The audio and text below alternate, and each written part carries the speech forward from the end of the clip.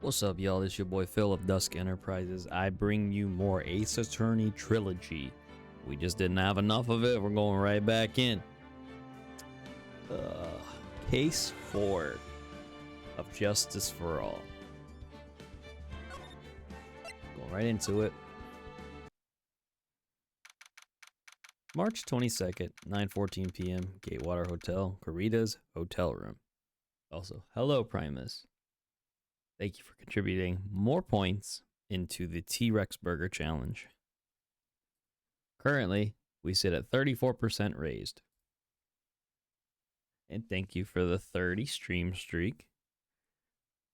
Mans never misses a stream. It's crazy. It's past 9 p.m. already, isn't it? I wonder if Mr. Edgeworth has already found Mystic Maya. These things take time. I'd say probably not.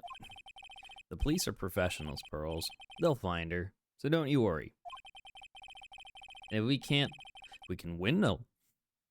Ugh, what does that smell? I think it's coming from outside. Ugh. And if we can win a not guilty verdict tomorrow, then everything will be okay. You're right. So the real person who killed Mr. Kurita was... That assassin, Mr. Shelley the Killer, right? And the card Miss Andrews found at the crime scene seems to be proof of that. But if that's the case, then a new question comes to mind. Who was the one that hired the killer to begin with? Who is his client? You mean, who asked for the murder? That person didn't want to dirty their own hands in blood.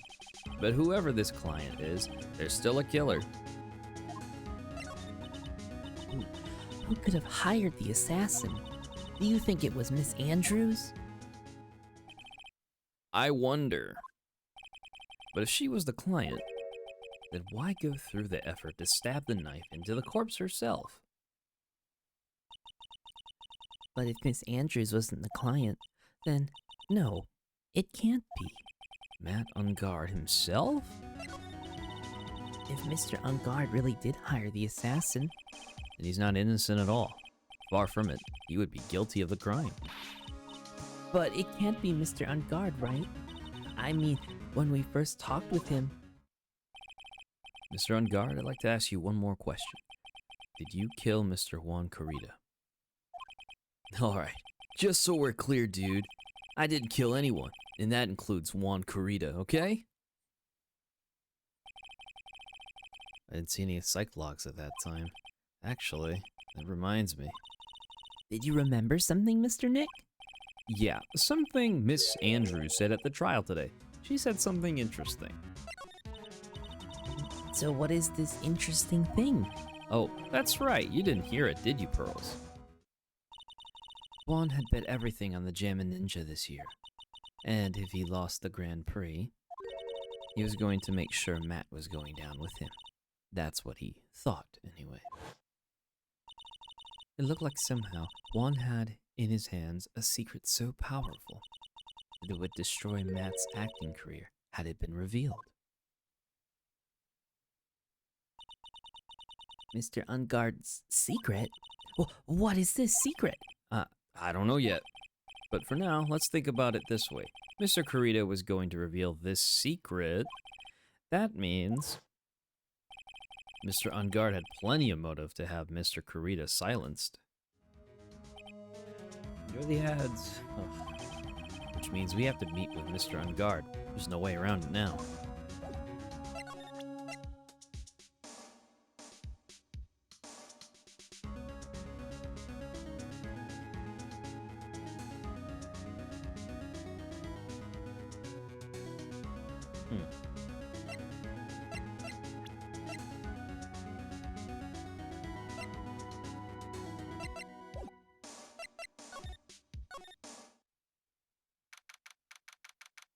March 22nd, Gateway Hotel hallway. Wow, it's really getting late, isn't it, Mr. Nick? Yeah, it's past 9 p.m. already, but we still have some things to prepare for tomorrow's trial. There's still the matter of this secret Mr. Kurita held about Mr. Ungard. And Miss Andrews' real intentions. These are two things I must know tonight. But aren't visiting hours over at the detention center? I'm sure we'll think of something, Pearls. Don't you worry.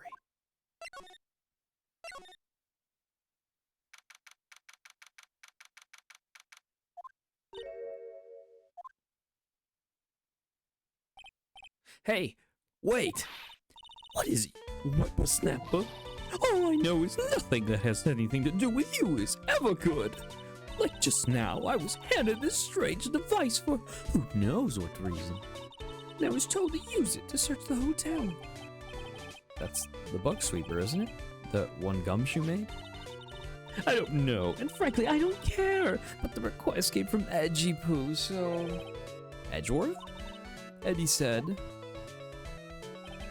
If you feel angry, direct your anger at that unsophisticated lawyer. So I'm going to feel free to direct all my anger towards you! Ugh. Gee, thanks a bundle, Edgeworth. What a pal you are. This is absolutely top secret, so you had better keep it to yourselves. I heard they found a spy camera hidden in one of the presents. Very interesting. I'm sure it was, it was to catch poor Juan in the middle of a scandalous meeting. Scandalous? Scandalous? What's that? Means, well, that gossip that's been going around about my dear Juan. Oh, you mean that thing about Miss Andrews? I'm sure she must have had some reason for getting close to Mr. Kurita. I'll let you in on another secret, young'un. I know who planted that spy camera. One streamer murdering my fur. That's crazy, Keto. Hello. It was that obnoxious, puffy-haired photographer girl. Oh, the nerve of some people. Spying on people by herself as if I wouldn't want to see it for myself, too. Whatever, girl. Whatever, pack it up. Wow, the alien actually admitted her true intentions for a change. I don't know what you're thinking exactly, but I can't bet that it's nothing good. But I didn't say anything. So you want to know about Juan? And that manager, right? Actually, as I hear it, they were something of a refreshing pair, those two.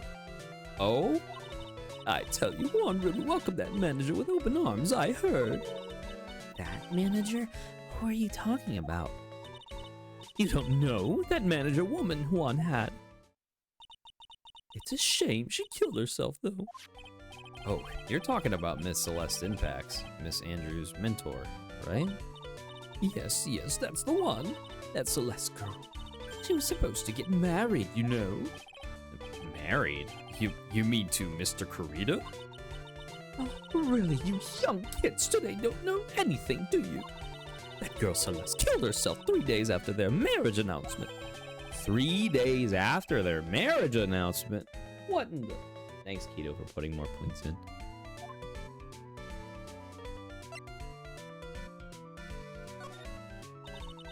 Why would Miss Impact want to kill herself? She was going to get married. Well, that's because she was thrown away, you see, by Juan. What? But they were going to get married, right? They promised each other, right? They held a grand announcement session, but 3 days later, Juan suddenly canceled their marriage. Is that true? It was the weekly magazines. But why? Why did he do that? That was in the magazines, unfortunately. I see. That night after Juan called off the wedding, that manager, Celeste, killed herself. How terrible. I wonder what happened between those two. Really now?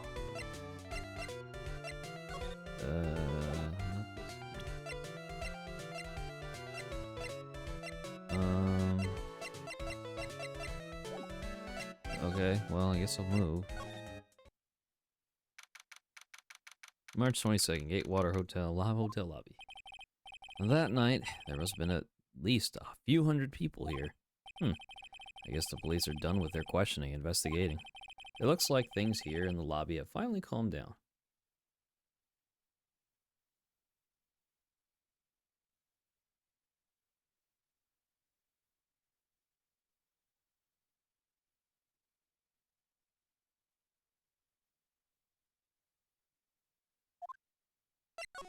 Ooh. Gee.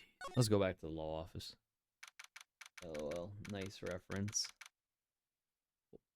I think that one went over my head. Oh, oh yeah, wait. It's like yeah, Gatewater.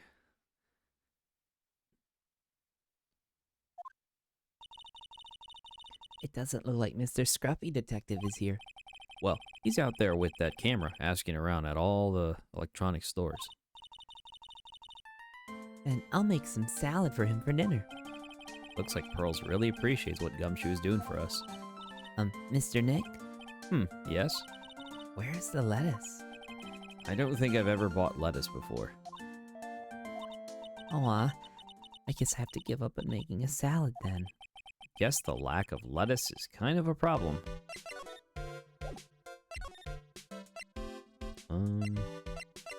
Criminal affairs. Yeah, Watergate. Feels sort of tense in here, doesn't it, Mr. Nick? Yeah, it does. I wonder if something happened. You're Mr. Ungard lawyer. You're Mr. Ungard's lawyer, right? Yes, sir. Well, we finally found just the person we've been looking for. A real decisive witness. A decisive witness? You mean for the Ungard case? We're taking the witness's statement right now. Gotta hand it to Mr. Edgeworth. What's Edgeworth up to now? Who is this witness? I think you know this person quite well, Mr. Lawyer. Mr. Nick? Between the kidnapper's demand and now this, I can't see any way to win here. Oh yeah, Mr. Edgeworth wanted me to tell you something. He did? Even though visiting hours are long over at the detention center, he wanted me to grant you special permission, so there you go. What? I already called them so they know. Go on, go talk to your heart's content. Thank you very much. This is such good news, Mr. Nick. Go talk to your heart's content? Sounds like the police are pretty sure they have tomorrow's trial in the bag. Okay, living room? March 22nd, on guard mansion living room. Looks like no one is around. What happened to that person with the stuffed teddy face? Oh, she must mean the butler with the stitches in his face. Shoo. Oh, there you are. I guess you're still awake, huh, Shoo? Come on, let's play. I wonder if that butler, Mr. Doe, is already asleep. Or not.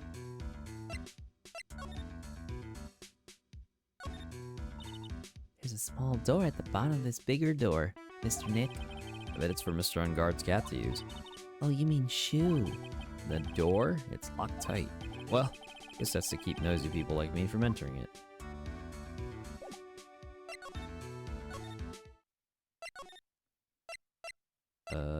Whoa.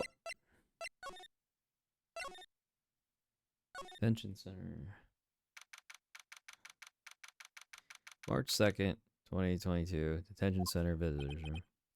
Sure they must have transferred Miss Andrews here by now. So that means that both Mr. Ungard and Miss Andrews are in this detention center. Now then, whose story do I want to hear? Let's talk to her first. Oh, it's you. I'm sorry to be visiting at such a late hour, but there are a few questions I absolutely have to ask you tonight. Me. I thought your client was Matt. I'm sure Miss Andrews knows something. She can't be clueless about this secret Mr. Kurita had on Mr. Ungard. I'd like to ask you about Matt Ungard, if you don't mind. Mr. Wright, you still don't know, do you? The real him, I mean. You seem to bear a lot of resentment towards Mr. Ungard. If that's the case, then why did you become his manager? And why would you become intimate with his rival? That has nothing to do with this case. Nothing. Really now? But Miss Celestine Bex, I'd finally put her death behind me. And now thanks to you, it's all come back to the surface. I'm sorry. Yes, I was shocked by her suicide. And it's true that when I heard the rumor that Juan was the one who had hid her suicide note, I began to draw close to him. I wanted to get her suicide note back, and to burn it. You wanted to burn it? But why? I didn't want it to spread like just another piece of gossip. But I never held any murderous intent towards Juan. I would never do something so stupid. A suicide note, huh? Wonder what it said. Why did you try to frame Mr. Ungard? That's simple, because he's the killer, that's why. Isn't it the duty of every good citizen to inform the police? But there had to be another way. The police are excellent. Oops, sorry. Mix the voices. Why are you interrogating Quistis? Ah, jeez. I don't know. You tell me. Tell me why they tamper with the crime scene. The police are excellent at doing their job, so they'd figure it out, right?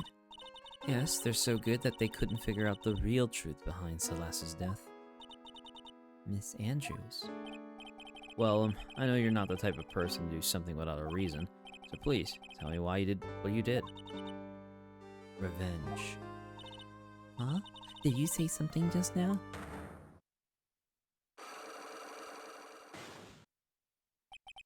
A psych lock, huh? Don't you understand yet? You're not my lawyer. To be honest, you're more like my enemy. But I'm sure I just heard Miss Andrews say, revenge. Okay, well, I'm gonna have to present all this stuff to them. I don't care what the reason was. It's unforgivable that he hid Celeste's suicide note. But you don't have any proof that she left a suicide note behind, right? Celeste, she's always believed there was a right way and a wrong way to do anything. She would have left a note. I wholly believe that. Stop it. I don't want to remember the hopelessness and the despair I felt back then. Hurry up and put that away, Mr. Nick. I'm sorry. Jeez. It was near Juan's dead body. I noticed it when I went to fill the glass. And then when I realized that Juan was dead, I completely panicked. That's when I must have unconsciously picked this card up and put it into my pocket. As for why, I simply don't know. You know, there was only one thought running through my head at that time. With this, I could finally expose Matt's true nature to the world. His true nature? I wonder why she's saying that, but not telling me what his true nature is. If it were me, I think I'd be happy to finally get that kind of thing off my chest.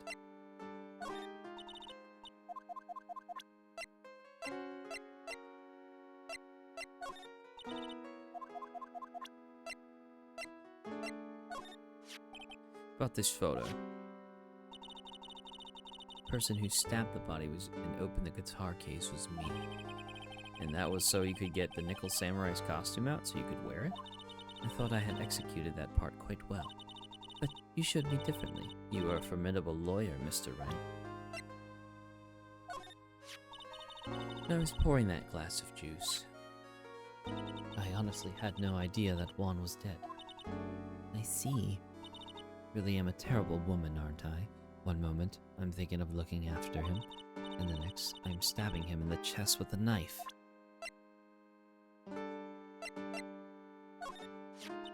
It appears to me that rumor was started by Juan himself. She's a tad too young. You're not wrong. Just bring a... How old is she? She's 8, right? Yeah, I bring an 8-year-old into this penitentiary. It's not a penitentiary. It's just jail, right? This is jail. Yeah. Mr. Kurita, but I'm Matt's manager. Remember, I think he wanted to embarrass Matt through his relationship with me. But didn't Mr. Kurita like you? There weren't any feelings of love between us. For me, it was about getting Celeste's suicide note. For him, it was about wounding Matt's pride. That's all it was. That's... Poor Pearls is in shock. She sees just how cruel the world can really be. I was the one who organized the whole press conference. Juan wanted to deal the most damage possible to Matt's career. And that's why he was killed. It's quite simply a story of cause and effect, yes.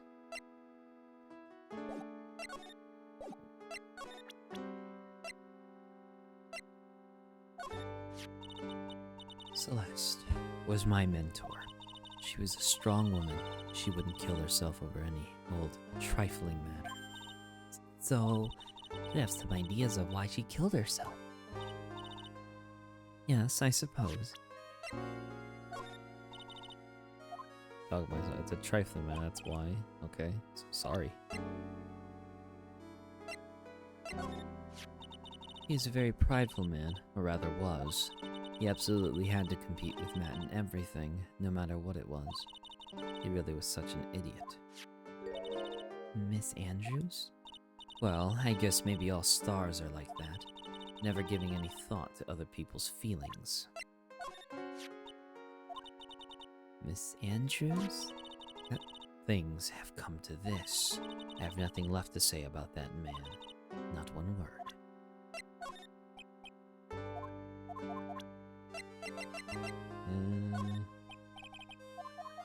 Nope. Nothing there. Well, I guess we gotta move on. Back to the office.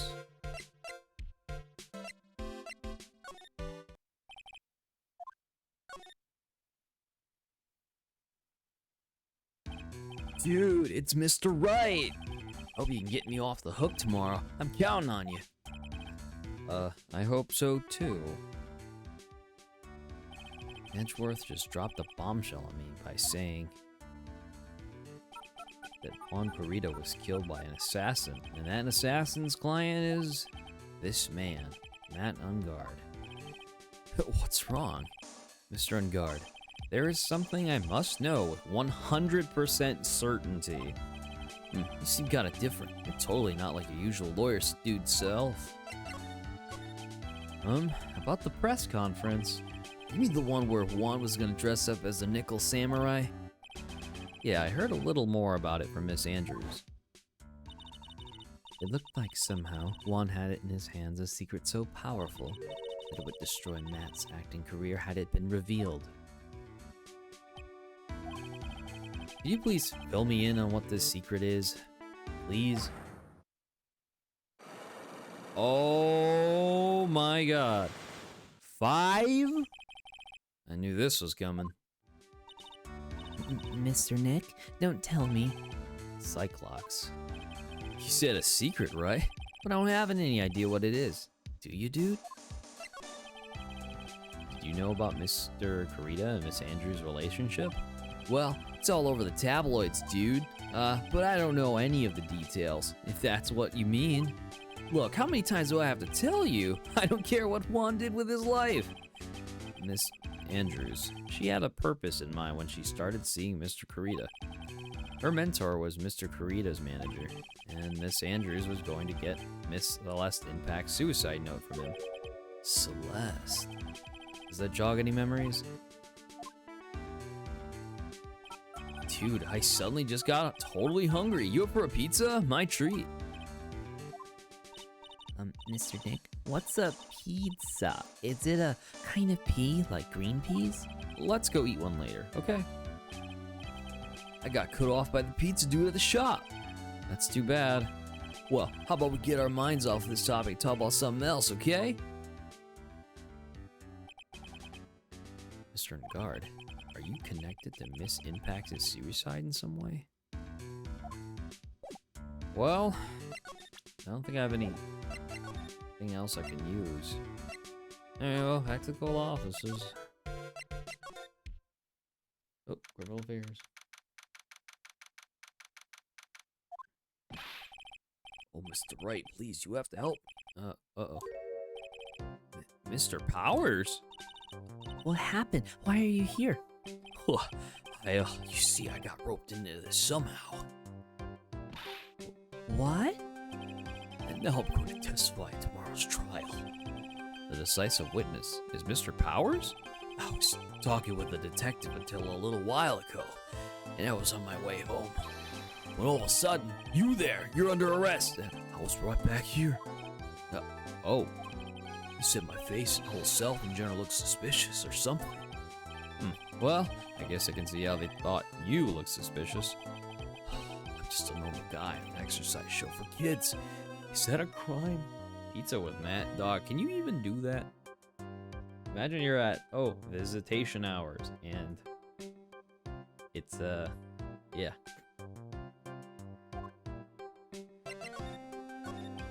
So, about this testimony you're giving, what are you going to talk about? I really don't know yet. But it sounds like I saw something pretty important from what they tell me. You saw something important? What was it? Oh, well, the detective told me not to talk about it. Can't tell anyone, especially not that lawyer, he said.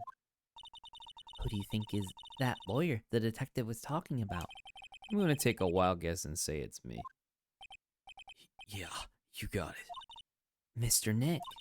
Mystic Maya and myself are your only two allies in this whole world, but it's all right. Ouch.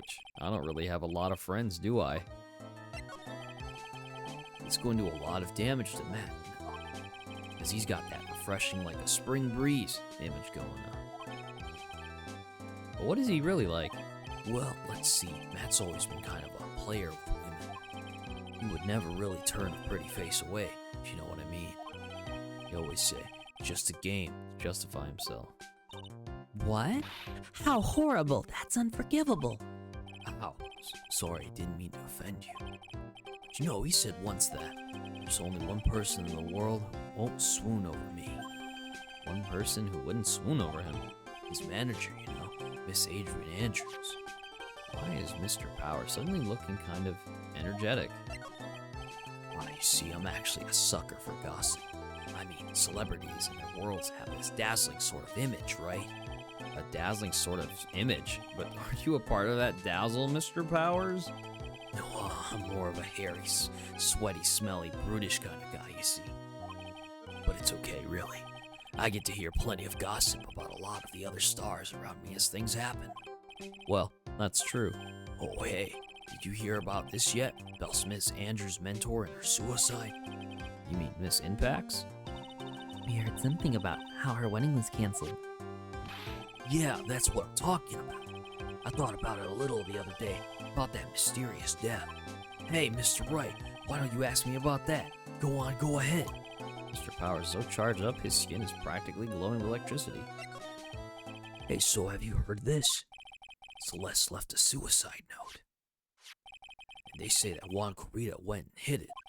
We heard about that in court today, but there wasn't any actual proof that she had left us a note. Oops. Well, that is what I think. I think that something bad was written on that note. Something bad for Juan, that is. Something bad for Mr. Kurita? Why do you figure so?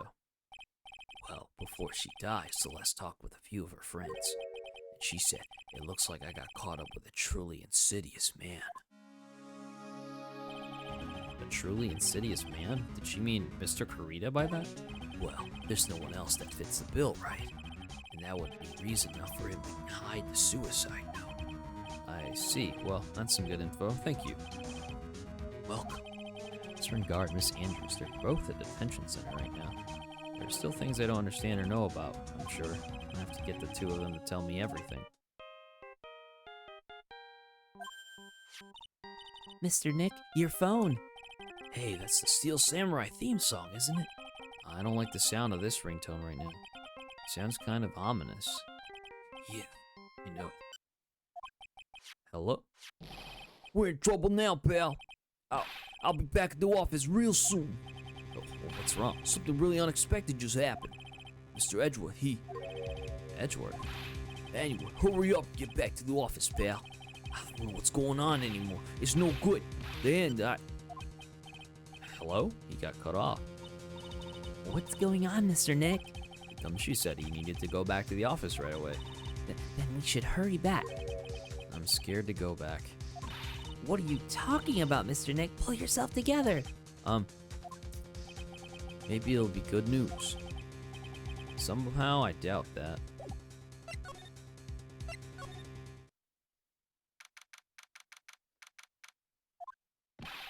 What took you so long, pal? Mr. Edgewood couldn't stick around forever, had to go.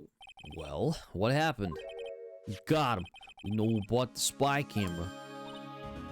Huh? This quickly? And his bears what gave them away, pal. The bear. Figured it out, pal. I figured that we should have been looking into the bear instead of the camera. But wasn't it Mr. Edgeworth that figured? Shh, Pearls. And go on. There's only one person who bought one of those bears was related to this crime. Who is it? Who would be so rude as to spy another person in their room? Matt on guard. Huh? Matt on guard. Your client, that's who, pal. And here I thought things couldn't get any worse. Are you sure you heard right? That the person who bought this bear was... Heard it from the department store clerk, pal. This is the credit card receipt for the purchase. It's for $3,800, pal. That's an exact match of the price of that stuffed bear. 3,800,000. What? I mean, 3,800. Sorry, 3,800,000. Jesus, what a number, right? $3,800. That's a lot of money, dog.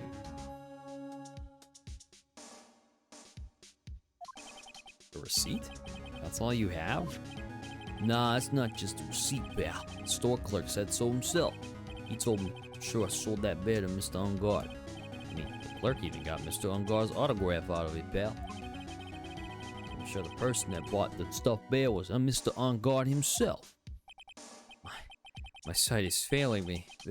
This can't be. So what about the spy camera we found? That was a dead end, pal. I mean, you can get this kind of thing from anywhere. But for now, I guess I could give these back to you before you file away the evidence.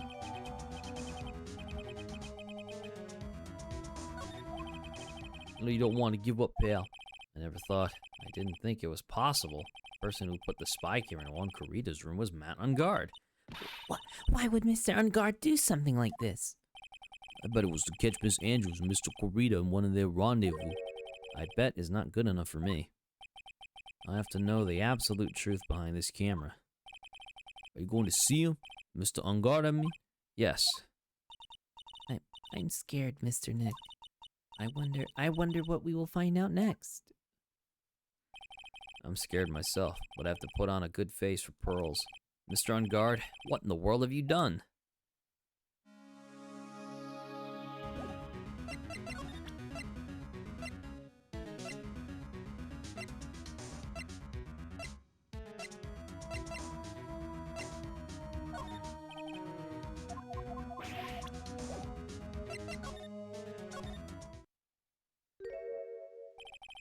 You're working really late, you know. It's already past 10 p.m., dude. I think it's time you told me the truth. Relax, don't you know that ignorance is bliss? What do you really want to know? Let's talk.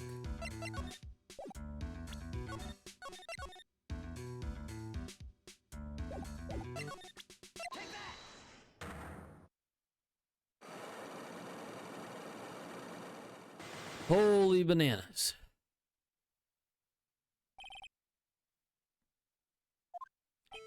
Now, let's hear what this secret of yours is. What if Mr. Kurita had been successful in his plan? What would he have disclosed? I told you before, dude, I don't know. I don't know anything about Juan, okay?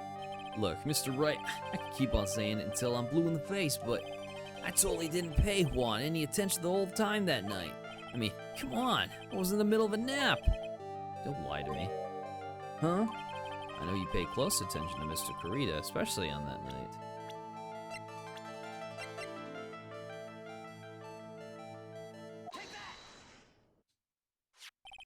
Someone used this camera to secretly film Mr. Kurita's room the night of the murder. Secretly filmed? What? And then sent the images the camera took with this transmitter. Wow, but dude, where was this camera you're talking about hidden?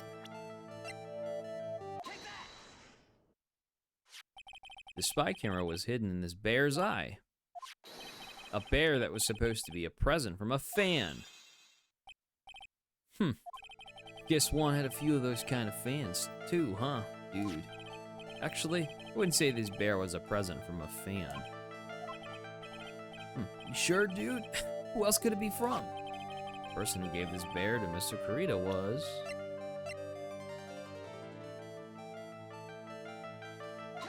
Oh, whoops. Well, Mr. Ungard?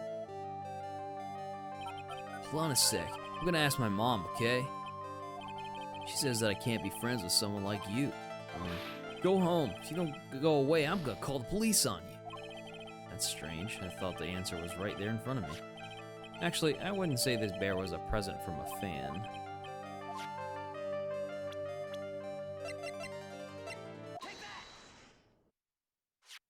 Mr. Ungard, don't you know this bear from somewhere? I don't think I've ever met Mr. Bear before, dude.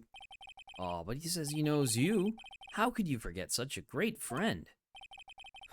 What else did the bear tell you? He says that the one who put the camera in his eye was you, Mr. Ungard. I didn't know how to work in court. I know how you work in court. I'd think I was in some serious trouble. Come on, this is all a joke, right, dude? You're just pulling my leg. Looks like you're not ready to give up your secret yet. Well, do you have any proof you want to show me first? Here's a proof that it was you who put the camera inside the bear.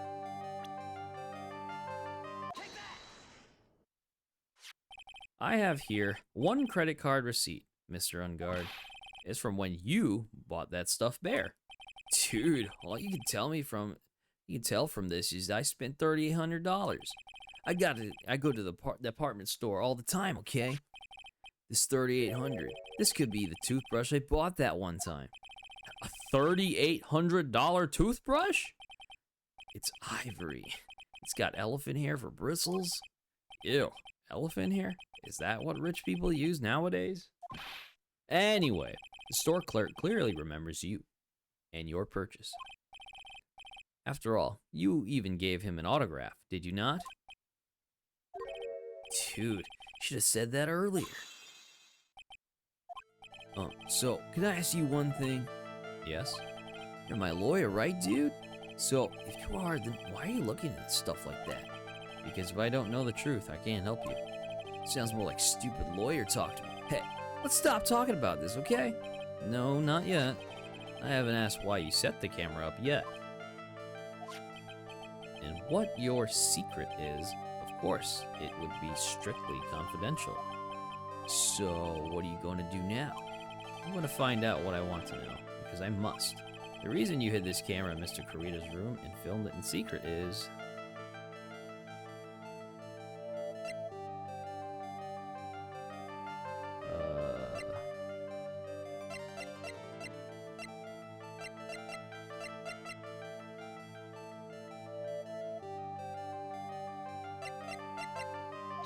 Ugh, got it wrong.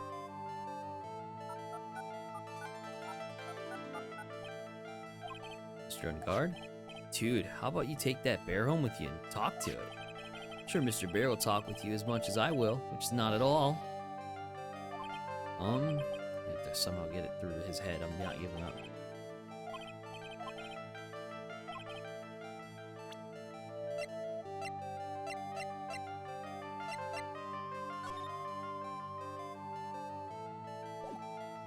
Is it this?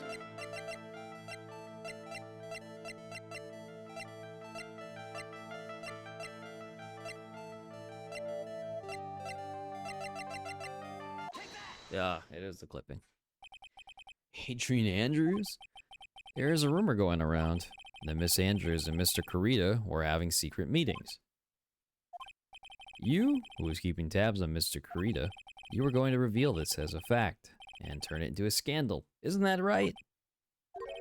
Dude, you can be such a moron. Huh? Oh man, Mr. Lawyer, dude, that kind of scandal, that's the good stuff. That's what we in the industry call juicy. Good stuff. Juicy? Look, we can get publicity without spending a penny with that kind of stuff. Oops. I mean, if people stop paying attention to us, then it'd be the end, dude. Too bad that wasn't your intention. What are you talking about? I wish your reason for spying was something so innocent, but it wasn't. You didn't spy on Mr. Kurita because of Miss Andrews, and there's only one reason I could think of for you to do such a thing. The real reason you set up that camera in Mr. Kurita's room was...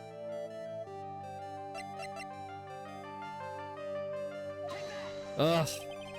Really want to set up a spy camera? I wouldn't have set it up in Juan's room. It'd be in your office, dude. Huh? My office? Well, dude, you're always saying really absurd things, right? It'd be like getting the Comedy Channel for free. I'm so close, I can feel it. If you're done laughing... The reason you set up the camera in Mr. Kurita's room was...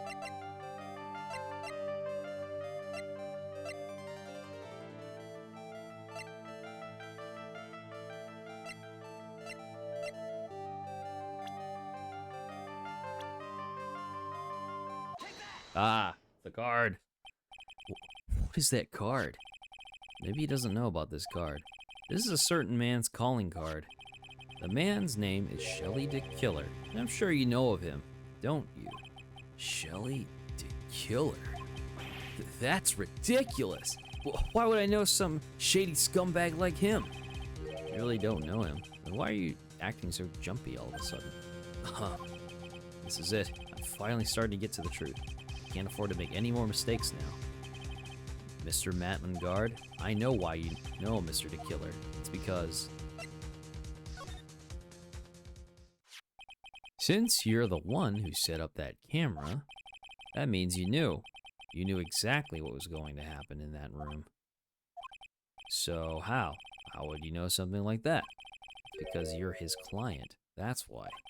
You hired Shelly the Killer to assassinate Mr. Juan Kurita. The real mastermind behind this whole murder is you, Matt Ungard. Here I was trying to be a good boy for you, dude. I thought if you didn't know, you'd be able to do your job without feeling bad. Well, that's what I thought. Anyway, Mr. Ungard, you really did hire... Hold on a sec. I'm gonna consult myself, okay? Consult myself? Well, I guess it's probably about that time anyway. About time for what? I think it's time for you to meet him now, Mr. Lawyer Dude.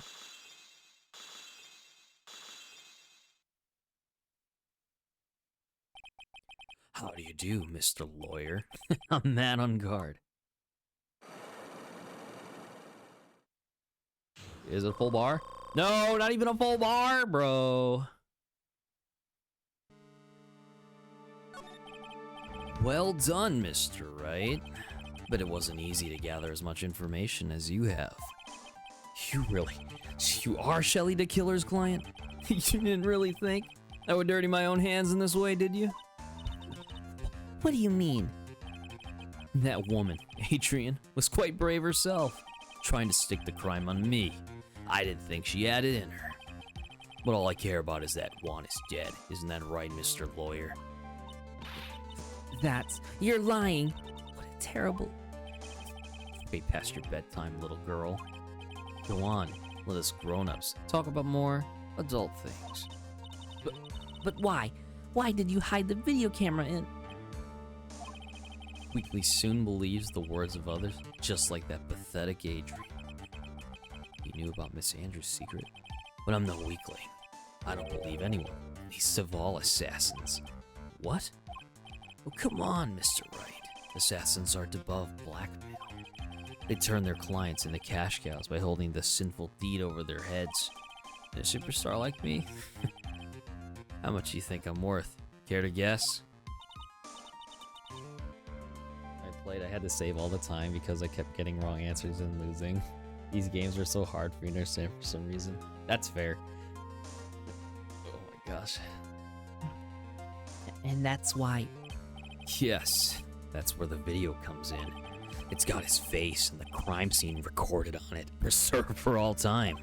With that, I can keep him at bay and even blackmail him if I want. That's right, that video is my insurance.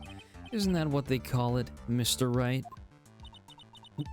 Why would you do something so wrong? Because I'm a grown-up, and I can. Good enough of an answer for you, little girl. Why? Why would you kill Mr. Kurita?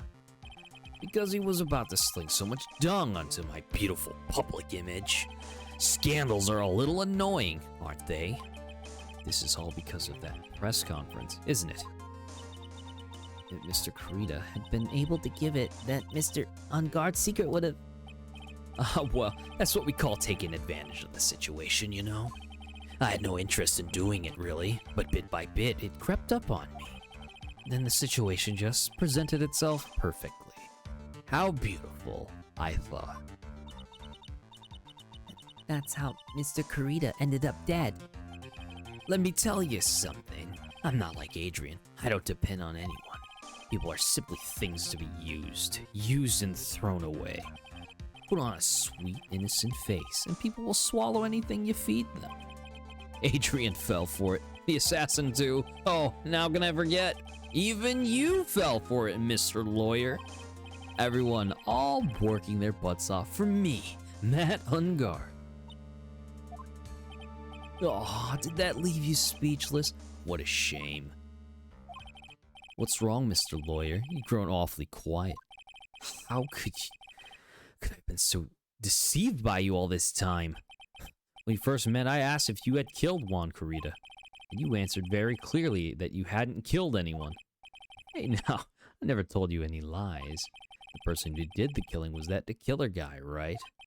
All I'm guilty of is taking a cat nap in my room. You killed Mr. Kurita. I dare you say that in court tomorrow. Ugh. Oh, but too bad you can't. You're my lawyer after all, aren't you? You could always drop by a case and refuse to represent me. How does that sound? Oh, but you can't, can you? That would be one thing you absolutely can't do. Mystic Maya. You wouldn't want to test the killer. He's a man of his word, or so I hear. You can end up getting a certain friend of yours rubbed out if you lose. You scoundrel. So if I were you, Mr. Wright, Esquire, I think I would give it my all tomorrow. Remember, everyone likes a happy win-win resolution. I'll get you for this. That's such a cliched phrase. One said something just like that, if memory serves. Of course, well, we all know how things turned out for him, don't we? Good night, Mr. Lawyer. Maya, what am I supposed to do? And now you finally found it. Oh boy, the starting line of this case. Edgeworth. I don't care for the horrid atmosphere here. Let's return to the precinct.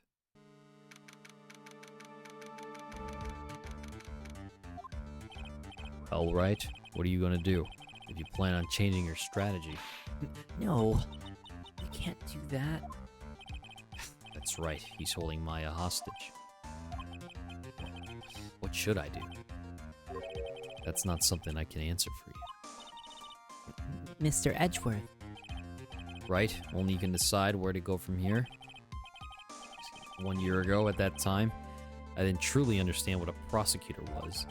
And that is why I had to leave the prosecutor's office. I felt that I couldn't stand in a court of law until I knew what a prosecutor really was. And now, Wright, it's your turn. My turn? What is this thing called a lawyer? What can you do as one? You must find the answer. You must find it on your own. I'm a lawyer, but to fight for someone who is clearly a killer, that on guard, and it's really, ugh. Doesn't matter who. Every person deserves a proper defense and a fair trial. Isn't that the basis of our judicial system? Proper defense? What exactly is that? Is it where a lawyer forcibly and blindly gets an acquittal through shouting and trickery? Ironic that you of all people should say such a thing. Isn't that exactly how you have fought for your clients up until now? What? That may be true, but that's because I believe my clients to be innocent from the bottom of my heart. But if I were to get on guard an acquittal, that isn't a proper defense at all.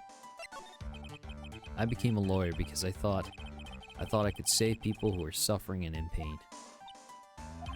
But when I look at this mess we're in, can't even protect the person closest to me. Even if I win the case, I still lose in the end. I just don't know what to do. Right? Would you get a hold of yourself? You have it all wrong. Huh? We aren't some sort of heroes. We're only human, you and I. You want to save someone? That's something easier said than done, wouldn't you say? That's... You are a defense attorney. You can't run away from that. You can only fight, and that's all you can do. People like you and Franziska Funkara are always using all you have to pin me down. You fight to the very end, even when you know the truth is not with you. But I'm not like you. I can't fight for a false verdict, for a man I clearly know to be guilty. Franziska, she fights for herself. The only thing she fights for is her perfect win record. That's all. Acquired actual quality pad thai. Oh, word. Let's go. Let's go, Primus. And? Isn't it the same as you? Isn't that why you ran away a year ago? Because your precious win record was destroyed? You are so petty. I see. Now I understand why you despise me so. However, you are mistaken. What do you... Thanks to you, when you sealed off my path to a perfect win record, I began to realize the error of my ways. I realized that things such as perfect record were meaningless. What? I don't believe you. Are you saying that is why you left the prosecutor's office? But then why? Why are you here now? The answer to that is something you will find out on your own. I have faith you will see it before the verdict is read tomorrow. But if you can't, then you will be powerless to change the ending of this story. Oh boy. Mr. Nick, the transceiver. I'm sorry for what happened earlier. Now then, Mr. Attorney, do you wager you can obtain an acquittal tomorrow? My, what is the matter, Mr. Attorney? I don't sense your usual anger this time. Tell me. Please. Why are you holding Maya hostage for Mr. Unguard's sake? Why are you doing this for that cold-blooded killer? Right. Please don't misunderstand things. He is my client. Don't toy with me, a man who hires an assassin just as much of a killer himself. I believe you were asking me for a reason as to why I am doing what I am. Yeah. This is what I like to call my aftercare. What the heck is aftercare? My name carries a certain amount of honor and dignity, Mr. Attorney. I take great care to ensure that no suspicion falls upon my clients for my handiwork. As what is called client relations, and it is a part of an assassin's duty. An assassin's duty? We were unlucky this time, and my client was arrested as a suspect. As a result, I did what I had to do to enlist your expert help, Mr. Attorney, and to ensure that you would do everything in your power to the very end. What is your name? I believe I told you once before, however. You did, but my name is the Killer. Shelly the Killer. You're Shelly the Killer?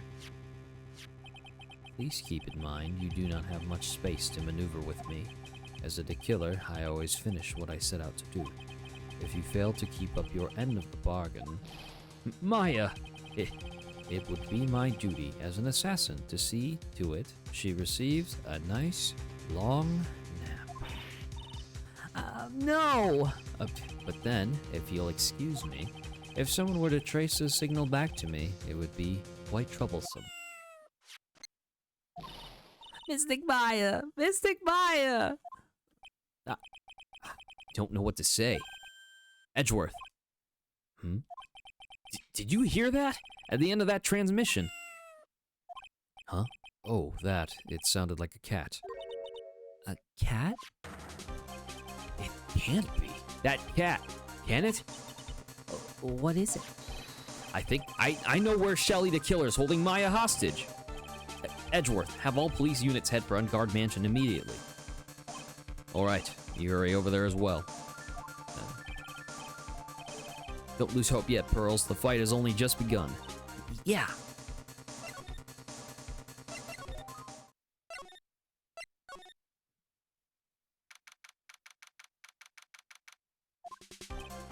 Maya! Please answer us, Mystic Maya! Oh boy. With this area completely surrounded, there's no way for him to escape, assuming he's still in the area. Can't believe it. That butler. All this time, he was the killer! He and Ungard were working together all this time. I'm sure they had worked out a contingency plan ahead of time.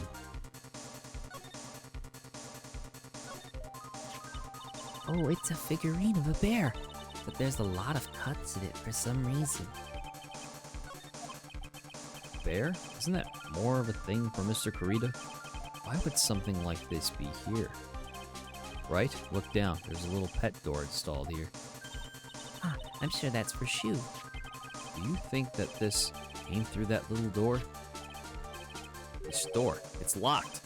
Well, I'm pretty used to breaking down doors by now. Let's go, Edgeworth.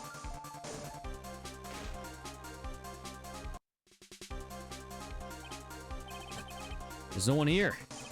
From the looks of this room, I would say this is Ungard's private lounge. Look at this, Wright. An antenna for sending and receiving radio signals and a VCR. Check inside the deck. There's a tape. It would be an important piece of evidence. Lucky it'll have the moment the crime was committed recorded on it. Sorry, but the tape deck is empty. There's no tape to be found. No. But there's no mistake that someone used this to record something. It looks like someone took the tape we're looking for and escaped with it.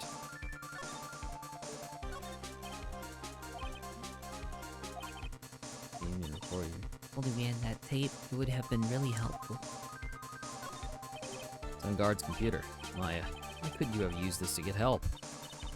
Mr. Nick, where's the power switch?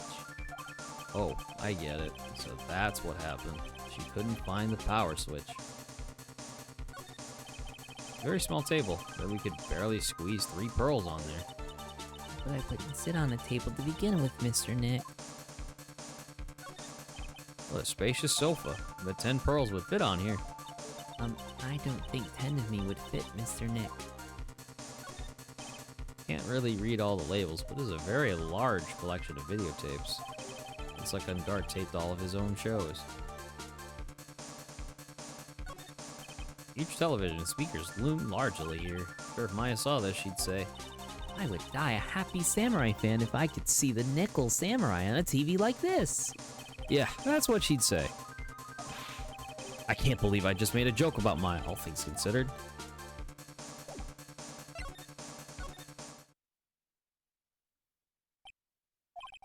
He searched all over, but it looks like he got away. I'm sorry. Looks like he slipped out of our grasp this time. Now, we've lost our only lead. Don't give up yet.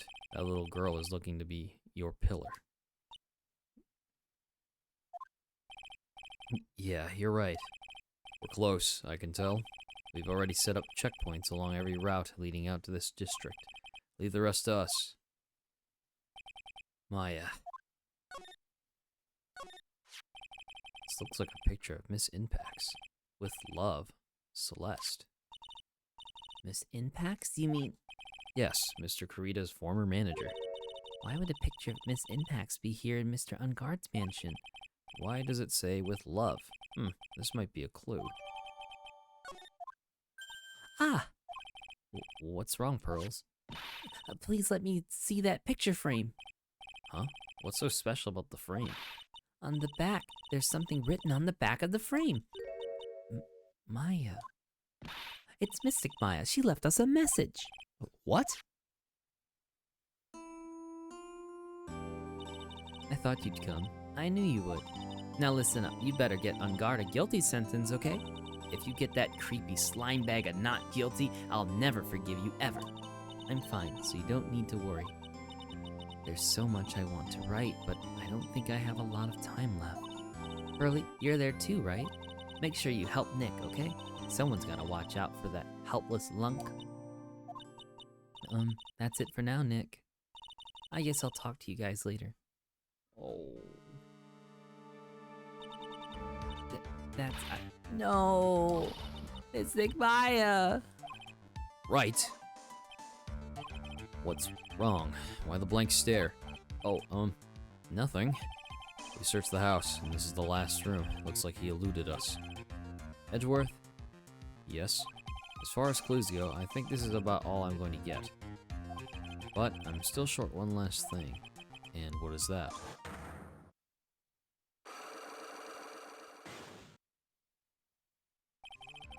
Miss Andrews' psych lock. If I could just find out what secret she's holding, then I think I stand a chance in court tomorrow. To blow this case wide open and expose the truth. I think I know what you're thinking. I'll contact the detention center. Thanks, Edgeworth. Well, let's go, Pearls. It's time to open that last lock.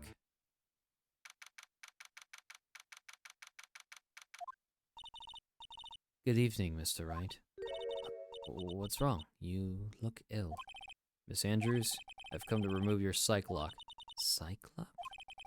I want to know, and you will tell me, your secret. Fine, go ahead. Try to break me if you can.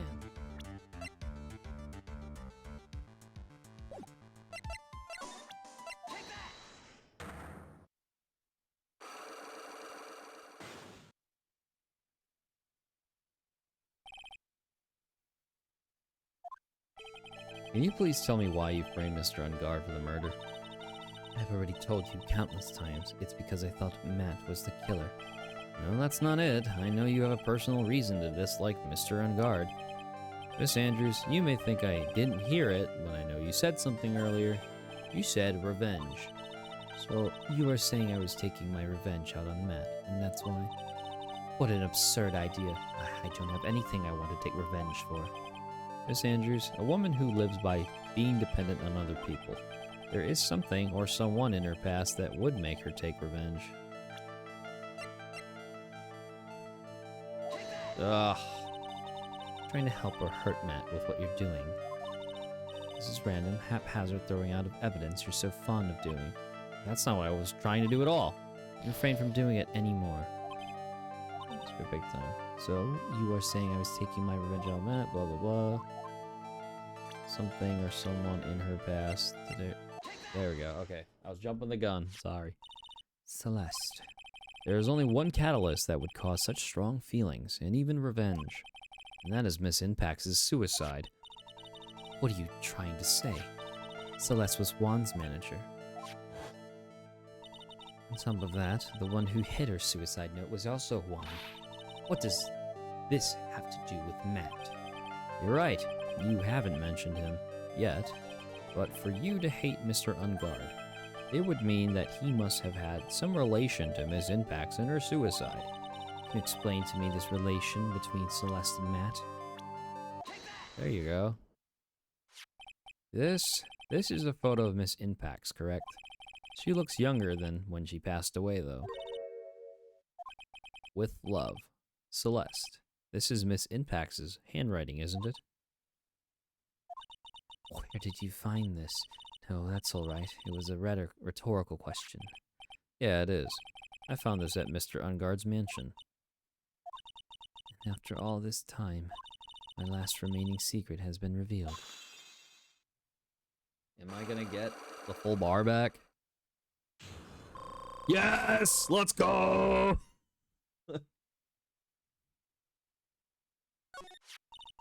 Celeste. She was supposed to get married to Juan. Yes, but I heard that it didn't work out. Enjoy the ads. Because Mr. Kurita didn't want to get married to her anymore, right? Yes, because of Matt. Because of Mr. Unguard? What do you mean? I think I can see where this is going. Celeste. She was Matt's manager a long time ago. She was the happiest woman in the world at that time. I was working part-time back then, and I often saw the two of them together. So that's why. With love, Celeste. It's written on the frame of that picture. They were a couple, weren't they? Oh, they were a couple, weren't they? Wasn't anything as splendid as that. Celeste was being used. Toyed with until she was thrown away. It's so horrible. Matt's entire image is built around how nice and wonderful of a man he is. A scandal would have destroyed that. which is why Celeste, in her kindness, moved over to Worldwide Studios. And that is where she met Juan. She seemed really happy with him, even happier than when she was with Matt. Celeste and Juan were such a good match, and they were even planning to get married. And then it was suddenly called off. The night Juan called their marriage off, Celeste, she killed herself. And that's why I framed Matt. It was revenge for Celeste and for myself. I'm sure even you can guess why Juan called the wedding off, right? Matt confessed to Juan about his relationship with Celeste. I see, so that's what happened. But then why did Mr. Kurita have to call off the wedding? I don't understand at all. It was probably because of his worthless male pride. Juan and Matt were always fierce rivals. Matt waited for the wedding announcement and then unleashed the truth on Juan. He was aiming for when it would hurt Juan the most. Or Miss Impacts. That wasn't the end of it. That day, I'm almost certain that Celeste left a suicide note behind. And in that note, she left a detailed account of Matt's various misdeeds, and so that she would never again be hurt by Matt, she chose to die. Then, when Juan discovered her body, he hid her note. But why would he do that? It's simple. Juan realized that note was a powerful weapon against Matt, and it would be especially damaging to his refreshing like a spring breeze image. In any case, with his pride hurt, Juan sought revenge.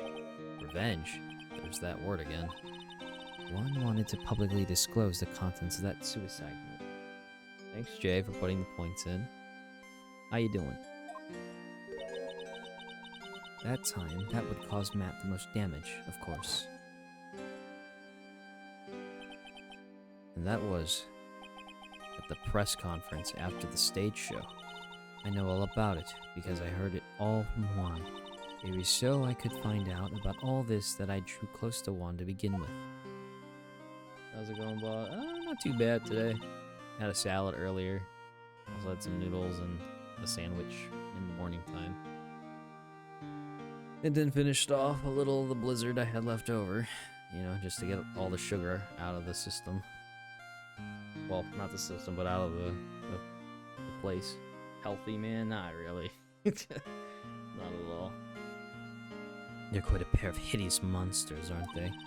Even Celeste's death was something for them to use in their game.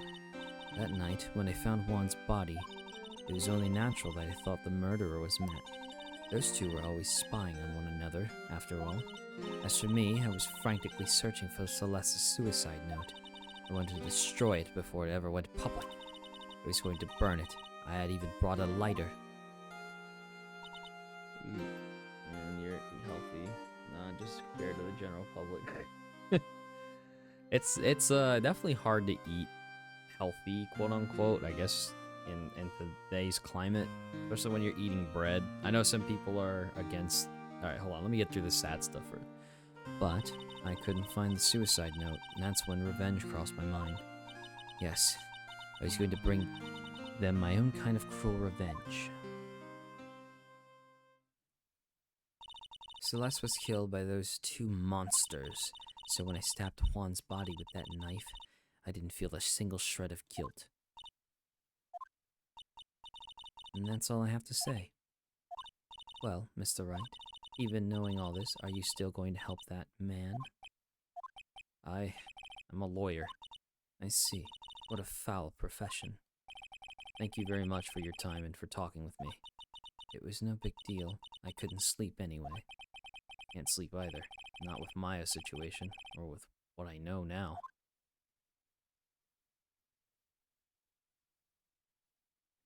Oh boy, ready to go back into court.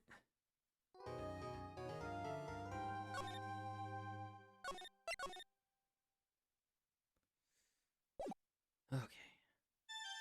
Oh! Oh my god. Oh yeah, I forgot about this. How did I get into this mess?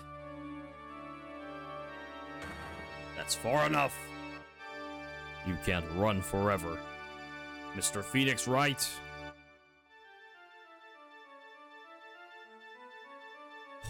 What have I done wrong?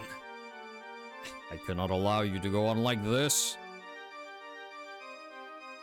But I'm just a simple defense attorney. Silence! You are no longer worthy of your title.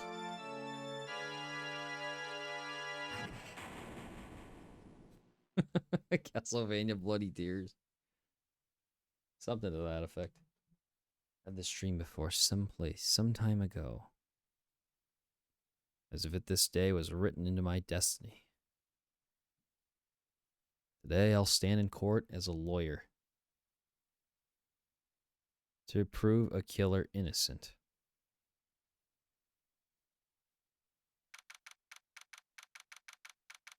Getting the Smash. Yeah. He's a Marvel character. I don't know. Like Marvel versus Capcom character. Sorry. As a playable character, word. March 23rd, 9:43 a.m. District Court, Defendant Lobby number 3. This is Marvel. This ain't Marvel. Sorry.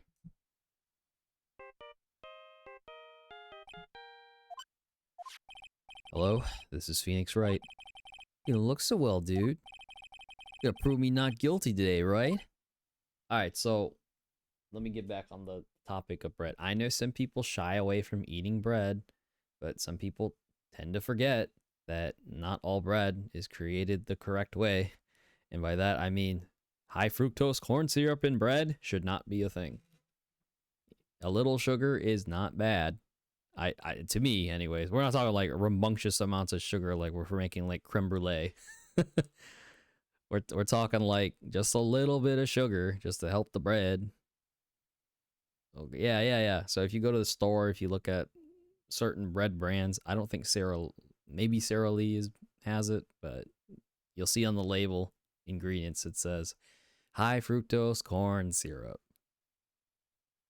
I don't think it's just Sara Lee though, but it could be some other one. Wicked, yeah. So bread, I don't think is completely bad in someone's diet, so to speak.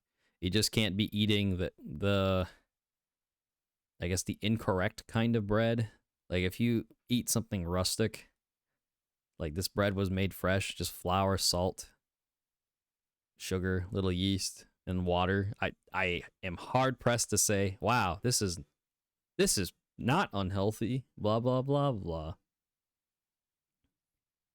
But that's just a me thing. I think as long as you're not eating, like half a loaf every day kind of thing, then, whatever, right? You say some hardtack. Yeah, just some water, flour, hardened out. Mix it with some coffee. Hey man, it worked. I used to eat hardtack. Oh, I'm sure you're into struggle meals. Jeez, bro. That's rough. What about a toast sandwich, man? You butter some toast, you fry it a little bit in a pan, then you put it between 2 slices of bread. I'm past it. A toast sandwich. Anyways, yeah, my rambling about bread is one thing. I always feel I have to talk about, hey, it's okay to eat bread, but you gotta be mindful of what bread you're eating. Anyways.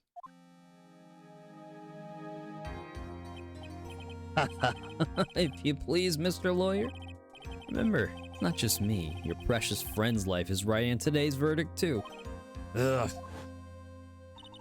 Now listen up. You better get on guard. A guilty sentence, okay? If you get that creepy slime bag of not guilty, I'll never forgive you, ever. Maya. Phoenix. Mia? Maya, how's Maya? I don't know. You don't know? She hasn't tried to channel me since yesterday. Mia, what am I supposed to do? Well, like I said, for a lawyer, the worst of times are when you have to force your biggest smiles. But you can't give up. There's still some hope left.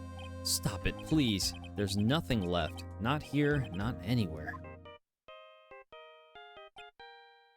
Good though, you're conscious of what you're getting. That's more than most. Oh, it's so hard to shop for bread in America. Maybe in Canada, I don't know. Question mark. But in the EU, when you go over there, when you eat bread, it's just bread. There's no crazy batshit stuff added to it, and you just eat it for what it is. And I think that's okay. It's that accursed on guard again.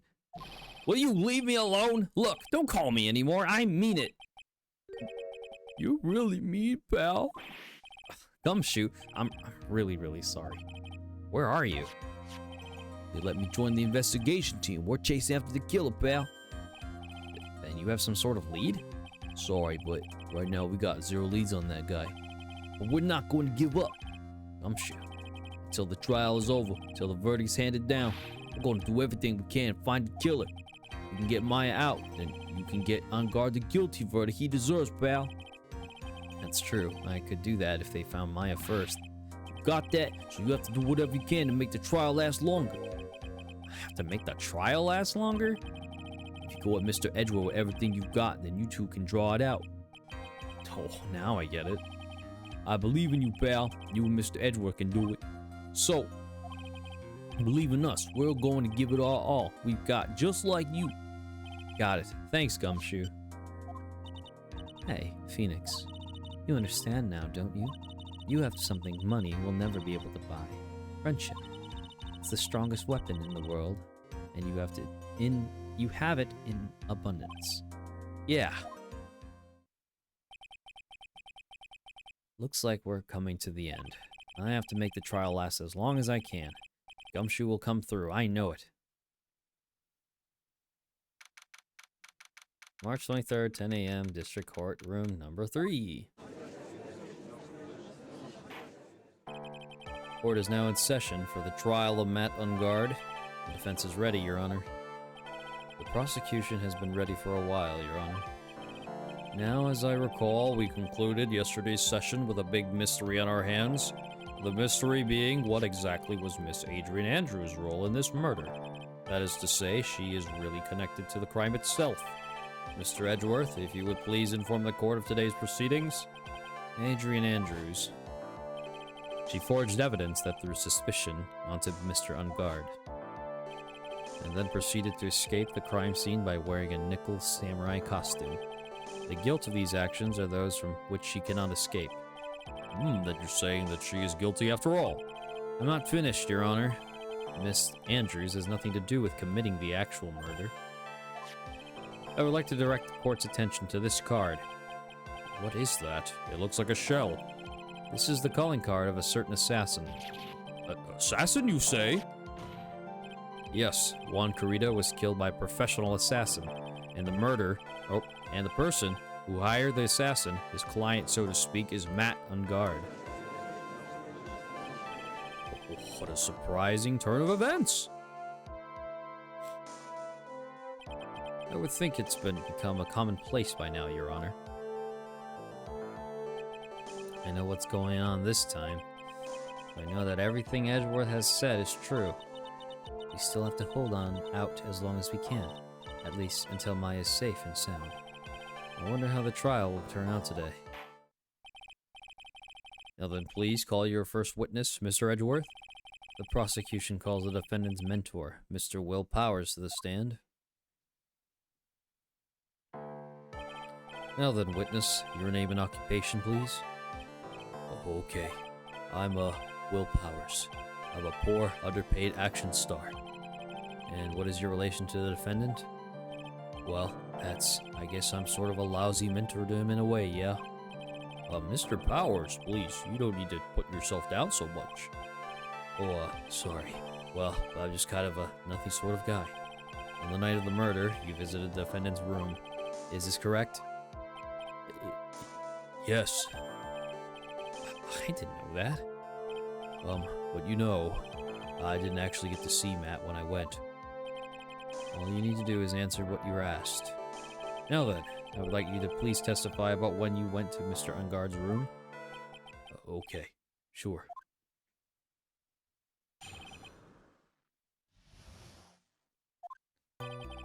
After the awards ceremony, I went by myself to Matt's room. Matt was standing there in front of his room, still in his nickel samurai costume. He was talking with someone. At first I thought it was the bellboy. I watched the two of them for a while, and then I gave up and went back. I had guests with me that night, and I couldn't make them wait for me. Nothing sounds out of the place in Mr. Power's testimony. Talking with the bellboy is no big deal. One assumes that the person Mr. Ungard was speaking with was an ordinary bellboy. What are you implying? Well, Mr. Wright, let's have your cross-examination, shall we? Looks like we're in another sticky situation. Huh? Trap. Can you smell it, Phoenix? But for us to find more, we're going to have to charge and head first, right? Oh boy. I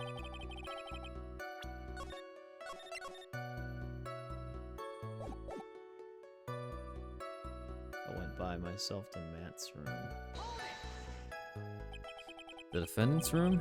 Why did you go there? Well, I'm his mentor, like a big brother, sort of, and I wanted to say congrats. What's wrong? Why did you stop? Mr. Wright. What is it? You're going to try to trick me into a corner, aren't you? Huh? I know I'm just a poor underpaid action star, but I'm not a killer. No one said you were, Mr. Bowers. No, please don't trick me. Every time you do your lawyer thing, the witness suddenly turns into the bad guy. Every time? Witness, I will personally talk to the defense at a later time. So for now, please kindly cooperate and continue with your testimony. Sorry. So you went to the defendant's room and then?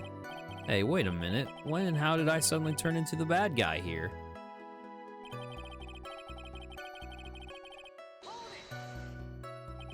Are you sure that was Matt Ungard? Yeah, I'm sure. He wasn't wearing the nickel samurai mask then. If that's the case, then he really can't be mistaken. And what was the defendant doing, standing in front of his room? There's a typo in your stream, like, by the way, is she guilty of... What do you mean, Keto? What do you mean? Talking with someone at first, thought it was a bellboy. Okay. At first? What do you mean by that? Well, he was in a bellboyish uniform, and he had a bottle of juice on a tray.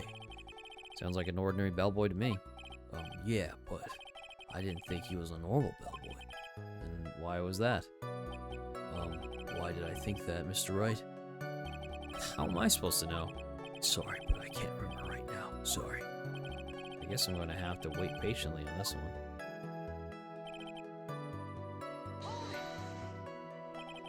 Burn her at the stakes, or whatever the appropriate punishment. She didn't do anything wrong! You saw two of them, the bellboy and the defendant together, correct?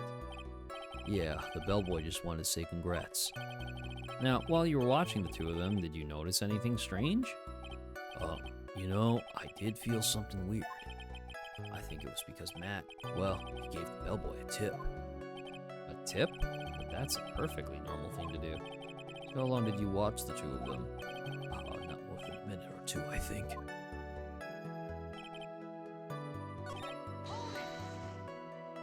You saw the two, blah, blah, blah.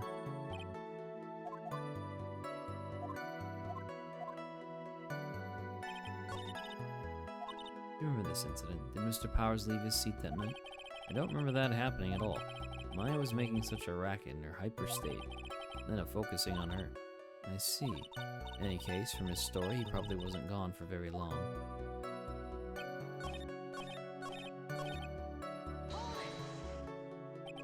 So who are these guests you're talking about? You guys, of course. You and Maya and Little Pearl.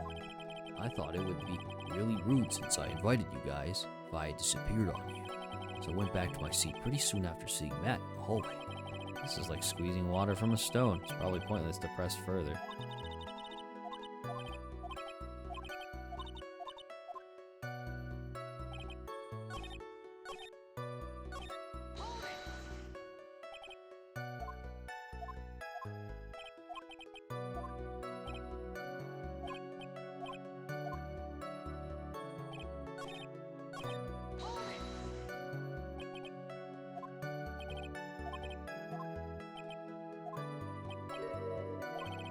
Actually, Mr. Powers, only a few minutes ago you stated, You know, I did feel something weird.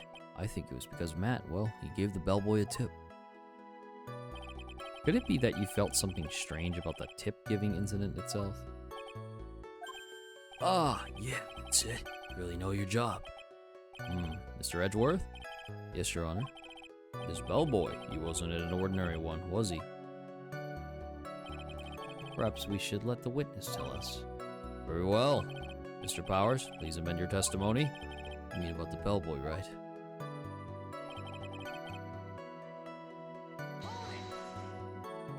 So he gave the bellboy a tip. What's so strange about that? Well, you see, Matt's not a poor penny pincher like me. I was trying to figure out how much it was because the tip really shocked me. How much was it? That's when something even more surprising happened. The bellboy was putting the tip he got in his pocket, and that's when I got my first good look at the guy's face. I was really shocked. I'm afraid I don't follow at all. Sounded like Mr. Powers was surprised twice by this event. Wonder which of the shocking moments I should ask about.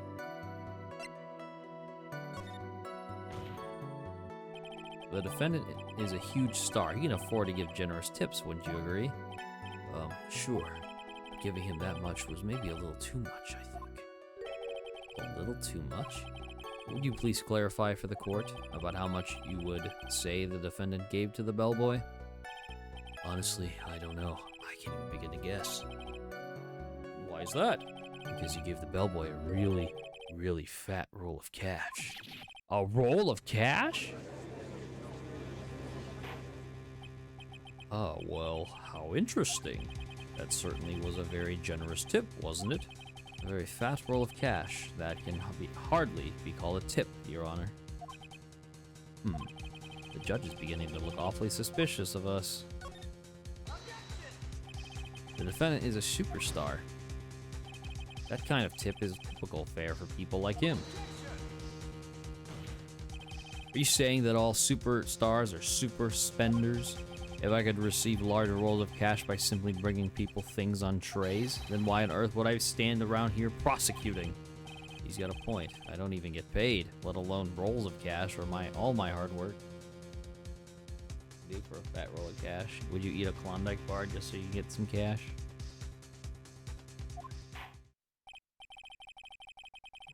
So supposing that roll of cash was not a tip, then what was it? Payment, Your Honor. Payment? Isn't it obvious? For the murder of Mr. Juan Corrida.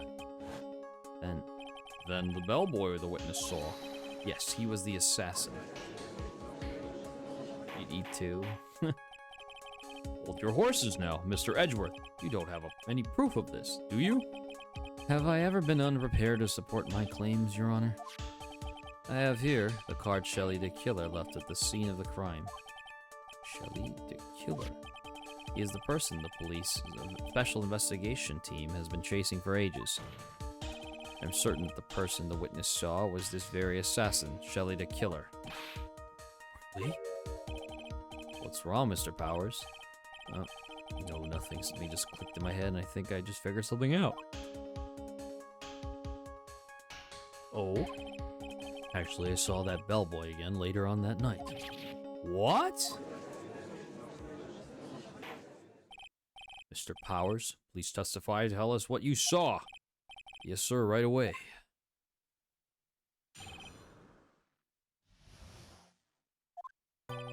This time, I was in that hallway because I had to go to the bathroom.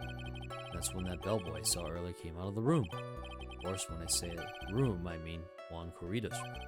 Now that I think about it, that bellboy did seem kind of out of place. Yeah, so he had to be the assassin, I'm sure of it. I mean... Thank you very much. That's all we need for now. Huh? But I'm not done. There's still more. Let us first establish that the bellboy was truly Mr. the Killer, then we shall see. So the bellboy came out of the victim's room. And if that bellboy really was the assassin, then I think the answer is fairly obvious. That would be correct, Your Honor. Well, Mr. Wright, I believe it's your turn to entertain and make us laugh. This is no laughing matter. Oh boy.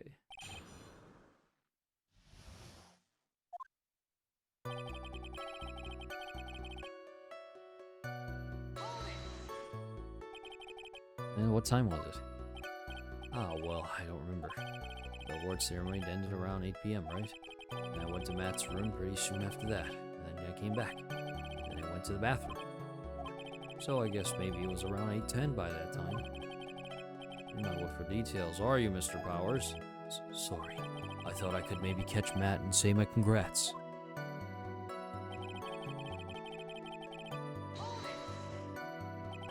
Are you sure it was the same bellboy? Yeah. And how could you tell? All the bellboys wear the same uniform, after all. But you see, well, he had those stitches in his face. I'm sure it's the same guy that was talking with Matt. Which room did the bellboy come out of?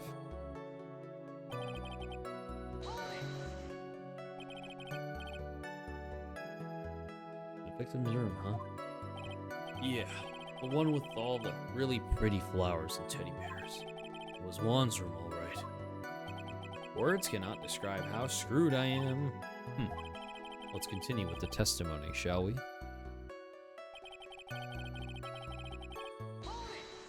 Why did the bellboy seem out of place? So what exactly was so out of place about him? Right. Why the insipid grin?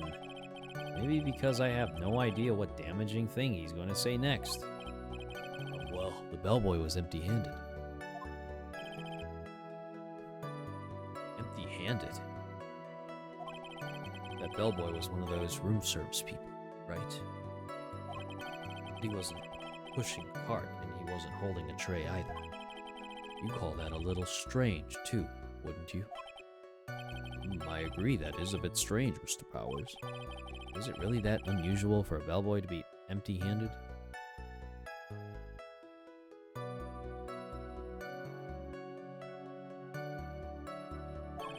What should I do? Should I let Mr. Powers' testimony slide, or... There's nothing strange or unusual about an empty-handed bellboy. But there really is. There really isn't. You two are done being school children. Bellboys are for room service. There's no reason for them to be empty-handed. Ever. Your Honor, I ask that the witness's previous statement be supplanted with this new one. Edgeworth, are you going to do whatever you can to make the bellboy look suspicious? I see. Very well. This court recognizes and grants the prosecution's request. Mr. Powers, if you could amend your testimony, please. Yes, sir.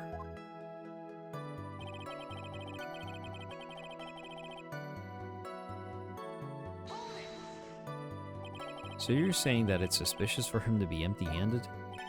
Yeah, really suspicious. I mean, when I first saw that bellboy,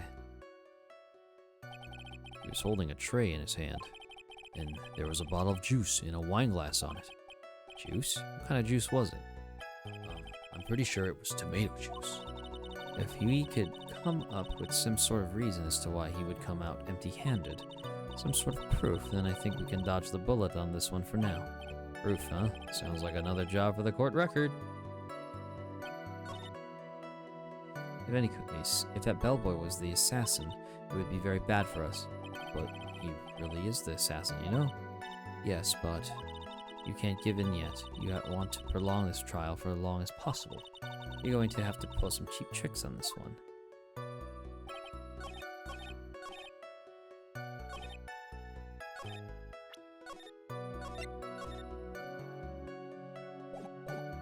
Thought it was kind of strange for a bellboy to come out of the guest rooms empty-handed.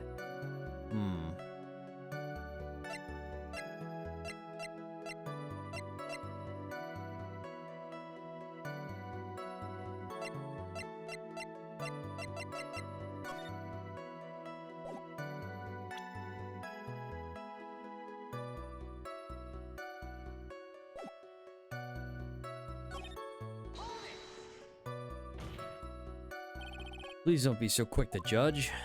But it's kind of a Powers family thing. Think of every person as a thief. Well, I guess a thief and an assassin are both sneaky and silent. That's not the point, Phoenix. In any case, that blah blah blah blah.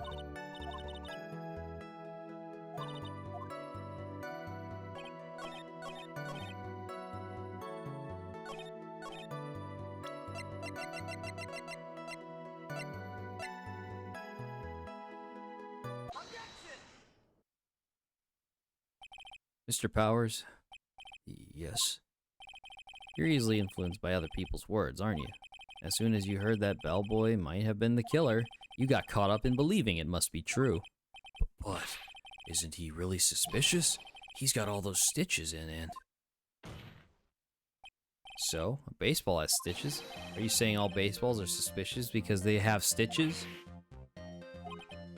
Well, there's also... I mean, what about him being empty-handed? I would like to ask the court to please take a look here. This is a crime scene. There's a wine glass sitting next to Mr. Kurita's body. The liquid inside this glass is tomato juice. And now, if you would look at what is on top of the table in the lower right corner here, anyone can clearly see that it's a tray with a bottle of tomato juice on it. The bellboy had just brought this to Mr. Kurita's room. He left the tray in the room, which is why he was empty-handed when he left. But that would mean that the bellboy had seen and left a dead body in the room. Ah, but can you prove that Mr. Kurita was already dead at that time? Mr. Edgewood. Yes. I blame you for leading me down this route. I'm terribly sorry. What is with him? Why is he laughing? Witness, isn't there one more thing you would like to share with us? Is there? The bellboy was empty-handed, or should I say empty-handed. I recall you had something interesting to say about his hands. Oh yeah, I almost forgot. Huh? What? The bellboy isn't... He was wearing gloves. Gloves? Yeah, pitch black, leather ones. All the other bellboys don't wear gloves like that, right? Black leather gloves. Why didn't you mention them earlier? Sorry, it slipped my mind. Boy, does this make this bellboy look really suspicious. Alright, gotta focus. I can't lax here. So what if he had gloves? A lot of bellboys wear gloves. Come on, Mr. Wright. That bellboy was wearing black leather ones. So, a football is made of leather. Are you saying all footballs are suspicious because they are made of leather?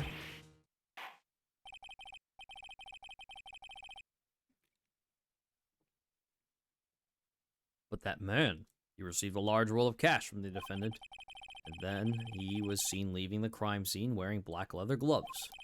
I don't think that ever, even someone like myself could believe he was just another bellboy.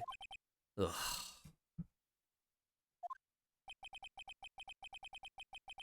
Seems we have finally come to an understanding. Now then, witness, please continue with the rest of your testimony. The rest? Oh yes, please tell us more. Okay.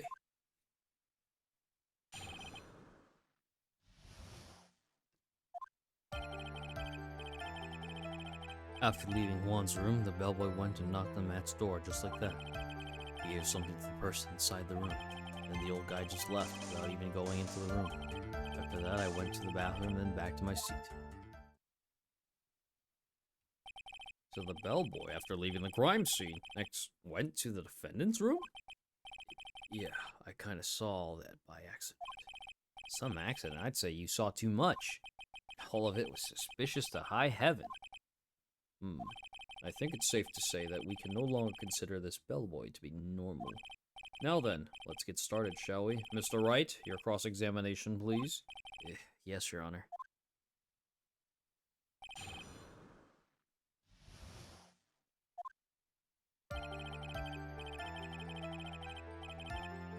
Really? Is that what you saw while you were busy spying? Excuse me? I'm a 400 paid action star.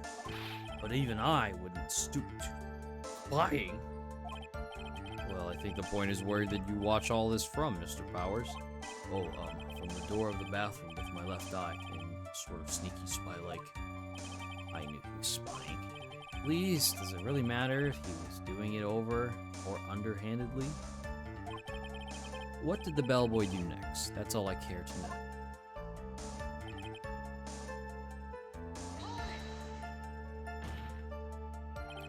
I said hold it. Okay. That's better. What kind of statement is that? Please elaborate and give us a few more details. Oh, okay. I should probably ask him one question at that time.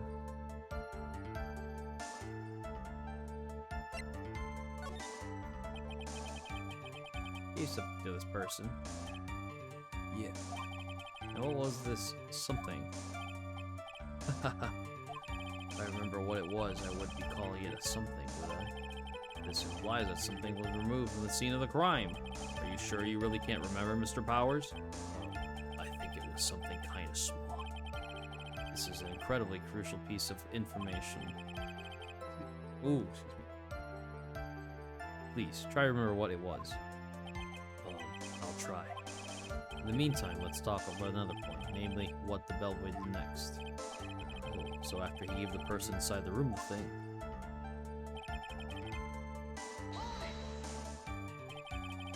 Where did this bellboy go after he left Mr. Ungard's bedroom? Or room, sorry. He opened the door to Viola Hall, he went in there, and who knows after that, right? Let's see. Do you see anything strange, suspicious, or just out of the ordinary at that time? Oh yeah, I saw that one thing. What? You saw something else? It was this jittery alien with a ray gun. It was watching Juan's door like some sort of stalker. I think we could forget about the alien. Well, Mr. Power's testimony just now was just as vague as his first. It's a little troublesome, isn't it? But I'm sure if you press him enough, everything will become clearer. Although, that just makes it hard on us, doesn't it? Talk about a lose-lose situation.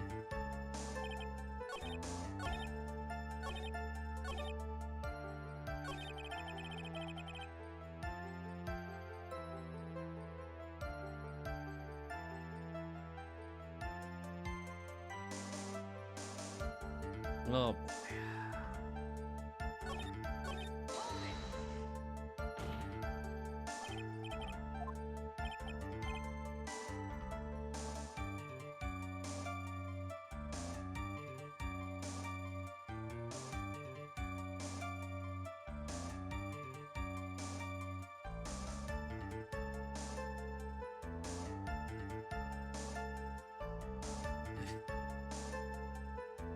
Ugh. That's better.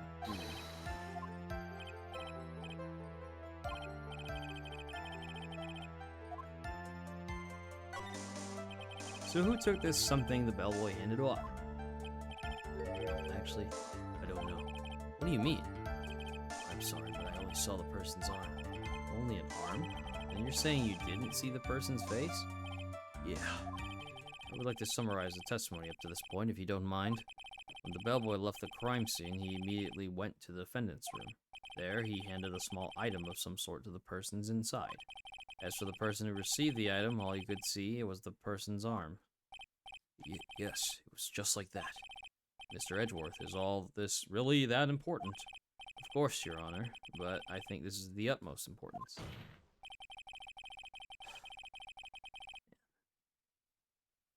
This is when whatever was removed from the crime scene was handed over to the client. Mr. Powers, please try to remember what it was the bellboy handed off. Well, let's see. I think it was no. If you remember, please add it to your testimony. Yes, sir.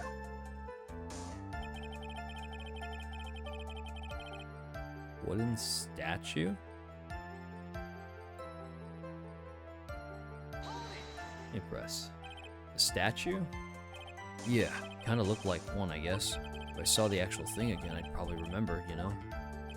Looks like for this trial to proceed, I'm going to have to come up with whatever this statue thing is and show it to him. You're going to have to trust your instinct on this one and take a chance, Phoenix. Well, Mr. Powers, let's continue with your testimony. What did the bellboy do after that?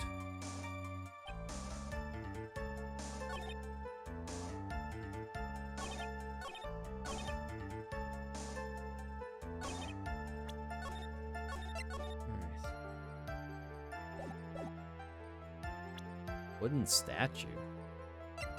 It's gotta be the bear, right? This thing?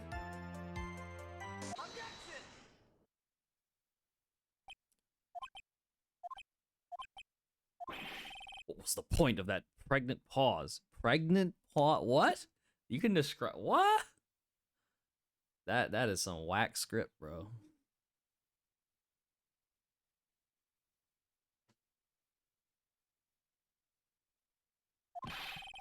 Where did that objection come from? Well, speak up. It was me, Your Honor. What is it, Phoenix? I have a feeling that something bad is going to happen once I show this. Mr. Wright, if you have something to say, please spit it out. Yes, Your Honor. Okay, Phoenix, deep breath.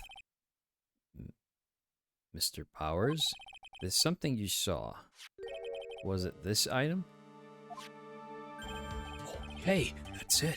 That's the something. Wow, Mr. Wright, you really figured it out. I recall we found this at Matt Ungard's mansion. At the defendant's house? What does this mean? It's simple, Your Honor. Shelley the killer assassinated Juan Corrida in his room, and then he stole this wooden bear from the scene of the crime.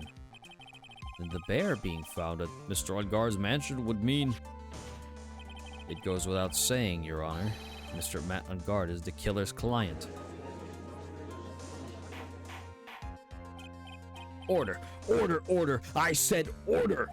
Mr. Wright, this is an unfortunate turn of events for you. Yeah. Sorry, Mia. No, it's all right. Your judgment was sound. Actually, I figured the bear would come up. If not now, then it would have later on. Even if you hadn't shown it to the court, I'm sure your friend Edgeworth would have. Almost forgot that he knew about it too. I think it is clear that there's no need for us to continue this trial. Can't let this happen. I have to do something. There has to be something we've overlooked.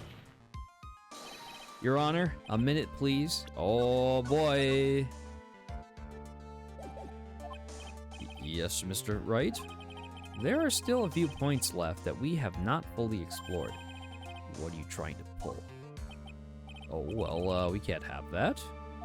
All right, Mr. Wright, what questionable point would you like to explore further?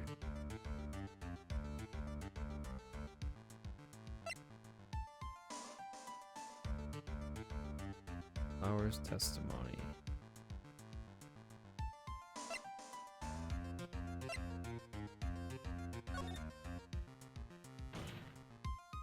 I think it's fairly obvious that the bear itself is very questionable. The bear, Mr. Wright? This was found at Mr. Ungard's mansion. However, Mr. Ungard was arrested at the hotel that night, which means that since the murder occurred, he has not had the chance to go home. Oh, I think Your Honor has already figured out what I'm trying to say. It is not possible that it was Mr. Ungard who took this bear to his mansion. that's very true. We didn't consider that point, Mr. Wright. There was no way, time-wise, for the defendant to have taken this bear home. Ooh, disaster averted, it looks... Ah. You haven't gotten the best of me yet, Mr. Wright. Huh? I remember it clear as day. I remember what you muttered to yourself at Ungard's mansion. We have this area completely surrounded. There's no way for it to escape. I can't believe it. That butler, all this time, he was the killer. The killer and Ungard were working together, so to speak. And the killer was hiding at Ungard's mansion as its butler. What a bold move. The bear figurine was brought back to Ungard's mansion by the killer himself. When it looked like he was about to be arrested, Ungard had him do so. I assume because it would have been bad had the police found it during their investigation.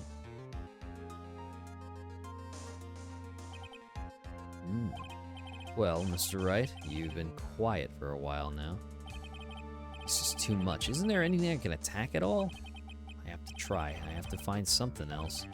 What will you do now, Mr. Wright? Do you plan to... I plan to expose a clearly shaky place in Mr. Power's testimony. What? There's still another one? There is indeed, Your Honor, and it's quite a questionable point. What are you trying to pull? Oh, well, we can't have that. Oh, boy. Alright, Mr. Wright, what questionable point would you like to explore further? Okay, so we look at the bear, okay.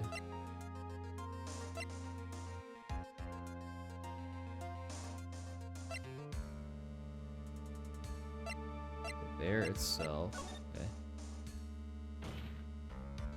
Mr. Power's testimony, of course. Huh? No, your inanity stupefies me, Mr. Wright. We have already clarified all questionable points in the cross-examination just now. Wasting time like this, calling the testimony questionable.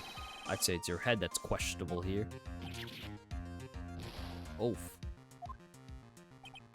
Yes, I agree. The cross-examination went smoothly. There was nothing wrong with testimony. Please wait.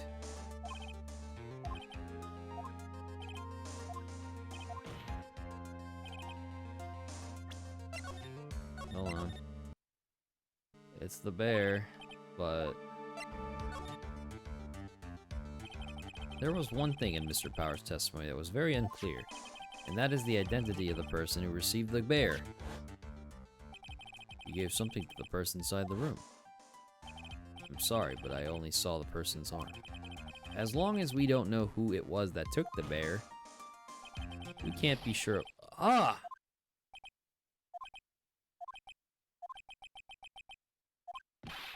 What is it, Mr. Powers? If you're going to scream like that, then at least give us a good reason why. Oh yeah, sorry. Actually, so I remembered.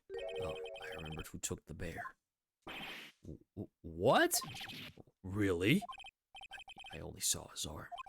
But the arm, it was the Nickel Samurai's arm, I swear. You've got to be kidding me. Are you sure of that, Mr. Powers? Yeah, I'm sure it was the Nickel Samurai. Order. Order! Looks like you've dug your own grave, yet again. How many times is that today? I've lost count. So the person who took in this little bear was the Nickel Samurai. And as we all know, Matangard is the Nickel Samurai. Thanks to the defense, we've made that all the clearer. I think we've heard enough. We now know why this bear figurine was at the defendant's mansion, as well as who it was that received the bear from the assassin in his room. Everything has become very clear. The client who hired the assassin to commit the murder was Mr. Matangard. I see no reason for this trial to continue, therefore I will hand down my verdict. Thank you, Your Honor, for understanding. You see, Mr. Wright, you could not win against the truth, could you? I knew it would turn out to this way. After all, what Edgeworth has stated is the truth. Any last objections, Mr. Wright? Well, do I? What should I do? I will now announce my... Oh. There is only one way for me to drag this trial out. The only thing I have left is this one dirty trick. Your Honor, right now we have these two reasons to believe my client is the assassin's client. Reason number one, he accepted the bear figurine from the assassin. Reason number two, that very same figurine was found at Ungard Mansion. However, it's possible this is all the work of a certain other person. What are you saying? What I am saying is, it's possible a different person is the killer's real client. The real client? Yes. Ooh, is this all you have? Now then, Mr. Wright, let us hear your theory. Who do you say is the killer's real client, and therefore the real murderer?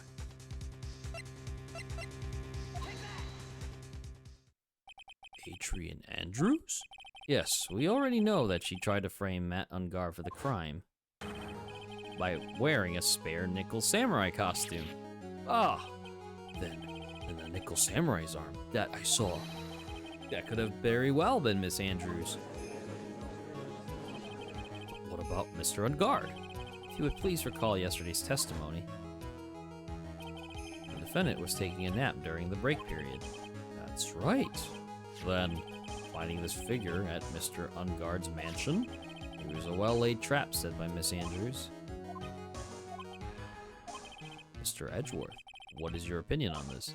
I can't even begin to count the flaws in the defense's logic, besides which there is no evidence to support it. However, I can't fully discount its possibility either. What is with this trial? Come on, anyone can tell Ungard did it. I can't believe the defense would go so far as to pin the guilt onto someone else. Yeah, unbelievable. It's not something petty, it's murder of all things. This is to save Maya. This is to save Maya. Even if the whole world turns against me, this is one fight I can't give up on. Order!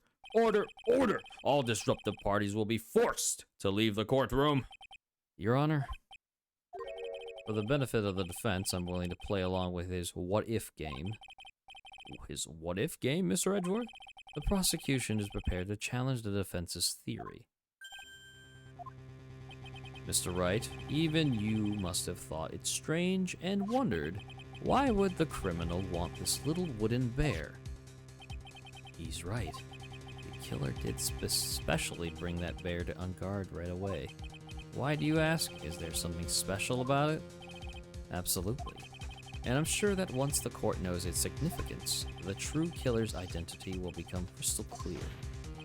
Your Honor, the prosecution calls upon a witness who will clear all doubts against Miss Andrews. And who would that be? It's quite simple, Your Honor. It's Miss Adrian Andrews herself. I see. Well then, the court will take a short 10-minute recess. The prosecution will prepare its witness in that time. Yes, Your Honor. Oh, God, we survived in court.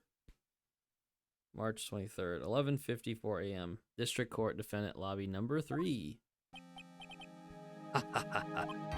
Oh, I knew it was a good idea to hold her hostage. Don't you agree, Mr. Lawyer?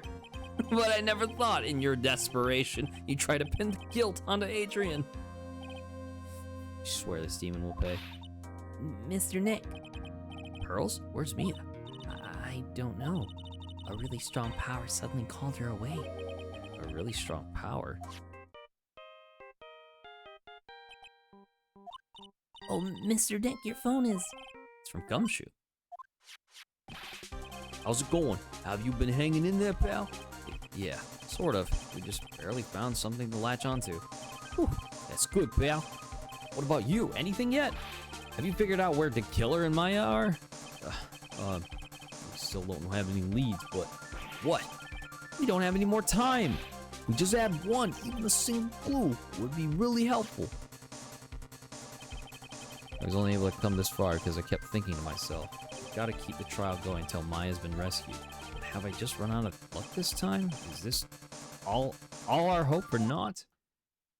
A tent. Huh? A tent? I could see a circus tent. Oh. Mia. Looks like Maya was unconscious until just a few minutes ago. As soon as she woke up, she called for me. So it was Maya that called you away. She's locked in a dusty little room right now, but I could see a circus tent outside the window about 300 feet away. Gumshoe. Is there a circus in town right now? The Big Top Circus? There's only one, pal. The Very Big Circus. Oh, sorry, not Big Top. The Very Big Circus. Maya is somewhere within a 300-foot radius of the main tent. What? Okay, hold on a sec, pal. Hey, draw a circle on that map, about 300-foot radius from the main tent. Hurry! And I could see a mailbox under the window, just outside. Gumshoe, there's also a mailbox. Okay, what else? What else, Mia? I'm sorry, but it was a very small window. I couldn't see anything else. It felt like I was in an old office building, maybe the 3rd floor or so. I heard it. An office building. Good stuff, pal. Oh, okay. Just hang in there. Just a little longer, pal. Wish us luck. Good luck. I'll call you later, so don't let your battery die, okay, pal? Mia, Maya's not hurt, right? She's in a pretty bad state, Phoenix. She's being starved. Gumshoe, please hurry. Looks like we're out of time. Are you alright, Phoenix? It's only a matter of time before Maya's rescued. Can do this. We just have to make this trial last a little longer. Oh boy, back in court, March 23rd, 12:05 p.m., District Court number 3.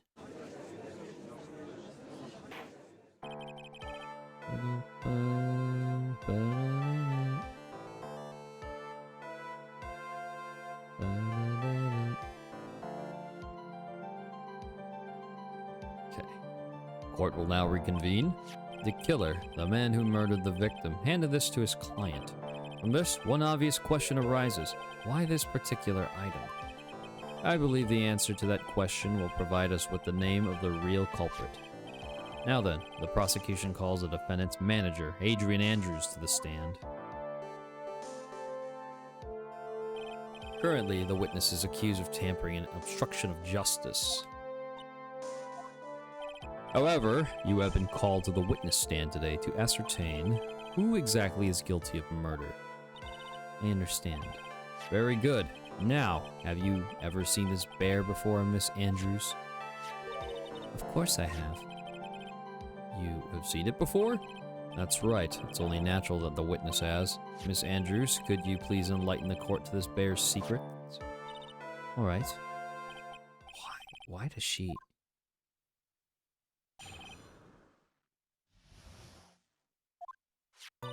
Actually, this is an elaborate puzzle.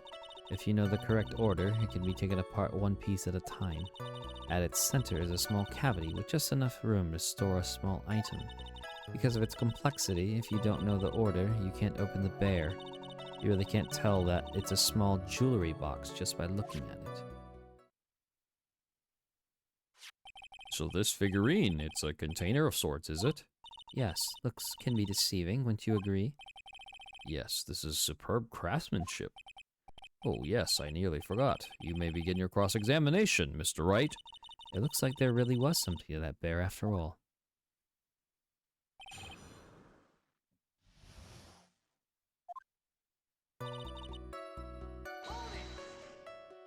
A puzzle? That's right. But it looks like an ordinary figurine. True enough. To people who don't know, I'm sure they would never guess that this was a puzzle. So what kind of puzzle is this exactly? So you can't take it apart? And how would one go about doing that? Well, you first turn its tail to the right and then push it in. Oh, yes, I see. After that, the arms and legs are free to move and can be removed. Oh, this is most interesting. A boy and his new toy. It's like he's 5 all over again.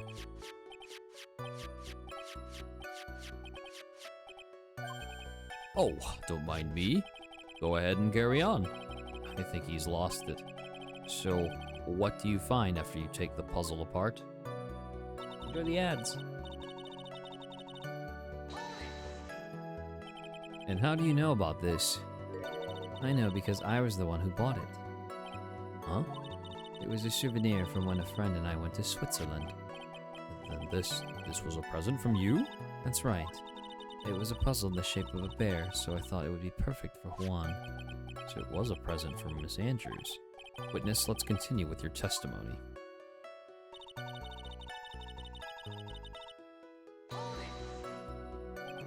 So who exactly knew how to solve this puzzle? Only the two of us, Juan and myself. It was a souvenir from Switzerland, so I doubt there were many people with the same bear in this country. This looks like it can easily be easily broken, especially if someone wanted to get at what's inside. Well, it's a toy, but it can never be the same again once it's been broken.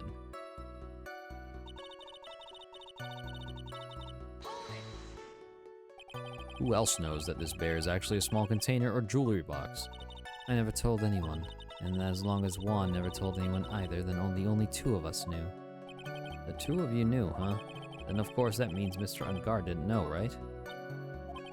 I think this is about all I'm going to get for now. Uh-oh. Well, Mr. Wright, I think even you have to come to realize that there is one very important fact we have uncovered, and that this bear is actually a jewelry box. Now that we have agreed to this point, there is only one logical question that can come next, and that is this. What is inside this box? What's inside? That's right. That's what we are going to find out going to find out next. Witness? Yes? You are the only one who can open this. Please.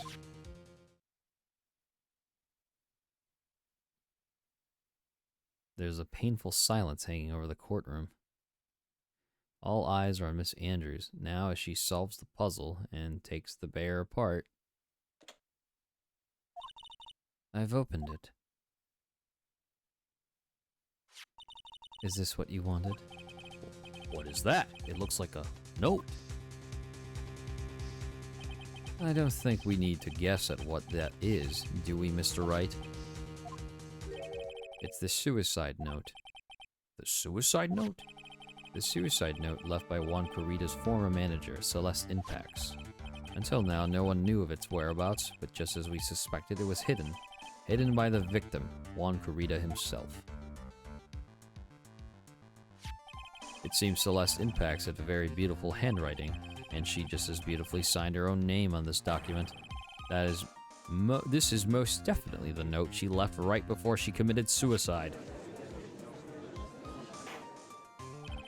Order! Witness! Did you know about this? Yes, I did. I heard all about it from Juan. When I discovered his body, I looked for the bear. I wanted to destroy the note before it became public, but I couldn't find it anywhere, because it had already been taken by the killer. Everything is going at Mr. Edwards' pace, so now that the suicide note has been found, what's the next logical question? What is written on the note? That's right, at least that's what I would think. Now then, I believe it is only appropriate the contents of this note be made known. I can't stop you, can I? I went through so much just to get my hands on it, and I was going to burn it for her sake. I'm deeply sorry, but I can't allow you to persuade me to stop. Your Honor, if you could please read the contents of the note aloud. Very well. The judge's voice rang loud and clear through the deathly silent courtroom. In her note, Celeste Impax left to us a record of all that had happened to her, about being used and then thrown away by Unguard, about being engaged to Kurita and Unguard's role in destroying that, and about how she decided, in her despair, to end it all.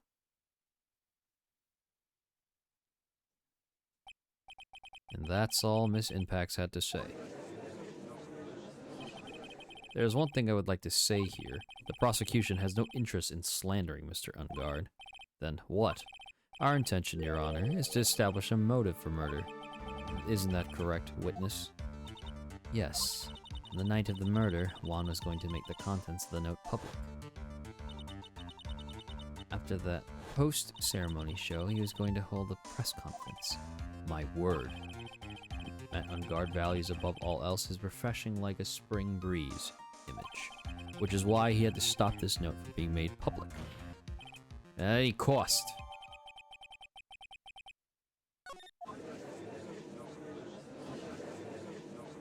It's Unguard's fault that woman killed herself.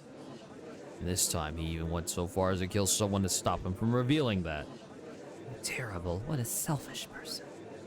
Guess there are slimeball lawyers out there who will defend these creeps too. There's no room for doubt here. Mr. the Killer's client's goal was to obtain this suicide note, and the only person who needed this note that badly is the defendant. Let's not forget that the bear with the note inside was found at the defendant's house. Seems that we have come to the truth at last. The defendant's motives were entirely selfish. He deserves no sympathy from anyone. Am I supposed to escape from this one? Why the hesitation, Phoenix? Gumshoe hasn't called yet, so you know what you must do. You'll have to carry on and buy him some more time. Okay, there are two deadly pieces of evidence, the figurine and the suicide note. Maybe somehow I could find a way out of the situation through one of those. Ooh. The gavel's already in the judge's hand. Phoenix, hurry. Suicide note or the figurine? Which one of these should I pursue?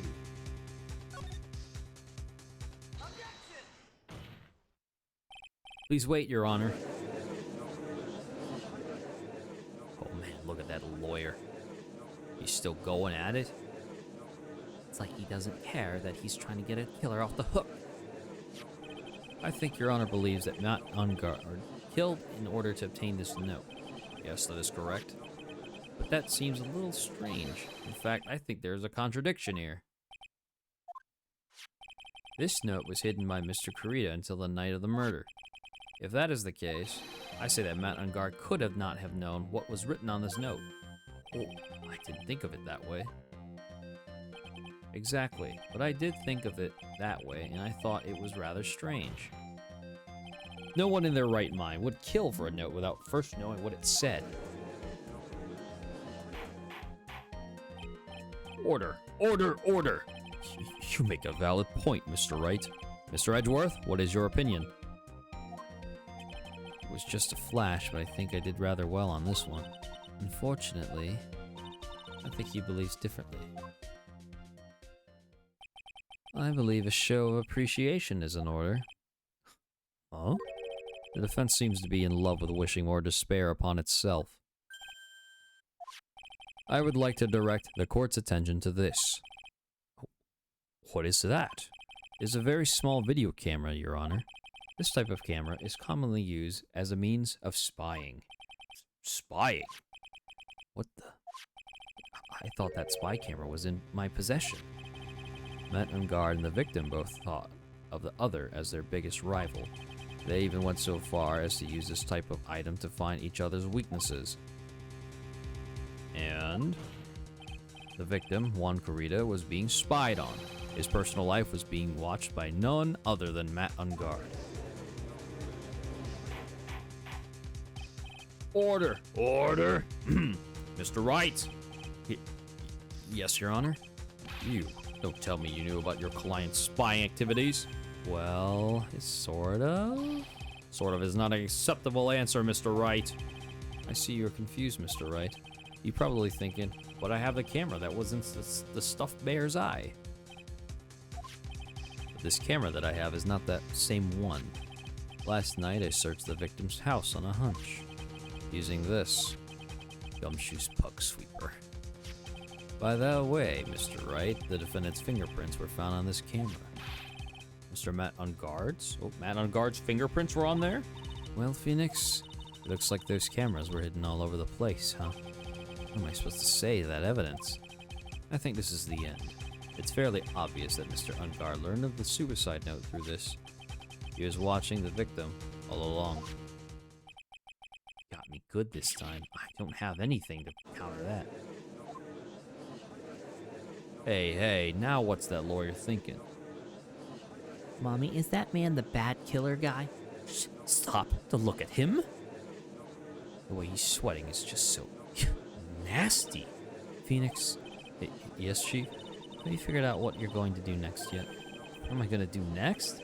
Just running away like a frightened child work? I know it seems like Mr. Edgeworth is very close to putting the lid on this case, but in his eagerness to prove his point, he forgot one very important thing. Well, what is it, Mia? There's a piece of evidence that he really should investigate. Oh boy, we're going back and forth. Hold on. What piece of evidence, bro? Which one?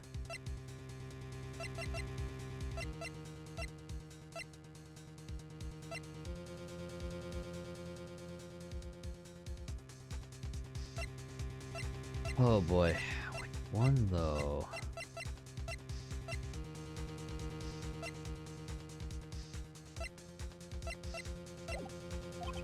Something he should investigate?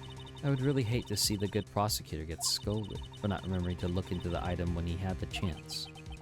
Why are you speaking in riddle all of a sudden? Alright, I think this is time we finally understand everything.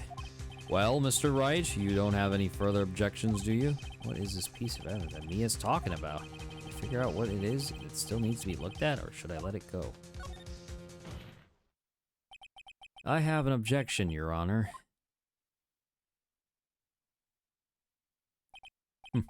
That was about the weakest objection I've ever heard, Mr. Wright. Your Honor, the defense has no intention of letting this go so easily. You're beginning to sound desperate. That's just your imagination, Your Honor. Mr. Edgeworth, this is not like you at all. In your eagerness to prove your point, you've forgotten one very important thing. Hey, isn't that what I just said? So you're telling me that I forgot something? You're so close, Mr. Edgeworth, but there's something you really should examine about this piece of evidence.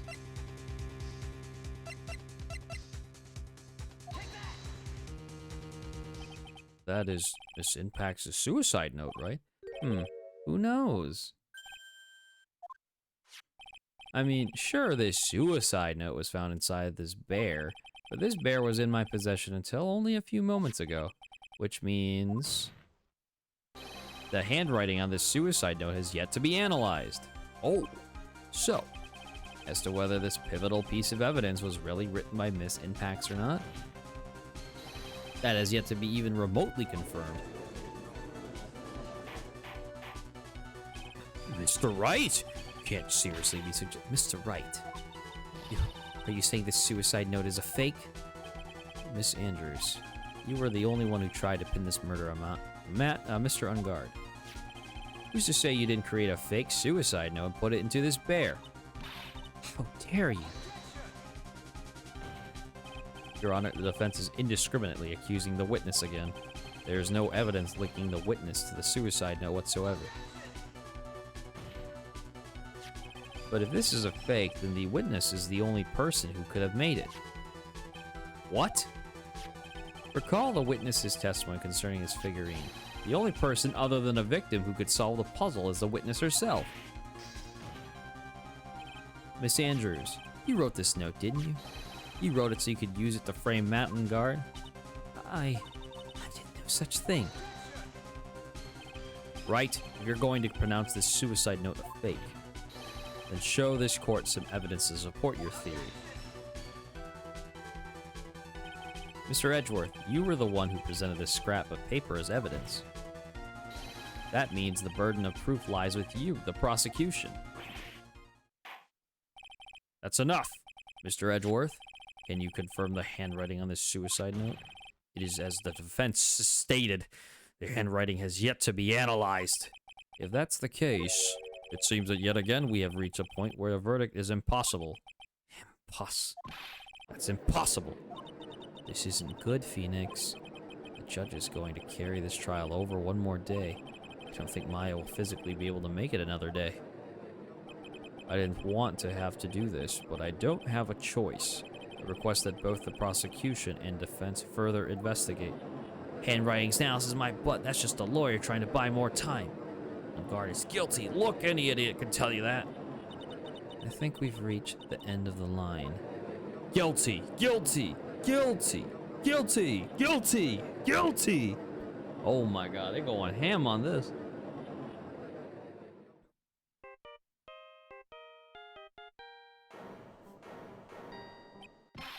What is that sound? It's Gumshoe. Hello? Gumshoe? What is with him? What's with that sign? Where's Maya? What happened to the killer? He got away. What? I'm sorry, pal. I really am. I don't know what to say, Cuz. I'm sorry. Wish there was some way to make it up to you. I really do. Anyway, what's going on? Found his hideout, pal. But the two of them were already gone. This is terrible. I'm gonna keep looking for them, pal. Don't you worry. I just need a little more time. But don't tell me we don't have any more. Oh my God, they just going in on us, man. Do you hear that? They're calling for his head. Mr. Wright, I can't. For us to come this far and... Oh, what is it? Let me talk to Mr. Edgeworth. I can't do that. Mr. Wright, would you please get a hold of yourself? Yes, Your Honor. I'm about to end today's proceedings. You may take your phone calls after. Hold on, Your Honor. Edgeworth, catch! Mr. Edgeworth? Please, you gotta buy us some more time. Court is in session. I'm sorry, Your Honor. You were saying? Mr. Wright, this is a court of law. I'm sorry, Your Honor, but I am reluctant to do this. However, it appears that I have no choice but to suspend proceedings until tomorrow. This time I really can't do anything. Court is now adjourned for the day.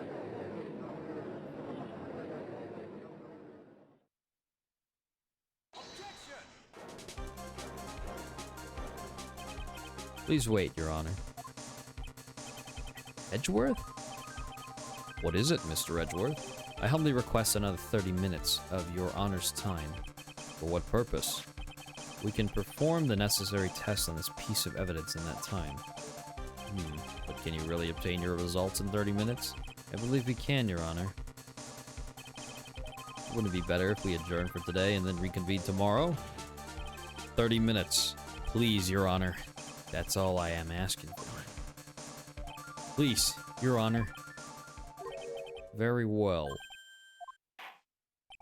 At the prosecution's request, this court will now take a 30-minute recess. But be advised that I will not allow another recess today. Not sure if this is helping or hurting us. The court will now take its final recess of the day.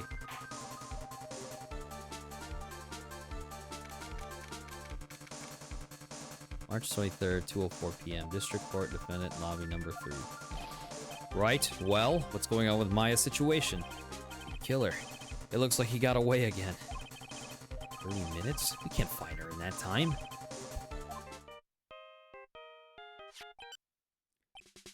Report. Is that Mr. Edgeworth? We don't have time. Just spit it out. Right. So we just missed him, sir. But the killer left a few things behind by accident in his rush to get away. A few things. Will we use any of them as evidence? I thought you'd ask, pal. I've got the things you left with me right now. I'm on my way over. Really? That's odd. Any items like that are usually sent to the crime lab first. We don't have time to wait for those guys, sir. When those guys weren't looking, I swiped the stuff and ran. What? Well, I'm not a detective anymore, so I had to. I'm really sorry, sir, but I've got to put the law on hold for now. Sounds bad. I hope he doesn't get in too much trouble over this. My hunk of junk car, I'd say I'll be there in about 20 minutes, sir. Don't worry, I'll be there. Wait for me. Alright, just get here in one piece. I'm on a mission and no one can stop me now, sir. No one. I'm pulling out all the stops and running every red light. Oh my god, Gumshoe. Items left by the murderer, huh? Maybe there's something among them that will be decisive enough to end this. Oh no. Hey, what's wrong? Detective Gumshoe, answer me. No one can stop me.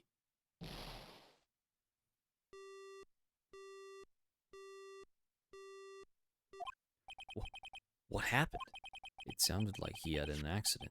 I'm guessing his cell phone broke as well. What was he thinking? We gotta hurry and call for help. We have no idea where he is. His cell phone is broken, and he wasn't driving a patrol car, so no radio either. Also, if we don't get to those items before they do, the police will take possession of them. Oh, we can't let that happen. Well, if there is a way we could find out where he is, then we'd stand a chance. Why did Gumshoe have to get into an accident now? Is there any way to find out exactly where he is at this moment? There is a way, yeah. That's right, there is a way. How? I'm sure we can find out where Detective Gumshoe is through this. Why are you bringing up Franziska at a time like... Oh, I see. I'll try to get in contact with her. The chances are slim, but she's all we have. Franziska. Will she even want to help us? Edgeworth? What is it? I don't have any right to judge anyone ever again.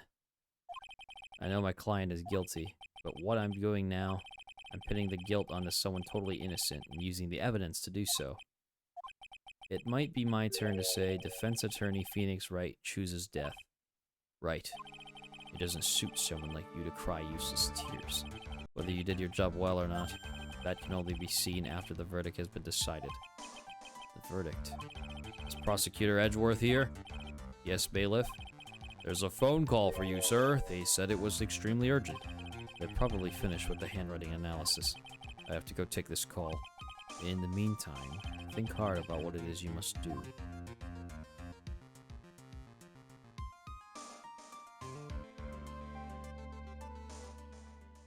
Oh boy, we're in for it. I think this is our last point. Yeah, this is our last one. March 23rd, 2:35 p.m. District Court, courtroom number 3. Court will now reconvene. I assume both sides are ready.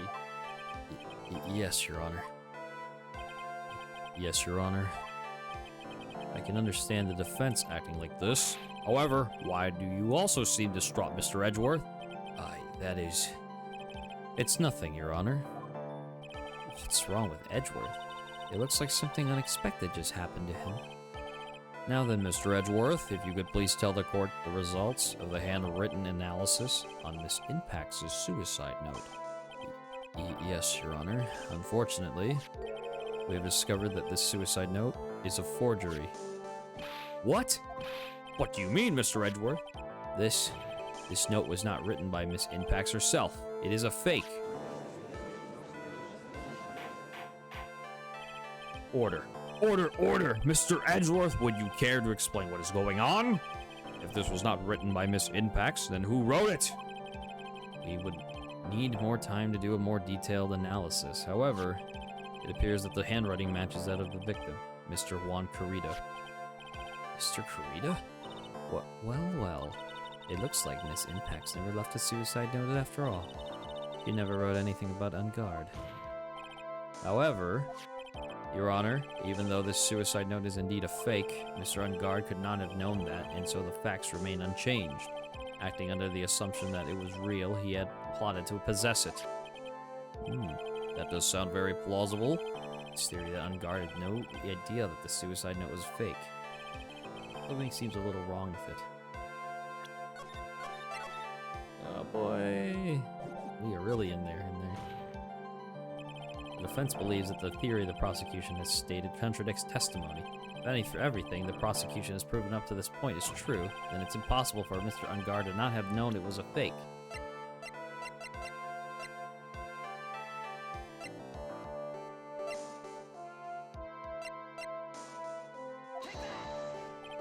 Well, Mr. Edward, your response? I believe that even more important than finding out if this note is real or not is whether the attorney's badge pinned to that man's chest is real. That is the million-dollar question. Yes, I agree. Me too. Oh my god.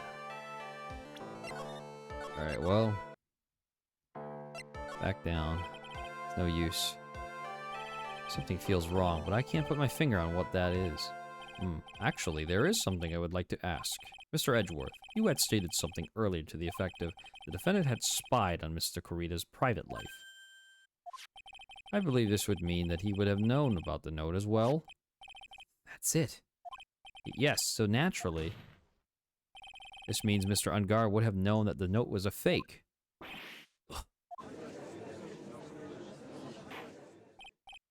Order, order. See here, Mr. Wright. Yes, Your Honor. I was the one who thought of the spying thing. Jumping in and stealing my thunder like that is simply... I can't even describe it! Yes, sorry. I could have even bragged about embarrassing Mr. Edgeworth to my grandchild had you not. For that, I assign you a penalty, Mr. Wright. Oh my lord.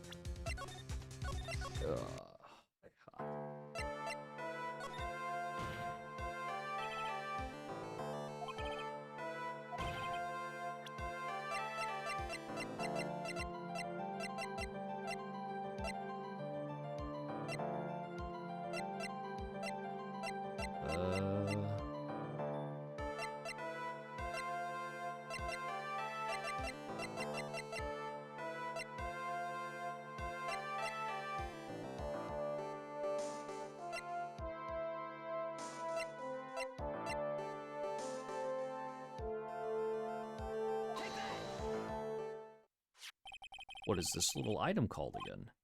A video camera, Your Honor. Well, a very small one, but... Oh, that's right, a camera. Ah, you kids and your fancy toys nowadays. Mr. Edgeworth, earlier you claimed that Mr. Ungar knew of the existence of this note because he was spying on the victim. Isn't that right? If that were true, then this means Mr. Ungard would have known that the victim had forged the note. So then the defendant knew this suicide note was a fake. And if that's true, then the situation has suddenly changed in a very dramatic way. Exactly, Your Honor. The prosecution's theory as to what Mr. Ungard's motive for murder was, it has suddenly disappeared into thin air. But Your Honor, it's not as if Mr. Ungard monitored Mr. Kurita 24 hours a day. Perhaps the victim wrote the note in a place Mr. Ungard didn't know of. Well, right back at you, Mr. Edgeworth. Why don't you show us some proof that the victim made the forgery at an unknown place?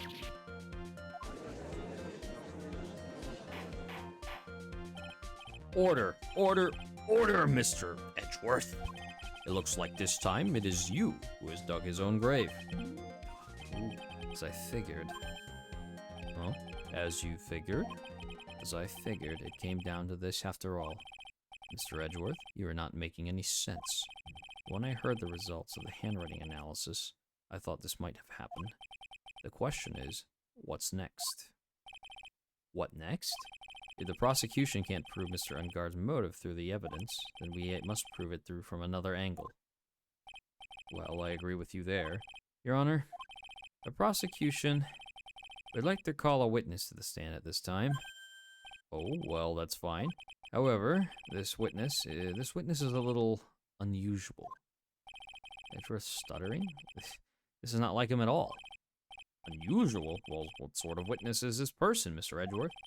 This witness is the one who perfectly fit to answer once and for all the questions of who was it that hired Shelley the killer to commit murder? It's impossible. Who in the... No such person exists who can answer that question with such certainty. Yes, Mr. Edgeworth, who is this witness? Yes, go on, who is it? The man himself, Mr. Shelley the killer. Oh, Mr. the killer. Wait! Shelley the killer? You mean the killer? I mean the assassin. Yes, Your Honor. He's coming here to the witness stand. Well, yes, in a manner of speaking. I recognize that this is a very unusual circumstance, so I ask for your permission. Well, Mr. Wright? Yes? Is this alright with you? Do I have a choice here? I can't really do much else to drag this trial out. The defense has no objections, Your Honor. I wonder if it really is alright to do this. Very well, then. The prosecution calls its witness to the stand. Edgeworth, is there no other way left to do us?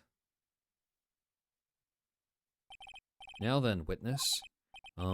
Your name and your, occupation, please. Very good, sir. My name is Shelley the Killer, and I am a professional assassin. I say, what is going on here, Your Honor? How can you remain so calm, and what is the meaning of this two-way radio? Actually, Your Honor, it was delivered to me just now, and it came with a condition. As long as we do not trace its source, Mr. the Killer will testify to this court. So this is what that urgent phone call he got earlier was about. Oh, no, this will not do. I cannot allow this in my court. First of all, we can't even be sure this is really Mr. the Killer himself. Witness, please present some sort of proof that you are, in fact, Shelley the Killer. I understand. Please wait a second.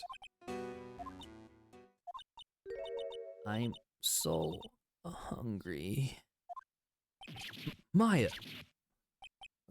A voice, Mr. Wright. Can you confirm anything from this? The defense has no objection to this person. We are satisfied that this man is indeed Shelley the Killer. It looks like we have run into yet another unexpected turn of events. Well, it doesn't seem like we have too many choices under these circumstances, so... Now then, witness, there is one thing I would like to confirm before we speak of anything else. And what would that be? At the request of a client, you killed Mr. Juan Corrida. Is this correct? It is as you say. I did indeed kill Mr. Corrida. Now that we have answered that, let's move on to the name of your client. Very well. This is all just a bad dream. Yes, that's it. A bad dream. Shelley the Killer. What is he going to say? Wonder if their name will be relevant somehow. Welcome back, Keto. There's something I must first state. To an assassin, nothing is more important than the trust between a client and himself.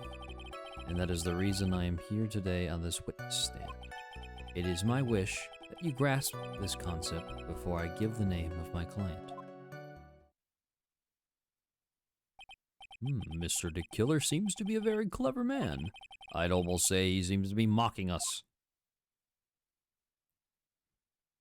While he may appear to be our enemy, Your Honor, Mr. the Killer is only stating the truth.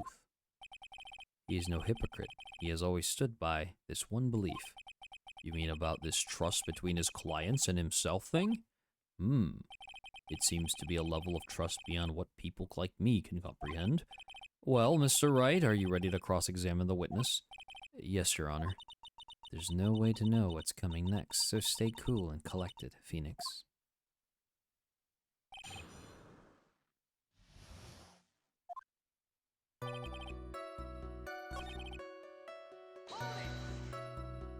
The trust between you and your client? I provide my services in a fast and efficient manner.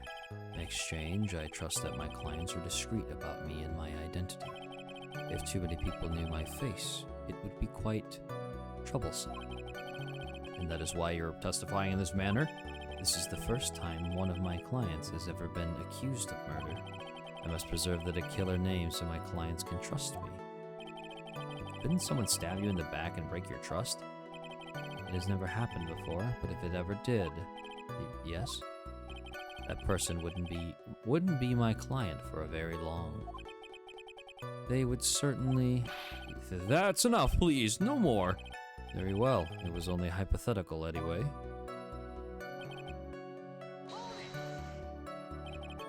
That seems a little strange to me. I mean, you're about to tell us the name of your client. I would think that this would be very bad for them.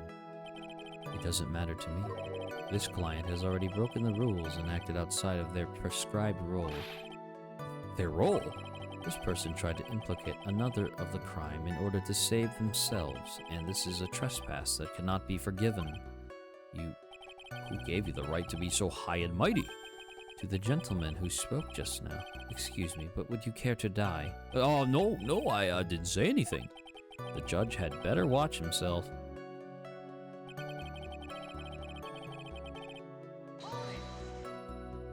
We understand, so please tell us the name of your client. I'm afraid I cannot do that. I still have a few things to say before I do. That maniac, well, it's not good for your health to be so aggravated.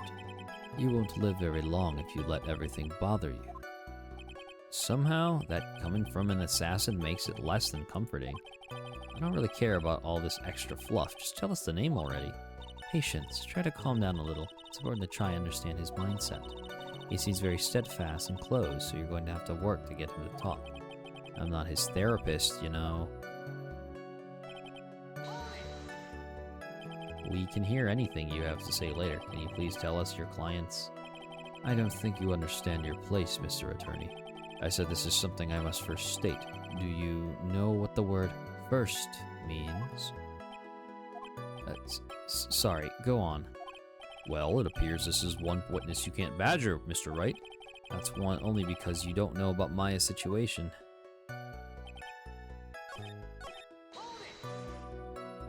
We understand, so please tell us the name of your client. I'm afraid I cannot do that, blah blah blah.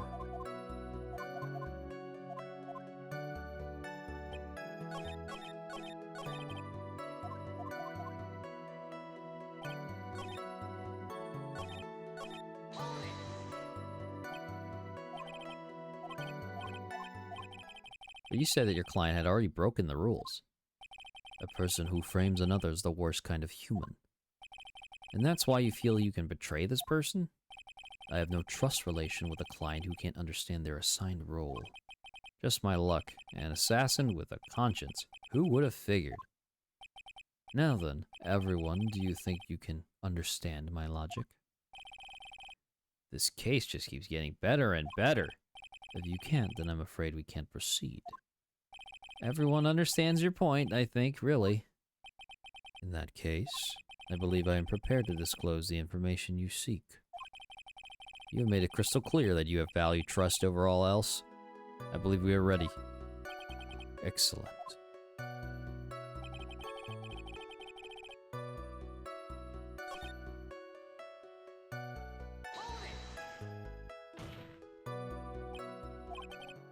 What is it? Now I can't bring myself to ask the client's name. If you can't ask it, Mr. Wright, then I will. Miss Witness? What is the name of your client who requested the murder of Juan Corrida? That person's name is... Adrian Andrews. What? Oh, shit! Witness? That's not who you told me it was earlier. Pray tell, what are you talking about, Mr. Prosecutor? I should think I know my own client, and it is Adrian Andrews. What? This can't be. On the phone earlier. What's going on here? My guess is that Mr. the Killer just stabbed Mr. Edgeworth in the back. Stabbed Edgeworth in the back? Sure, in order to get an audience with this court. Mr. the Killer told him a different name. Matt on guard, perhaps? I knew it. This is outrageous. I was deceived. This witness is telling a very serious lie. You were the one who summoned this witness. Shelley the Killer. My testimony is the truth. The defendant at the moment is Matt on guard. Am I correct? All I wish is to help procure his acquittal. Ow. All of a sudden, it feels like we can actually win this. Yeah. The prosecution has failed to provide a motive and has instead provided a suicide note, which is a forgery created by the victim. Furthermore, there is a possibility the defendant himself knew it was a fake. But most definitive of all, we have heard from the assassin himself, the name of his client. Mr. the Killer's client, who requested the murder, was not the defendant at all. No. With all this evidence, it is obvious to me that this means that Mr. Matt on guard is innocent. I seem to have caused you all a bit of confusion. Please continue discussion and call me when you have reached a verdict. Bailiff, please bring Miss Adrian Andrews in immediately. What now? The way this is going, on guard will be found innocent. This may be our last chance to save Maya. Yeah, but Edgeworth is right. The killer is lying. And on guard, my client, I know he's guilty. I live with myself, I win this? Who would have believed that the prosecution's own witness would absolve the defendant? I'm gonna save, just so that I have something to do with the trophy on. Your Honor, the prosecution requests permission to further question the witness. Shelley the Killer is certainly lying under oath. It wasn't me. Listen, everyone please, that testimony just now, it was all one big lie. Miss Andrews, The suicide note may have been a fake, but the reason Celeste died and Juan's death, it was all because he got pulled into Matt's twisted world. That testimony just now, you have to believe me, it was a horrible, horrible lie. But Mr. the Killer himself has testified. He has named you as his client. Oh, that's not true. Also, there is quite a bit of evidence that points to you. The knife and the button, donning the nickel samurai costume. That's... You even have a motive. We know that Miss Celeste Impax was a large part of your life. You wanted to follow her, and you wanted revenge against the two who hurt her. I would say you have plenty of reasons to want them both dead. No. Mr. Wright. You know the truth. Tell them. Tell them the real story. The real killer is. Tell them. Please. Help me. Yes, I know the truth. Mr. Wright? Yes, Your Honor? I believe we have reached the end of this trial. Therefore, I ask the defense for any final words or opinions. I have to decide. Do I take the not guilty verdict and save Maya? Or do I throw this chance away and wait for Gumshoe's new evidence? What am I supposed to do?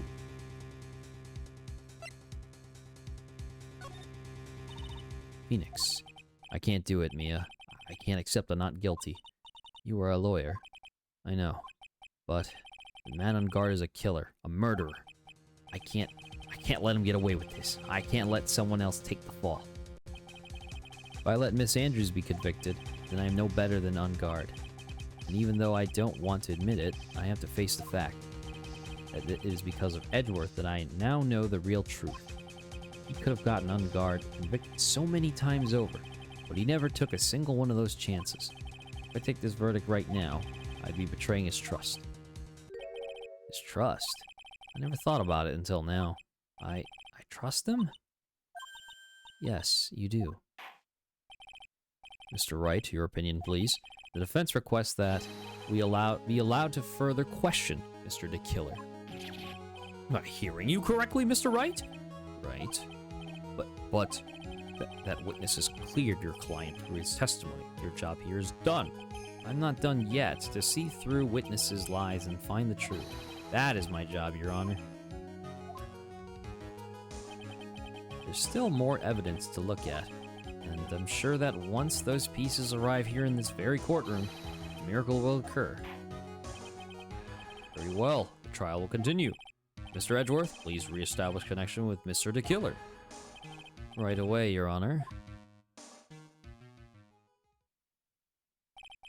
Has a verdict been reached? Before that, we would like to talk with you a little more. About? All you needed from me was the name of my client. What else could you need me for? Well, actually, we'd like to hear everything you know about this case. That is, how things are usually done. What is he talking about? Usually done? But what shall we have him testify about now? Mr. the Killer, if you don't mind, please testify about your client in more detail. You legal people and your procedures. Is it any wonder no one likes to go to court?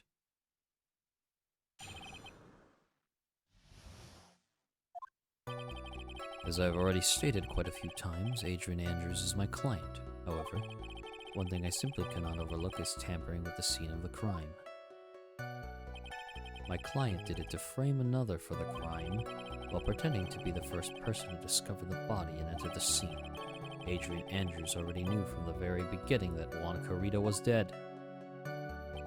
But even more appalling is the creation and planting of the knife and button. That act is what I was referring to when I said my client had broken the rules. This is a most unexpected turn of events, for the, 5th time now. However, this time everything has finally been revealed. Just a second, Your Honor. Yes, Mr. Edgeworth? We still have the cross-examination to do, but you don't need to question testimony like this, do you, Mr. Wright? Your Honor, the defense will question the witness, so I have a choice here. Huh? Why? What is... This witness has said is nothing but beneficial to the defense's case. If you scrutinize the testimony, then... And I'll expose the lies in that oh-so-beneficial testimony, I suppose. I don't understand what's going on anymore. It makes two of us.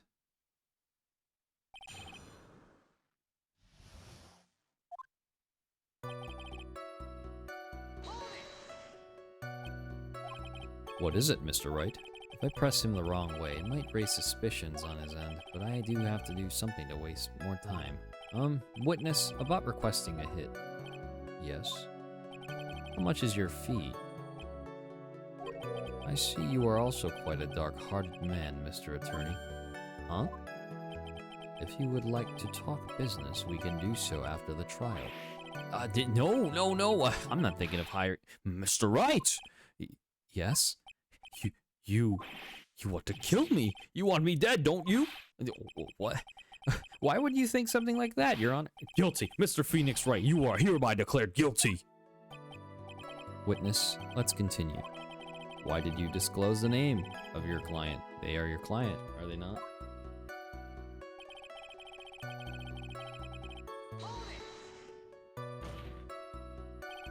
I would think that most people would be able to overlook a person hiring another to kill. If I had a problem with such a thing, I wouldn't be very effective at my job. Yeah, well, a change in occupation might be good for you. However, I will say this. Even though I am the one that does the deed, my clients are always the real guilty party. It goes without saying, Mr. the Killer, and their fate is to live with the knowledge of their guilt on their shoulders. However, my client this time thought that they could run away from their guilt.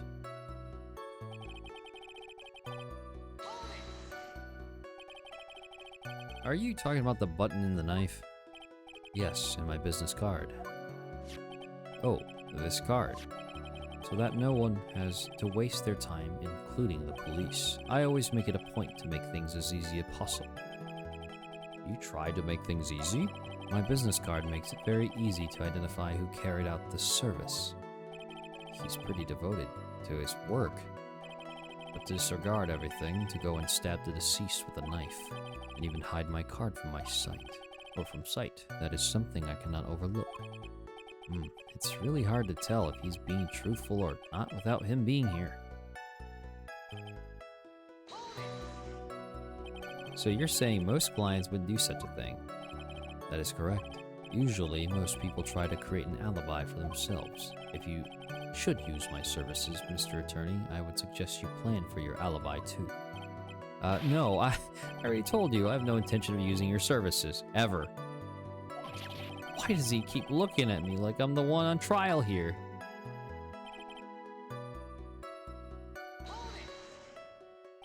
From the very beginning, that is correct. From before my client visited the room, all of my clients know precisely what the situation is at all times.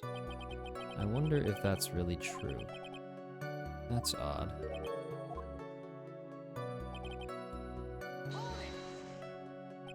So why do you think your client did that? What do you mean by why? Well, fiddling around at the scene of the crime is pretty risky. And why would someone who has requested a murder go to the crime scene anyway? That is true. I assume it was probably done to frame Mr. Unguard. If that's the case, then why didn't the person just request that you do it? Sadly, that is not possible. Huh? My job is to kill, that is all, and to leave my business card behind, naturally.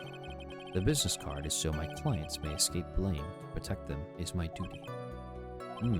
Even if they say it's for revenge, setting someone else up to take your fall.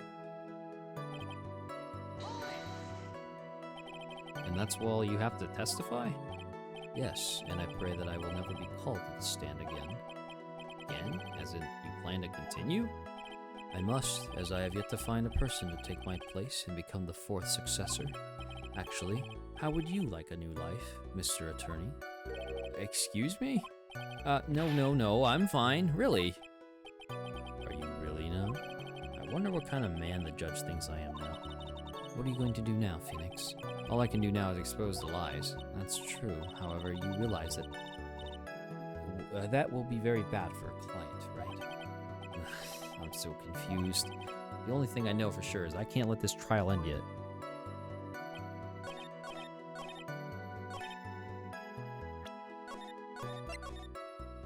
It's this statement.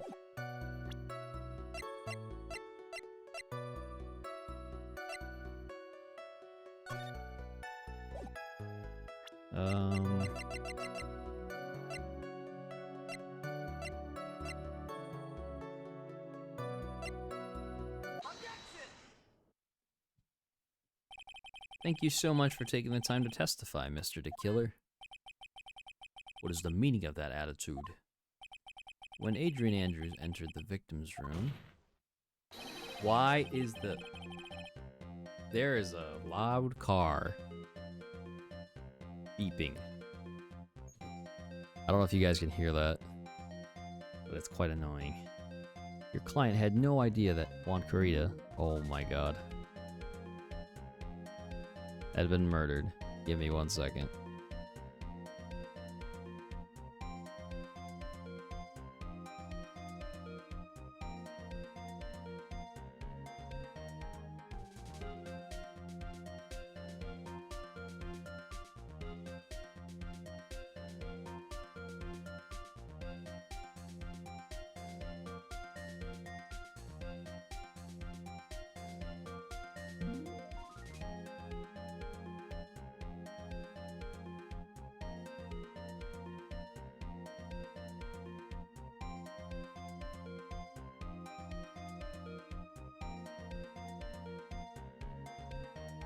Alright.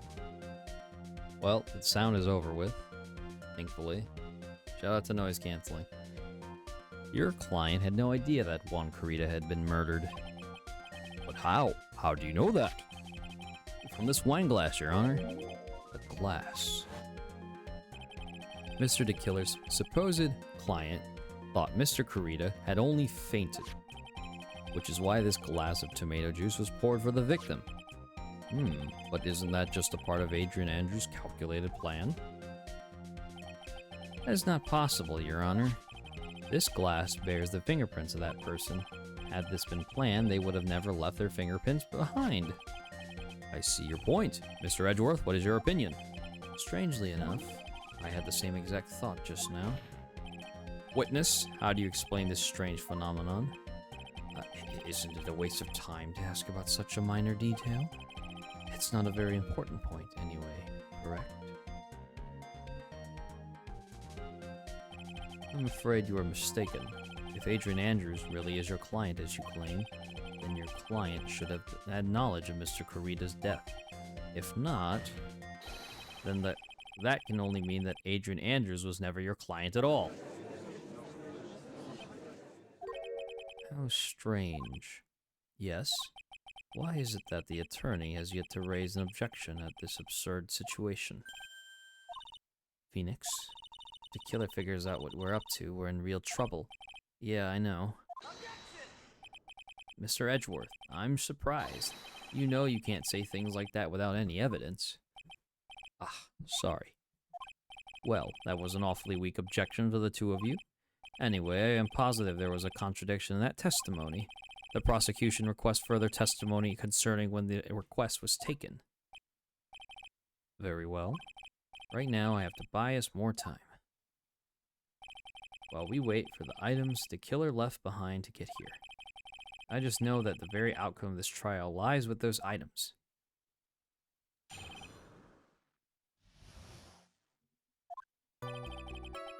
This request came to me, about a week ago. It was a request for my services on the night of the awards ceremony. We met at a certain bar to discuss and finalize a few matters. That is what occurred. I trust my memory, and I believe I've made no mistakes. So you physically met your client, huh? That is correct. Meeting one's client is the first step to building trust, in my opinion. I see. Well, Mr. Wright, your cross-examination, please.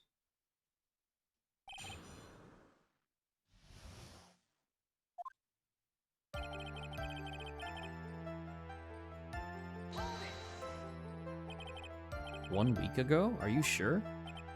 Yes, I am quite sure.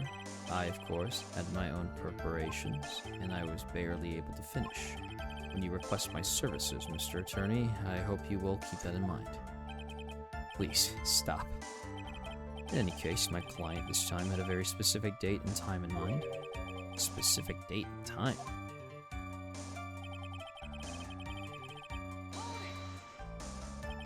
Did you ask why on that specific night? No. I tried to fulfill all the conditions of my client's request. But as for why, I only had my suspicions. Your suspicions, huh? So what are these suspicions you had? Why did your client request that night? I'm sure it was all for the bear. The bear? My client spoke of it. I'm sure there will be a bear-shaped figurine in Juan Kurita's room. I would like you to retrieve that item for me. You must be talking about this bear puzzle. Inside that figurine was a suicide note. Naturally, the victim brought it with him to his hotel room. He's planning to publicly disclose its contents at the press conference, after all. That is correct. And if I had not done the job that night, I would not have known where that bear figurine was. I see. Well, Mr. Wright, was the testimony just now of any importance? The testimony just now has made one thing clear, and that is the client knew the secret of the bear figurine. Huh? Why is everyone so quiet? Mr. Wright, I think all of us already knew that. Oh, really? Witness, please continue with your testimony.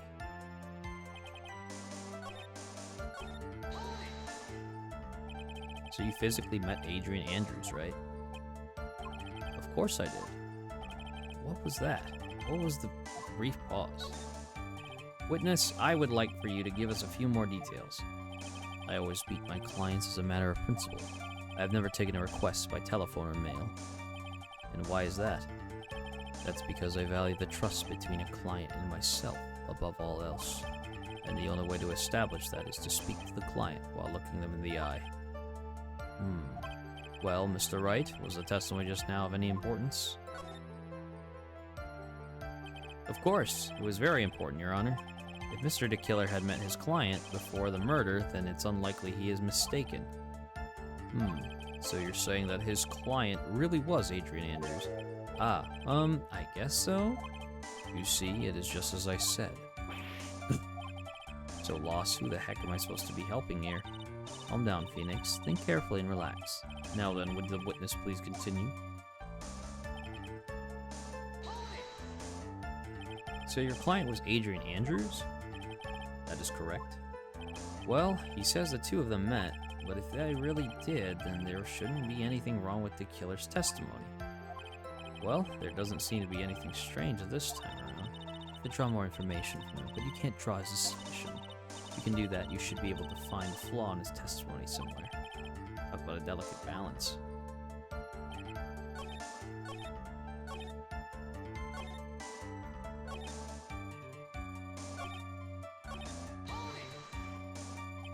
Your client was Adrian Andrews, that's correct.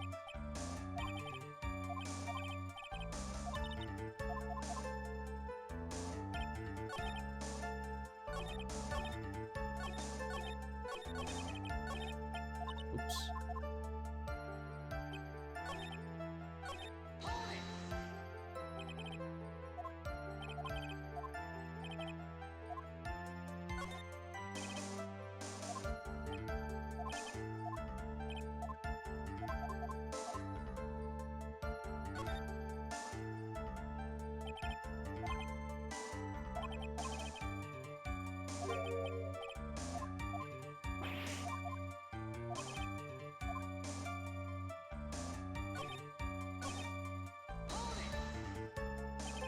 Maya is the culprit. That's crazy.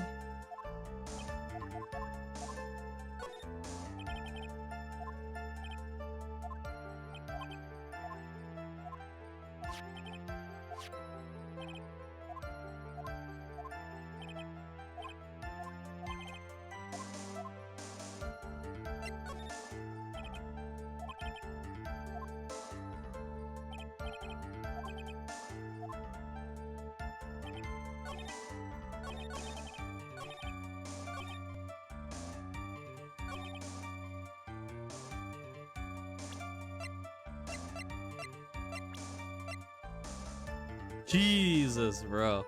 Not the face swap, bro. Oh my god, that's... The red is so foreboding. Oh my lord.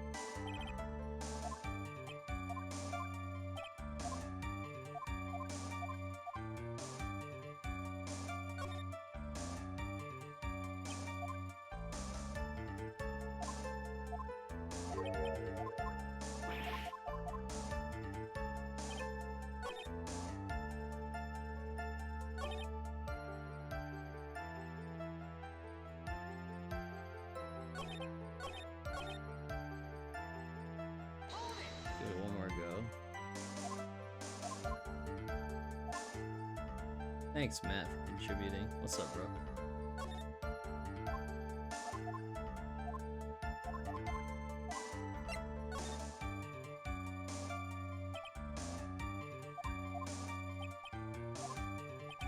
The question is, did you really meet Adrian Andrews in person? I've already told you, Mr. Wright, I did. It was only through talking with him face to face that I began to trust him. That's when I thought, I can trust this person as a client. It's true what they say about talking face to face. Well, Mr. Wright, was the testimony just now of any importance? Good, cool. I heard what I think I just heard just now. Then I think I've got him. Your Honor, I believe the testimony just now was of the utmost importance. Huh? Really? If that's the case, witness, please include the statement just now in your testimony. Very well. Oh boy. The moment I saw him, I thought I could trust this person as a client.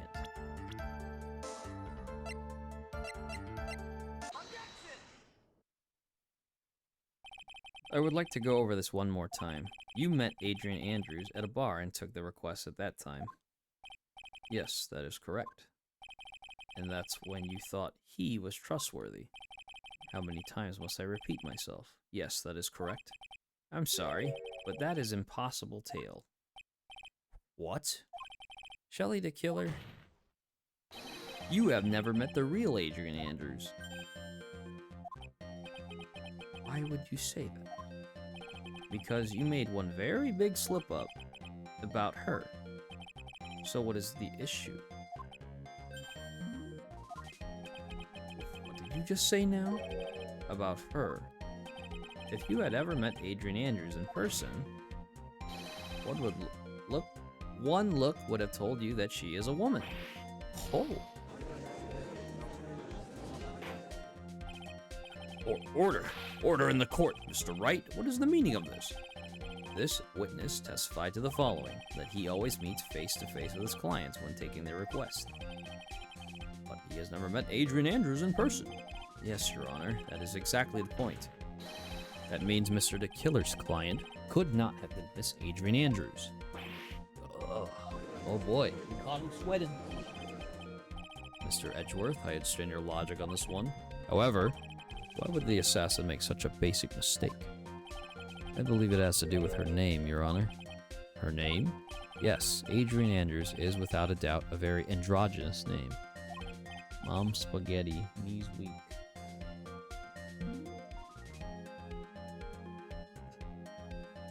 Yes, I see. Unluckily for Mr. the Killer, the entire time he was on the stand, no one had stated Adrian Andrews' gender. And so he simply picked the wrong gender to go with. What? What is going on? Shelley the Killer.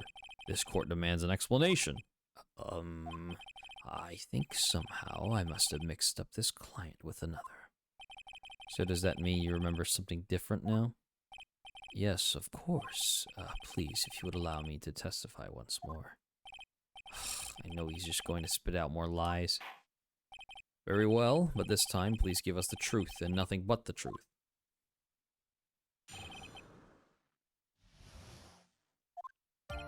Yes, now I remember.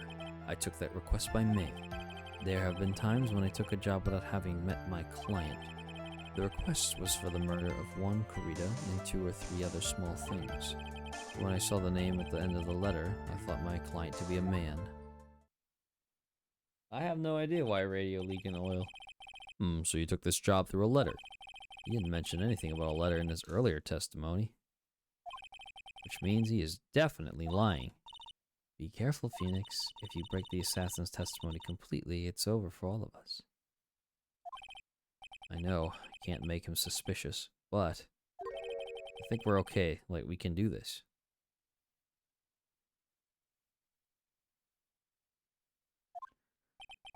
As long as he's standing there across from me.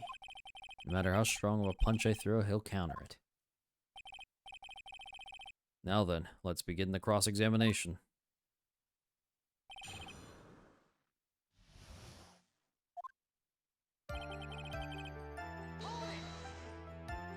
But didn't you just say that you always meet your clients? Yes, I suppose I did say that. However, there are some clients for whom a meeting is simply not possible.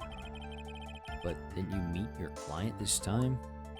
No, I did not. Oh, come on now, let's stop with this game of cat and mouse. Using your silkiest voice is not going to work on me.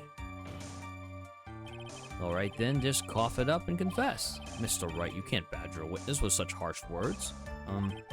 You're a lawyer, so behave like one and present evidence instead of mindlessly yelling. Now then, do you happen to have any proof that Mr. the Killer met with his client?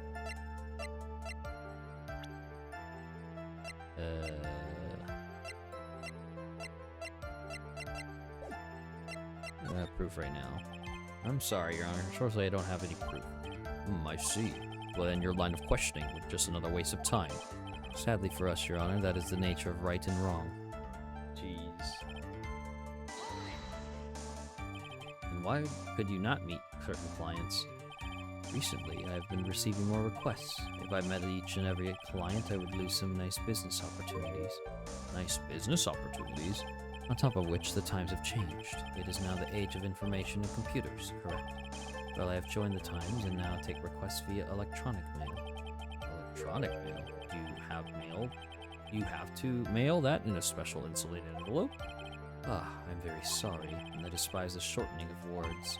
What I meant by electronic mail is what is commonly referred to as email. Email? In a contest of mimicry, the judge would beat a parrot, hands down. Anyway, so you took this job without having met your client, and...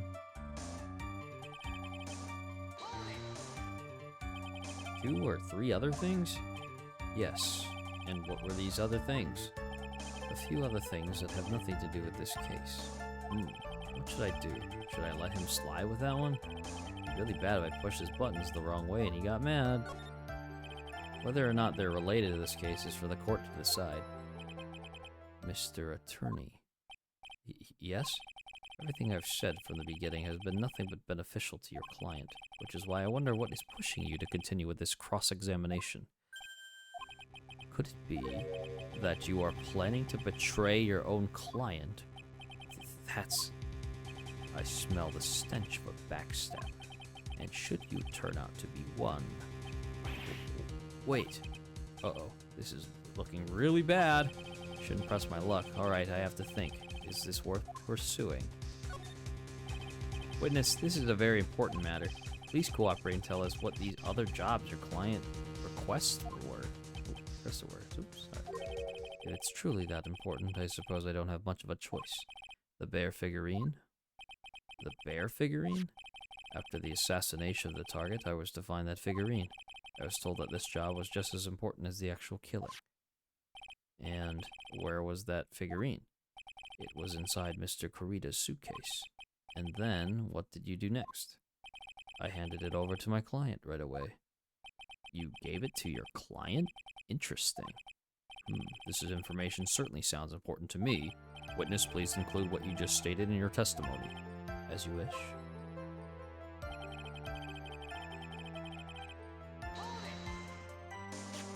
I found this figurine at Mr. Ungard's mansion. If you gave it to Miss Andrews, then what was it doing there? I was waiting for her there. That was also part of the plan to frame Mr. Ungard, I'm sure. That makes a lot of sense. Well, Mr. Wright, do you have any problems with this piece of testimony? Okay. So the killer says he gave the figurine to Miss Andrews, but I know somewhere in that statement there is a contradiction. And yet, I know that if I present something trivial here, He will cut the connection on his end. You want to make a strong point, Phoenix. You have to present strong evidence. She's right. So now what, Dr. Wright?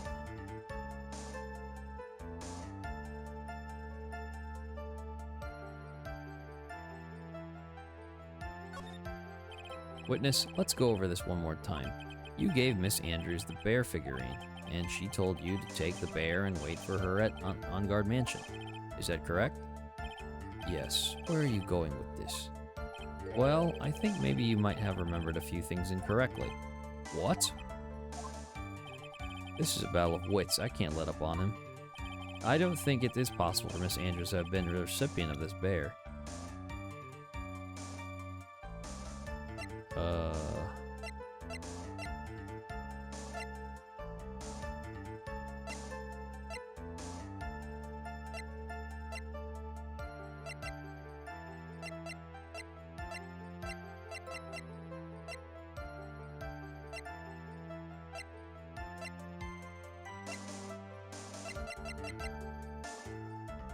Lossy for...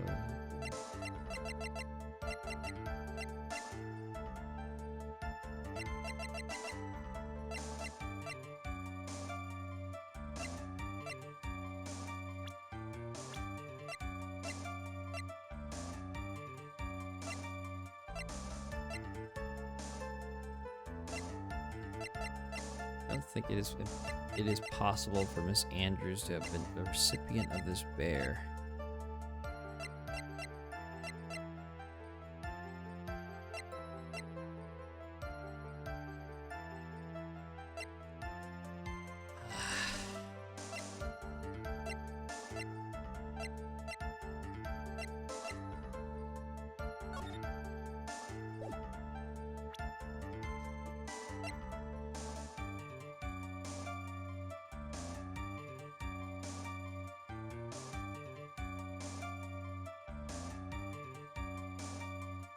I'm trying to put it together. I don't think it's a profile.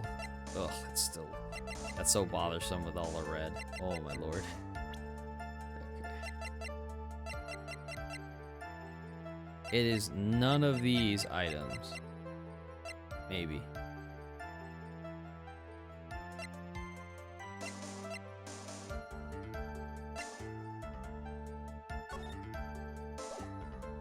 Because the bear was found in the suitcase, or not suitcase, the guitar case.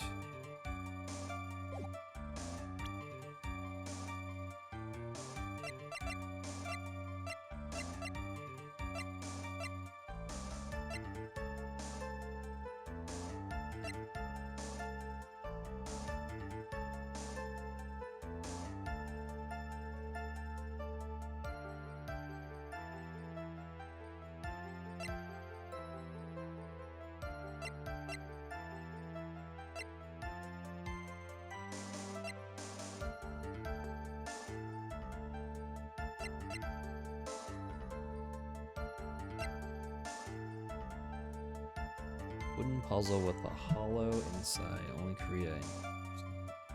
I don't think it is possible for Miss Andrews to have been the recipient of this bear. Not a recipient of the bear.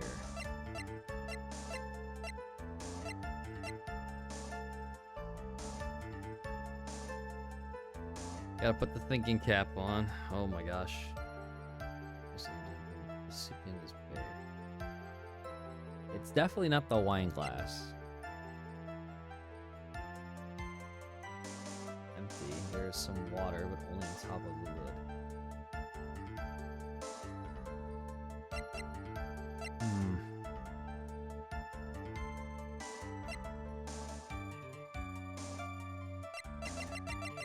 I don't think I have it, but...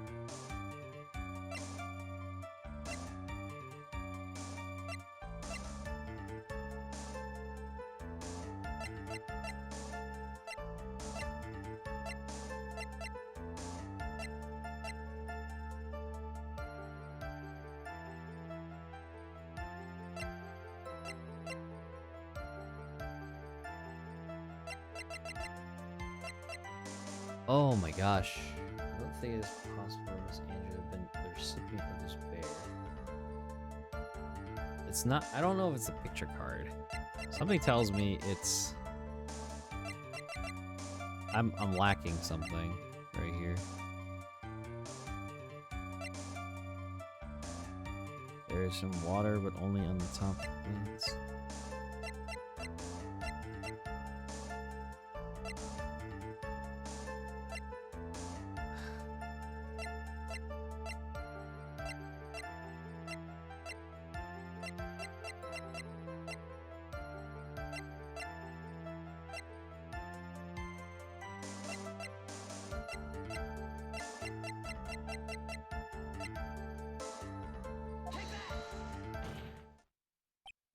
So, what do you think? Witness? Mr. the Killer. Oh, I'm sorry. I went to visit the water closet for a second. Huh? Mr. Attorney, I think it's time I stated this in terms even you can comprehend. If you ask me any more of these pointless questions, there will be no mercy. Ugh. Now, I would like to move on with my testimony. Yeah, I figured that would happen. Hold on. It's no use. As long as I can't put my finger on the central problem here, presenting this witness saying any more would be extremely dangerous. It appears that Mr. Wright has no problems. Well then, witness, please continue.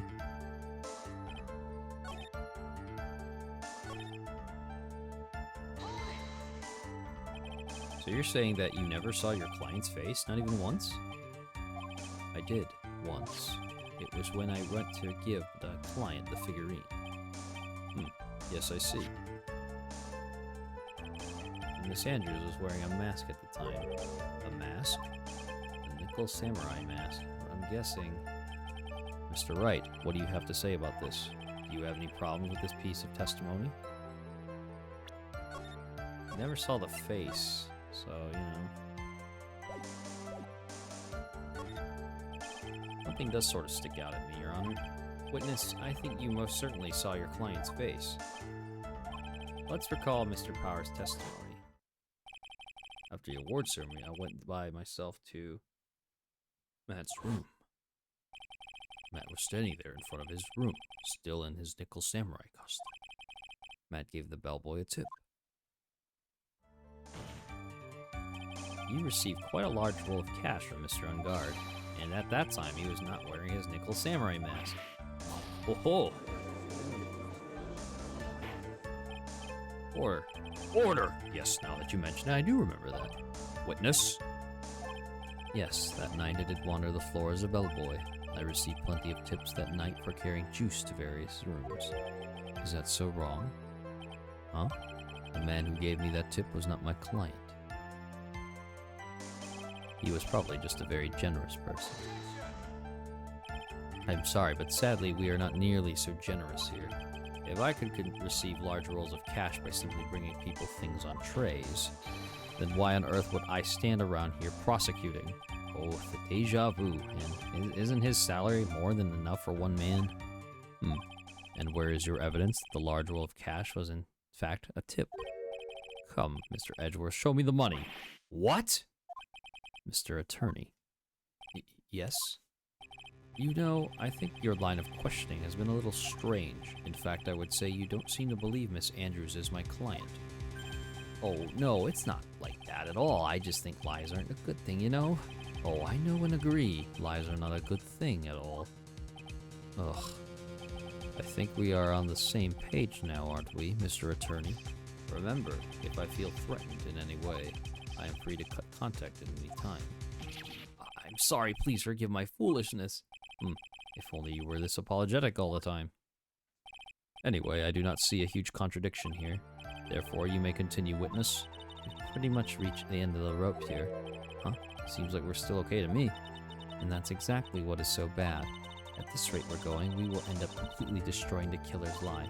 If we do that, you already know how serious of a situation this will put us in. Oh yeah. All I can do now is pray that those items reach us in time.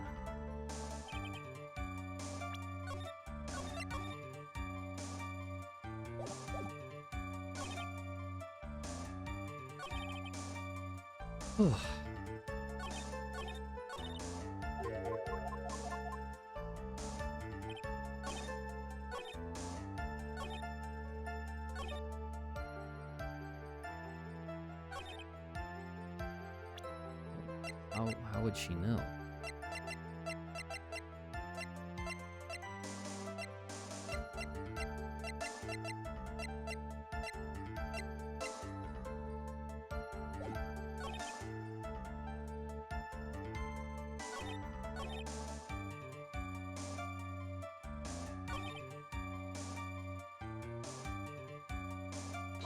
Okay, let's give this another go.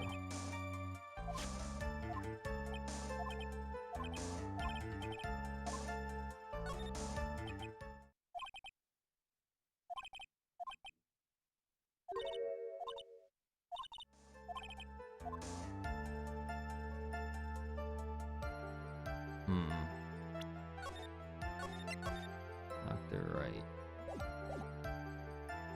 How would she not know?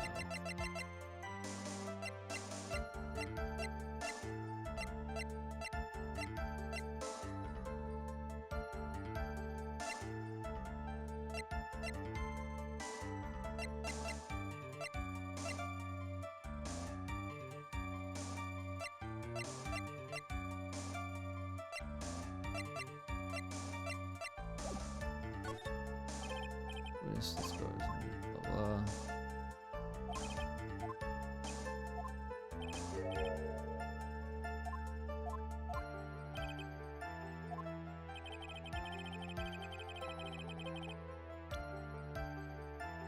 Okay.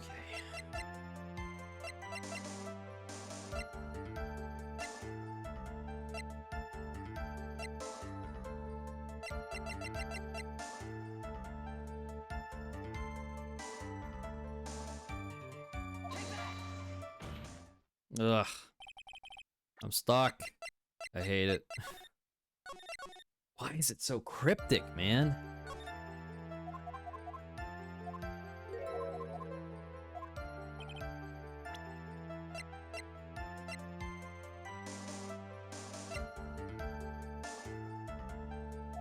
Is it the bear itself? Yeah, it is. Shelly the killer.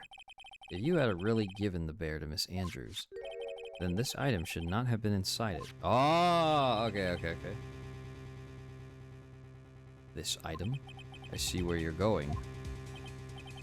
Yep, that's where I'm going. Where is everyone going? Do I need to pack a suitcase?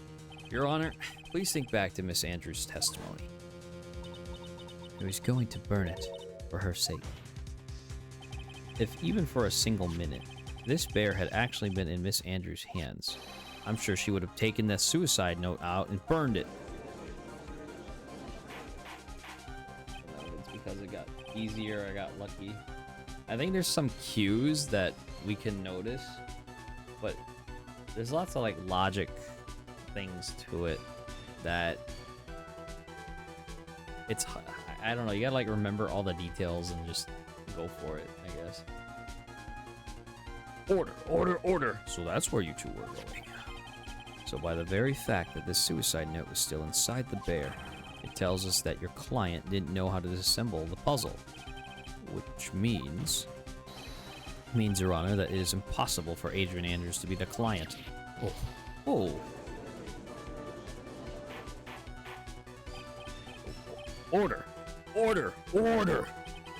Oh, Mr. Phoenix Wright. I'm sure I mentioned this before, how I hate traitors above all else. I think your cross-examination has clearly demonstrated something to me. You must wish to break your end of our agreement. No, that's enough. If that is your intention, then there's only one thing for me to do. Wait, please. Gentlemen, ladies, please excuse me. I have a matter that I must attend to. No, please. Not that. Please, wait. Mr. Attorney, bring this trial to a speedy end and I may stay my hand. Otherwise... he says. What in the world? Mr. Wright? Are you... Mr. Edgeworth? Yes, Your Honor. I didn't understand this witness's outburst just now. Do you think there is a need to hear more testimony, or is this enough? Well, we should. Edgeworth, we can't do this. we keep this up, Maya, she'll... Ugh. The prosecution, Has come over everyone. Even you are. the prosecution rests. What is going on around here? The prosecution has no more further questions, Your Honor. What?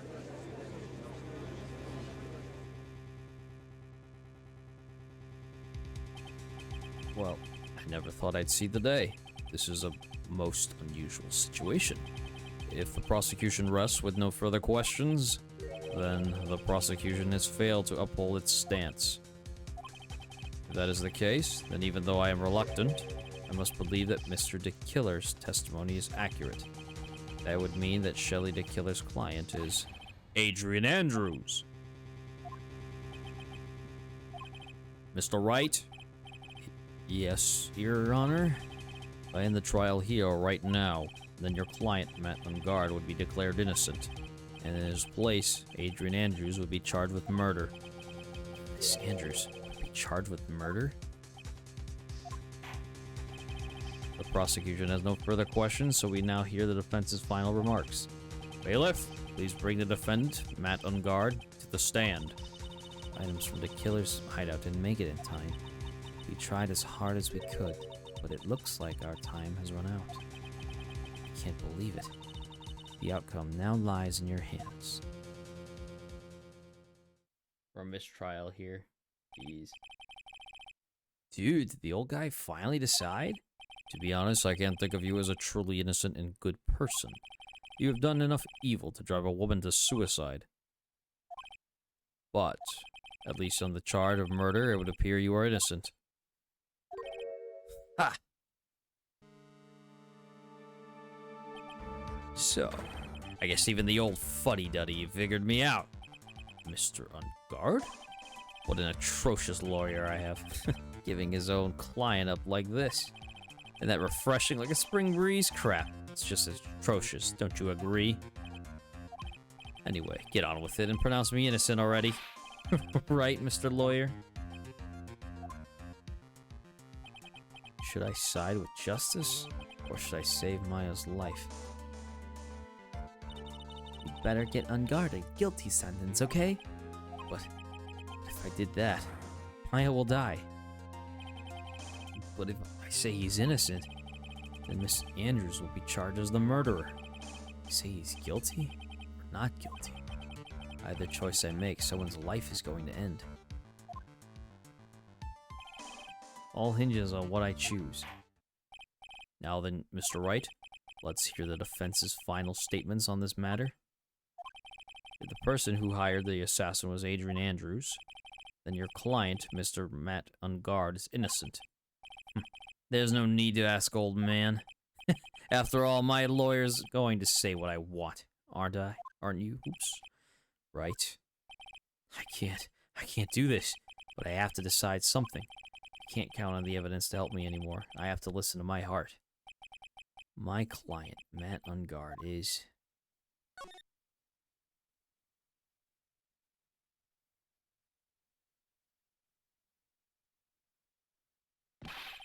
We are waiting for your answer, Mr. Wright. Matt Ungard, your client deserves an answer. Maya, I'm sorry. Matt Ungard is...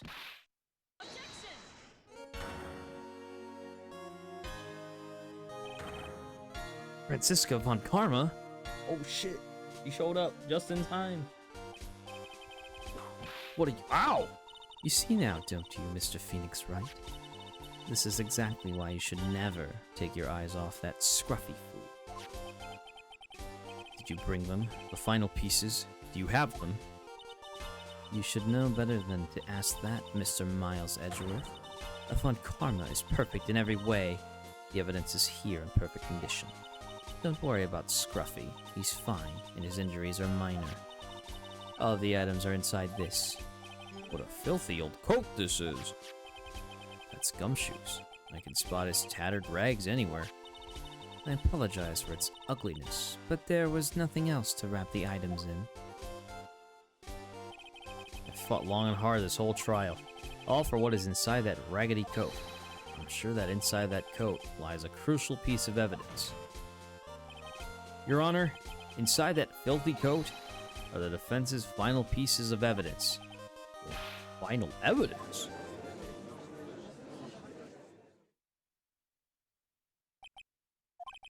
This trial's already over. All that remains is for me to hand down my verdict. I do not believe that any evidence presented now would change the outcome of this trial. What? Your Honor, it is our duty to examine every piece of evidence down to the last. I request that Miss Von Karma be allowed to present these pieces of evidence. I suppose you are right, Mr. Edgeworth. I grant permission to do so. However, this one obvious rule applies here. If these items do not bring up any new points, then they will not be accepted by this court. Now, Miss Von Karma, you please. These pieces of evidence are items left by the killer during his escape from the police. He must have been in quite a rush. Yes, Your Honor. The killer left 3 pieces of evidence. Somewhere among the evidence we're about to see, there will be something that will turn this whole situation around, like a miracle. Sure of it.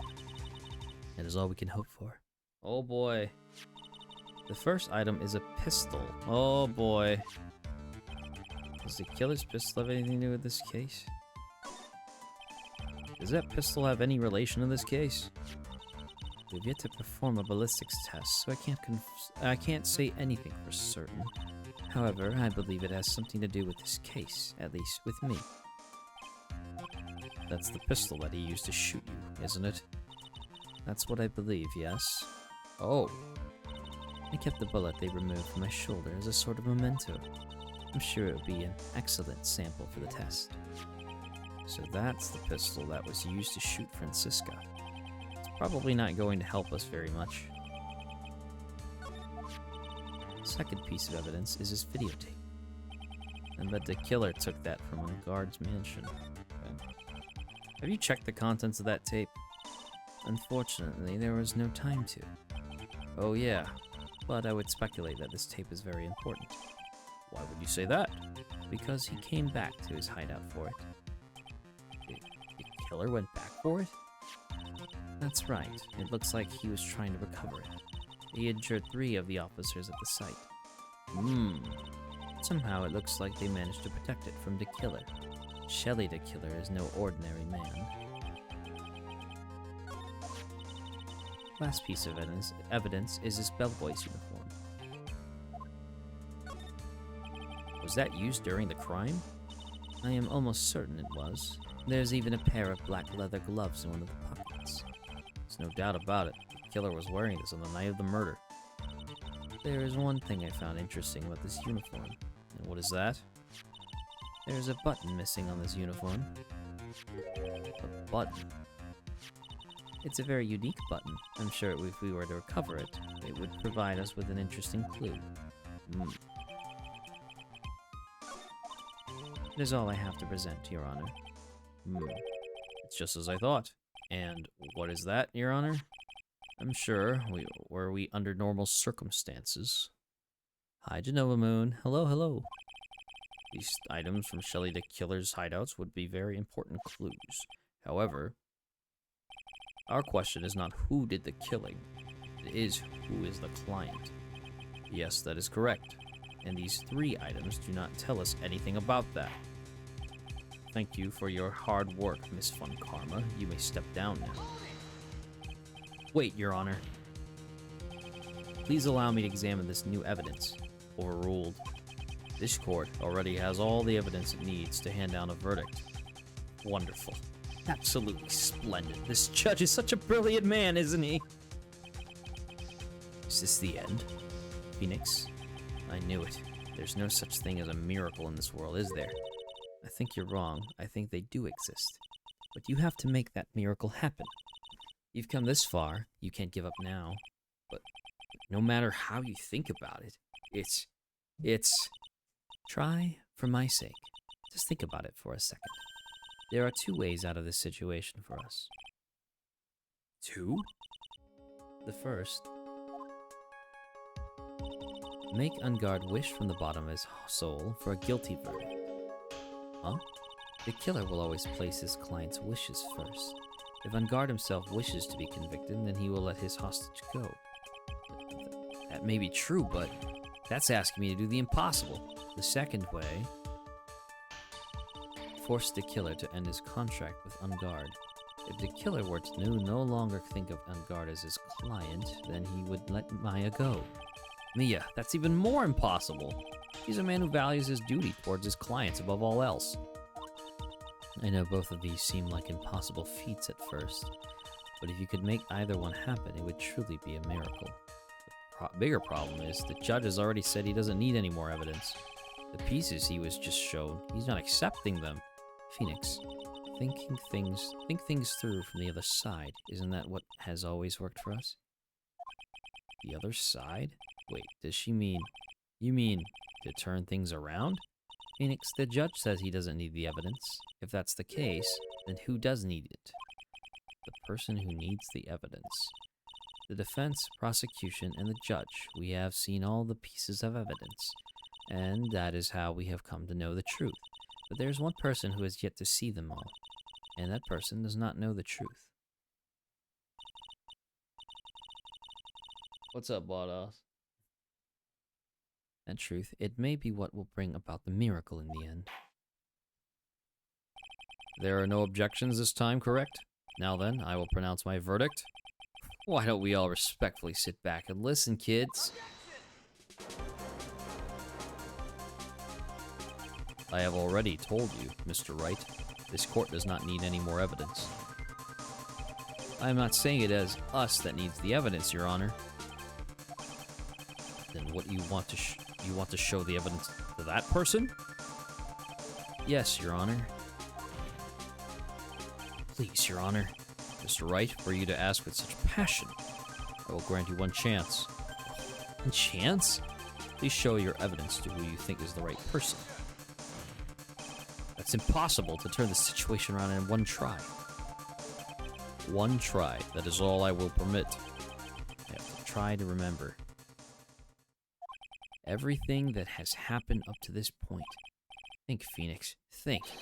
There must be a way to save Maya while taking Unguard down at the same time. Now then, Mr. Wright, let's not waste any more time. Who would you like to show evidence to? I see. And now, tell this court what one piece of evidence you would like to show this person.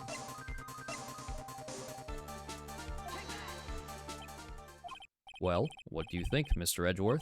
I think there is some merit in showing this evidence to that witness. Bailiff, please bring in the transceiver from earlier. All right. Looks like I managed to convince him. Trophy chance here. What's up, Astro dude? How you doing? Maya, she's okay, right?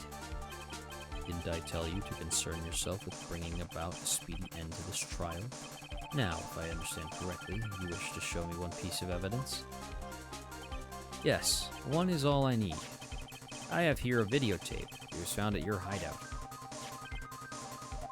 I heard you injured 3 officers in your attempt to get this back. It was most regrettable. However, it was an order from my client. I was told to protect that videotape. I thought so. I'm afraid I seem to have failed in that regard. Do you know the contents of this tape? I was sternly told by my client to not watch it, so I have absolutely no idea. Actually, you are on this tape. Me? There was a video camera hidden at the crime scene. Your actions were being recorded. What? Is that true, Mr. Wright? Who was it that planted a camera? Well, the only person who could have placed a camera at the scene of the crime.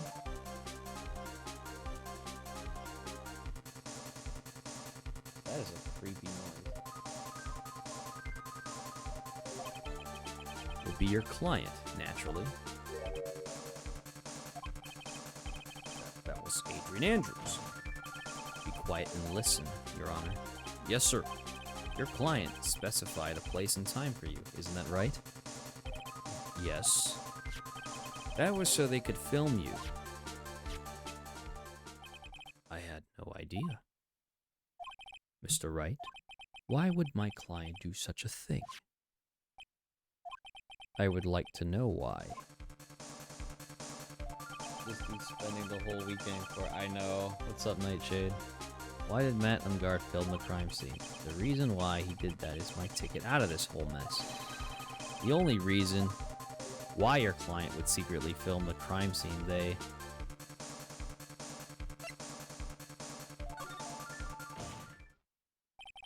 Your client once told me something very interesting. We were talking about you, and this is what they said. But I'm no weakling. I don't believe anyone, least of all assassins. Oh, come on now, Mr. Wright. Assassins aren't above blackmail. Yes, that's where the video comes in. With that, I can keep him at bay, and even blackmail him if I want. Your client didn't trust you at all. They were thinking of using this video to blackmail you. What do you have to say to that, Shelly the Killer? Ooh.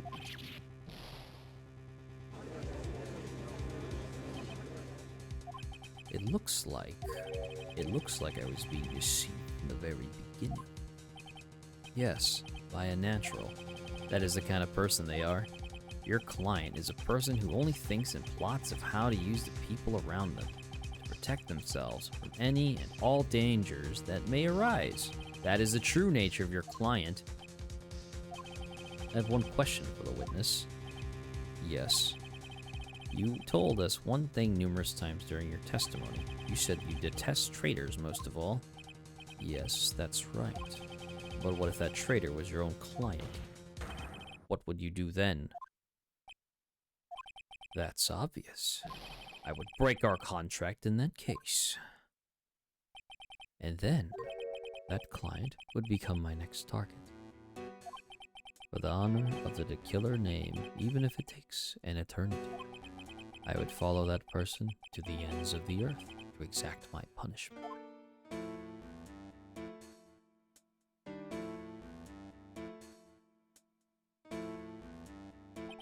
I see. That's all I wanted to know. So the traitor becomes the killer's next target. I get it.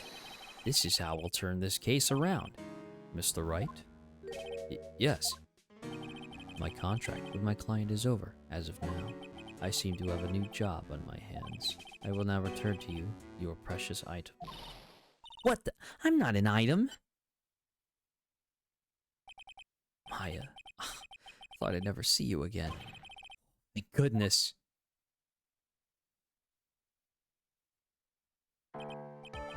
This trial appears to have come to its conclusion.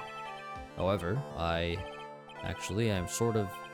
don't quite know what just happened there with the client and the witness and... Oh. It's fun. Karma, where did that? She always has you in her sights. Now, I do believe it's time to finally hand down a verdict.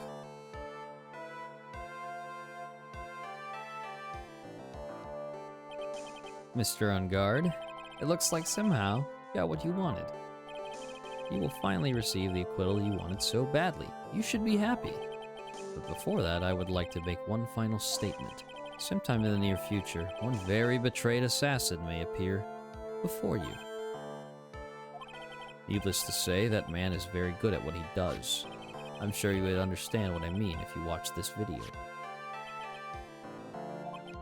Help me. Now then, Your Honor, the verdict, if you please. Is this all right with you, Mr. Wright? We have finally reached the end of a very long battle. Whether he's convicted or acquitted, there is no escape for him now. Go on, Phoenix. Plead whichever way your heart fails you. Right, Chief. Matt Ungard. Even though I am a lawyer, I cannot make your crime disappear. I think a guilty verdict is appropriate here. Me? My wonderful self? Guilty? Even if you got an acquittal, the instant you set foot outside the detention center, your life would be in danger. No matter which way you look at it. You can't run away from your crime anymore. Oh, shit.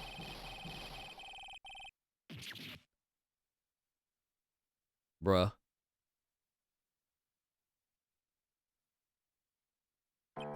As always, it looks like we have uncovered the real truth. We?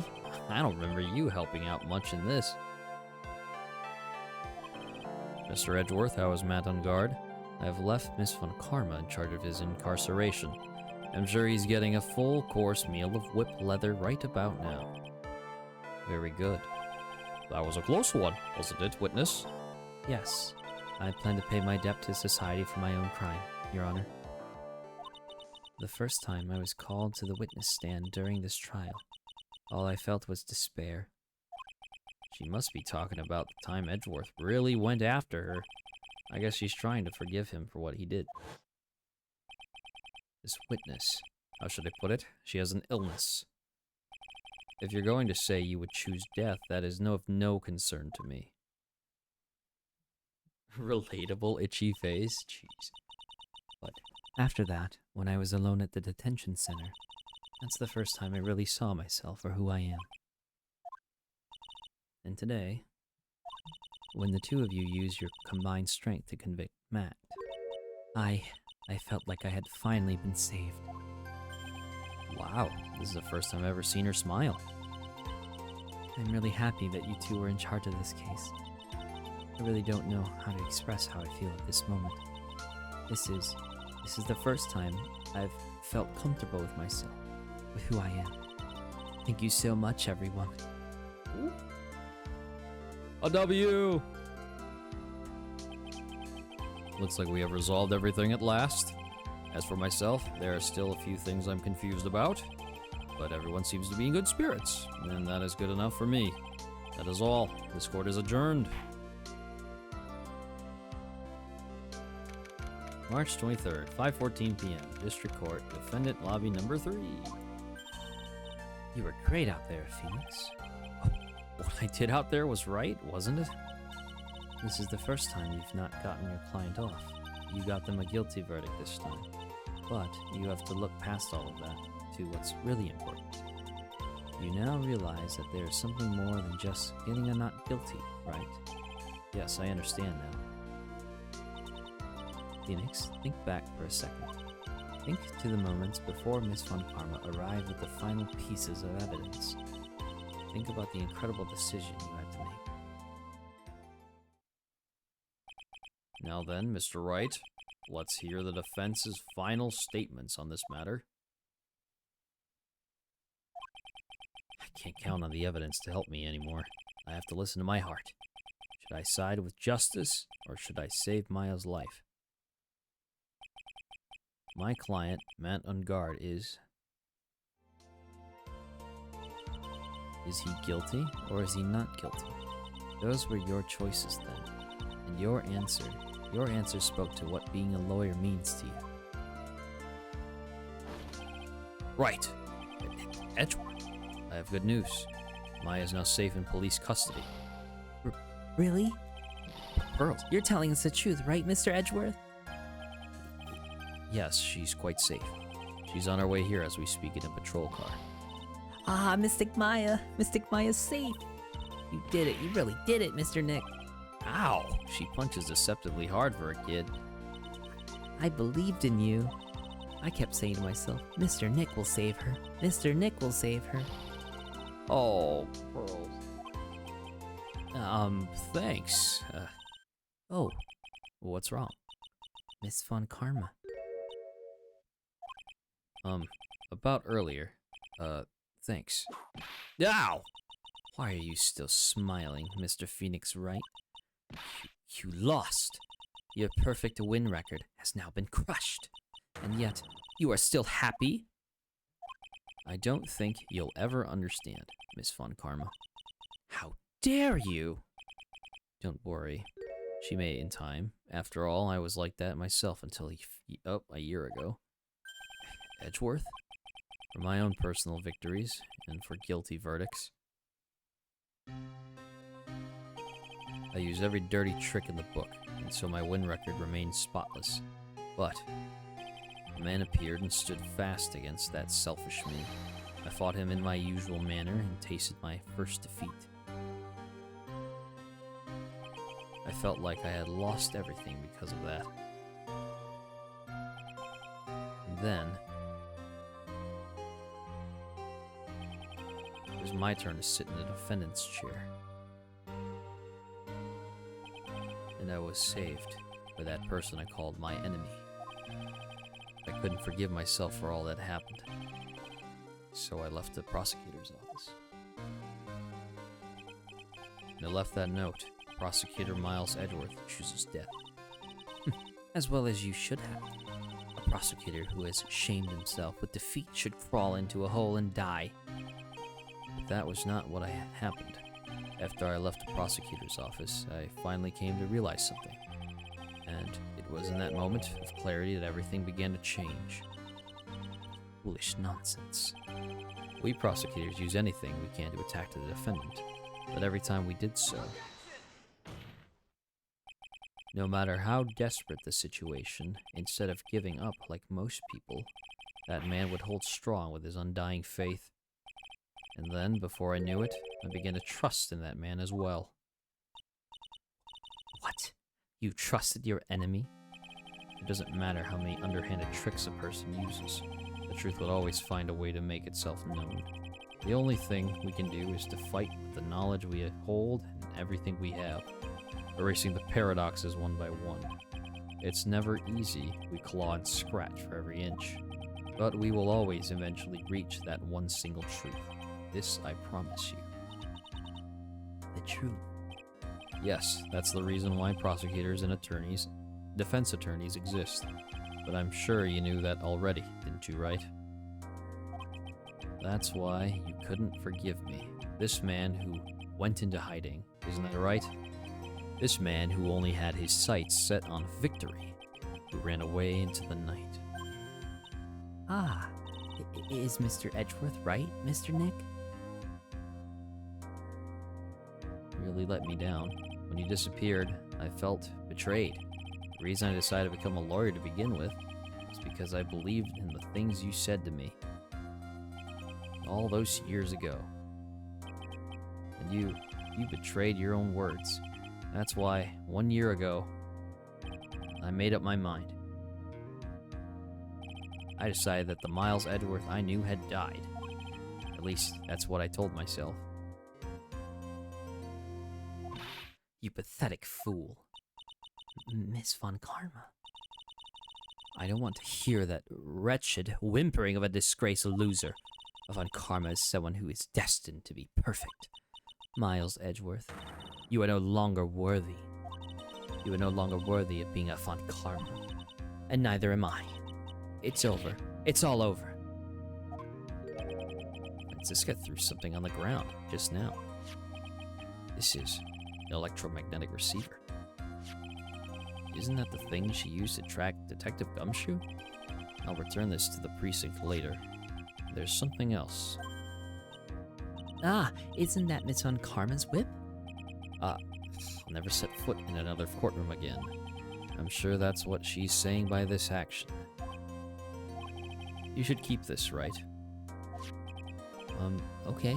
Okay, Nick! Oh! It's Maya! Maya! Mystic Maya! Mystic Maya! Oh boy. She probably asking for some burgers by now. Oh, Nick, I knew you would come through. You got on guard and convicted, like I knew you would. And on top of that, you even rescued me. Well, of course I did. You know I would never desert you. But we sure pressed our luck this trial. You're really lucky to be standing here. Whatever. Look, it's over, okay? Besides, if I did croak, I would just come back and haunt you like a bad ghost through Pearly. Is it really that easy to do something like that? Thanks a lot, Nick. Don't mention it. Maya. Oh, Mr. Edgeworth. I'm relieved you're alright. Hey, it looks like you've made some real progress, Mr. Edgeworth. Well, I suppose I'm a little different from who I was a year ago. Oh. All right. I think it's time we got out of this depressing place. Huh? Where are we going? Food, Nick. Food, grub, chow. I'm starved. So hungry even you look like a nice juicy burger on a bun to me, Nick. You think I look like a burger? I'm a prime rib at least.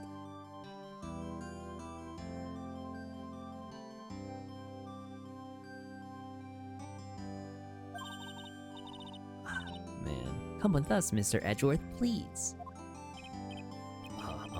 If you assist. Alright, so how about we hit up our usual burger joint? Don't be silly, Nick. Huh? This case messed up that awesome evening and got in the way of my gourmet food. So I've decided that we have to make it up by having another feast. Another feast? Come on, Nick. Food!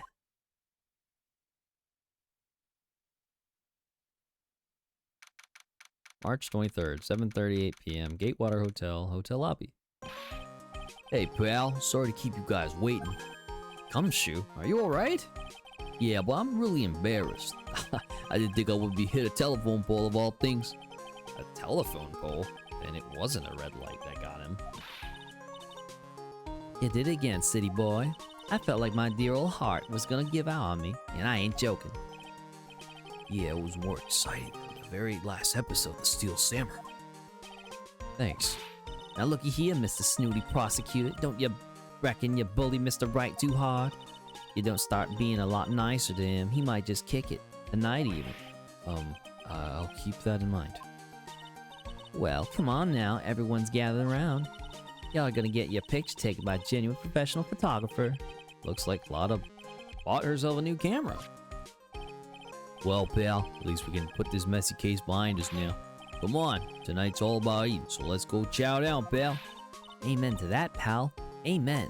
Jeez. You know, when you think about it, you were the one who saved the day, Detective. Huh? Me? You really think so? He's right. If it wasn't for the 3 items you took, I think this trial would have had a very different ending. Ah, well, you know, it's Huh? Wait, that's odd. When I ran off with the things from the killer's hideout, I was sure I took 4 things in total, sir. What? 4? Yeah, I'm sure I put one of the items in my coat pocket. There was a 4th item? Oh, come on, y'all, it's over. But who, boy, I tell you, you really are something else. Between getting accused of murder and getting kidnapped, never a dull moment with you, huh? You think? Why does she look so happy about that? But being shut away for 2 whole days. Weren't you scared? Yeah, it was really scary. I felt so hopeless. So to keep my mind off of things, I drew a picture. Sounds like you had it rough, gal. So where's this picture of yours? Yeah, I want to see it. I want to see Mystic Maya's picture. You know, I don't know where it went. Oh, that's too bad. Well, it's alright. It wasn't anything important anyway. Sure is nice to finally see them both smiling again.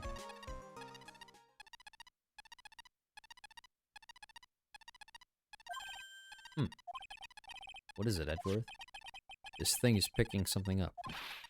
Ah, that's Miss Von Karma's receiver. Ugh, thanks to her, I had the most awful experience of my life, sir. Can't believe she stuck a tracking device on me. That's odd, even though you're standing right here. The tracking device seems to be in a different location. Oh, it's probably busted or something, sir. Well, it doesn't matter. I'm afraid it's about time for me to excuse myself. I still have some work to do. Huh? But Mr. Edgeworth, you haven't even eaten anything yet.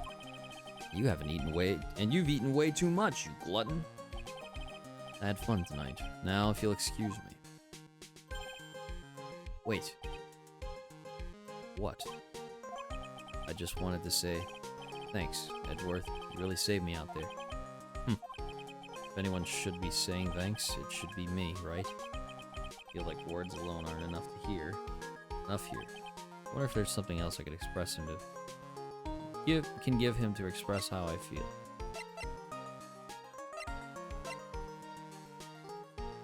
The whip?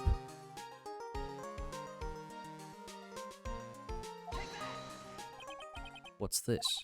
Thank you. It's all thanks to you two. You and her. You don't need to thank me. I was only doing my job. It looks like Mr. Edgeworth has left, Mr. Nick. Yo, the DualSense battery. Hold up, I got charged. Hey, Mystic Maya? Yes, Pearly? I guess you two can go back to being lovey-dovey, right? You and Mr. Nick, I mean. Pearly, would you cut it out already? You're embarrassing me. Anyway, so who's paying for this lovely dinner? As if you need to ask. Everyone say thank you to Miss... No, I almost said Mr. Nick. It's not Pearls. Thank you to Nick. Huh? Yeah, I'm kinda at the point where I can't even buy instant noodles, pal. So, I kinda already put your name on the bill. Huh? Huh? Yeah, I got me a situation just like that myself. There's this camera shop in this hotel, you see. I just bought myself this good old beauty here. It better be anyhow for $3,000. Huh? Actually, I reckon you bought it for me since it's on your tab and all. Huh? Isn't this great, Mr. Nick? Yeah, Nick. Why do I suddenly feel like screaming? Aw, you don't need to hold back now, you hear? Yeah, pal, time to let it all out. This is going to be the first time I hear the real you. Go on, it's been a while since I heard you say it. I've been busy being a hostage and all. Alright then, if you say so.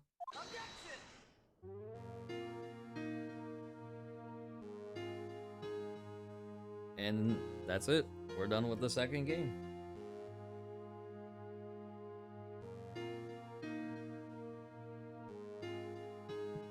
I'll let the things go. I'm gonna hide that letter, but I need... Third game, let's get... No! I don't think I have the energy to voice act the third game for the time being.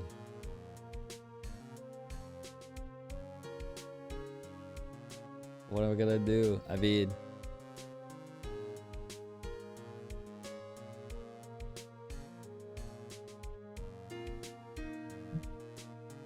Ugh, jeez.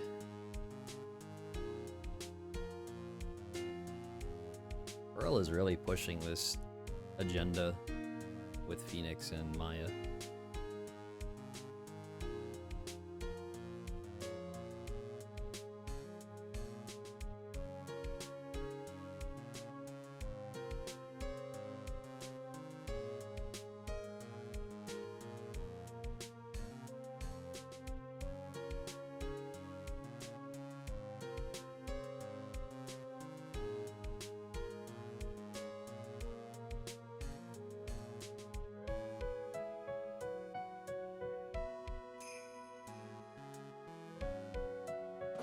Oh.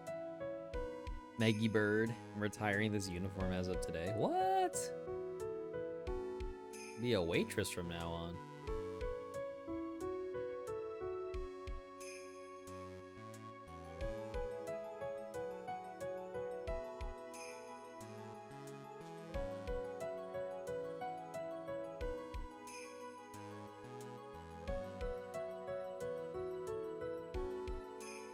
Not Director Hottie, quote unquote.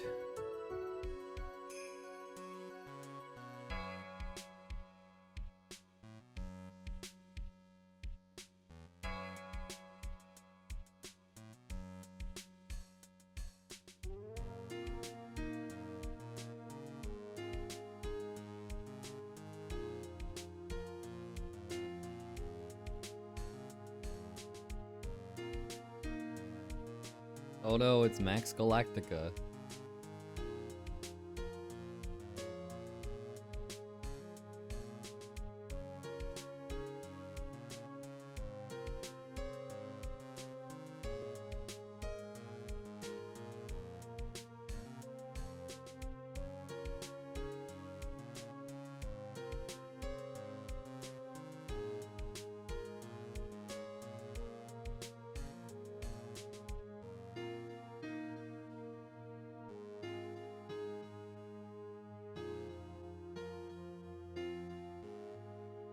Oh, curls represent. Oh no.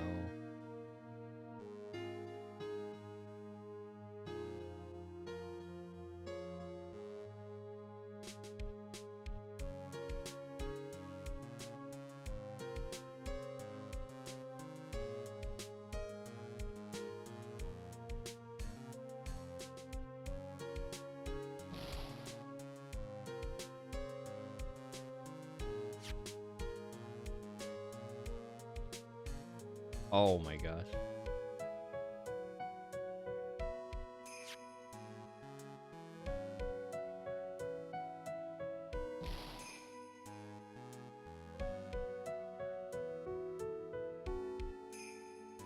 Oh lord, she just mouthing off.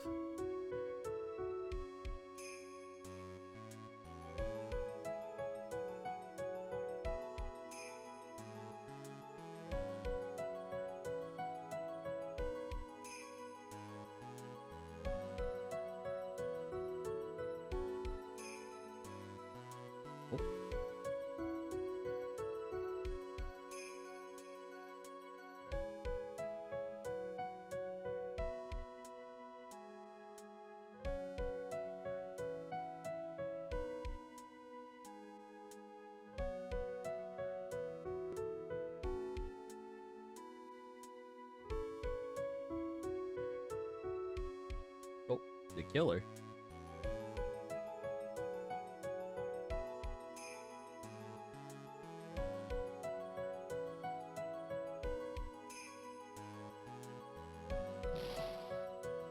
The homepage? Jeez.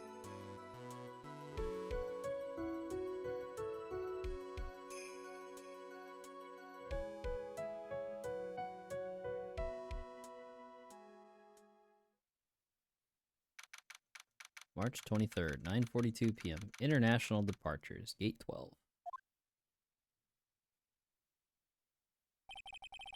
Where are you going, Franziska? How did you know I was here? With this. That's... I heard you were planting things on a certain person. Things like tracking devices in his coat, for example. That's just like you. I only planted it there because he was always wearing it. This filthy drab coat of his. I don't know how it ended up in my luggage, but it's going in the trash, I promise you that. Oh, that's right. Speaking of that man, he told me something very interesting. When I ran off with the things from the killer's hideout, I was sure I took 4 things in total, sir. 4 things? It seems he put the last one in his coat pocket. He put it in here. It doesn't matter anymore. The case is already over. What are you going to do now? That's none of your business. Are you running away? Shut up. You don't understand a thing. You can't possibly understand what it means to be Manfred von Karma's daughter. Franziska. So many expectations from everyone around me. Expectations I must fulfill. I'm expected to win no matter what.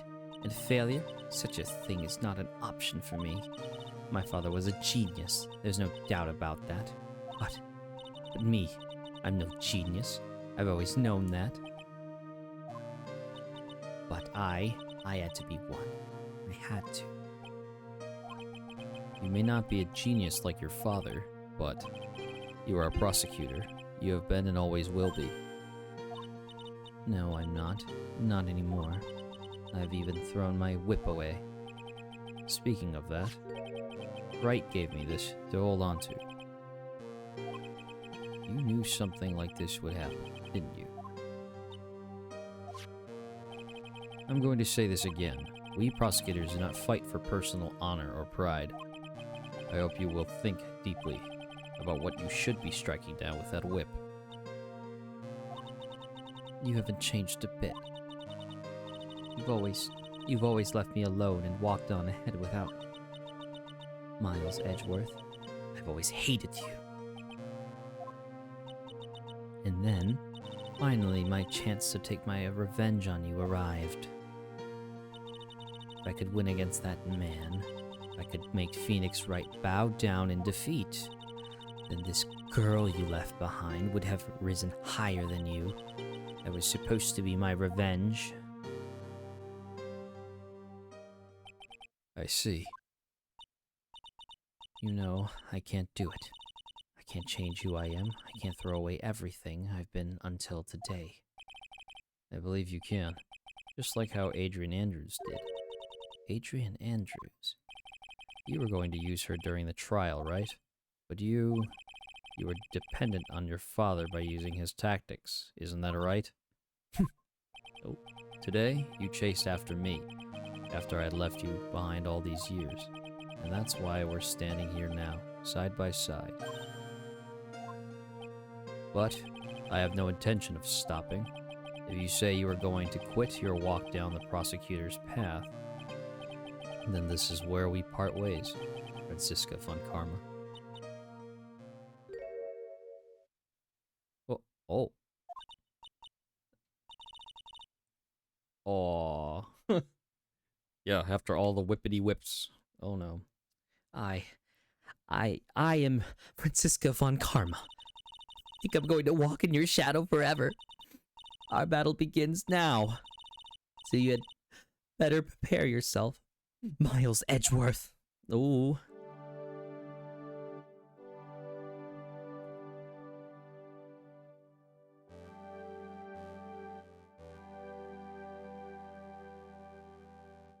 Phoenix Wright.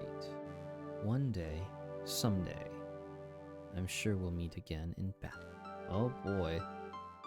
Until then, this last piece of evidence that never made it to you, I'll take good care of this fourth piece, so I can give it to you when at last we meet again. Sure.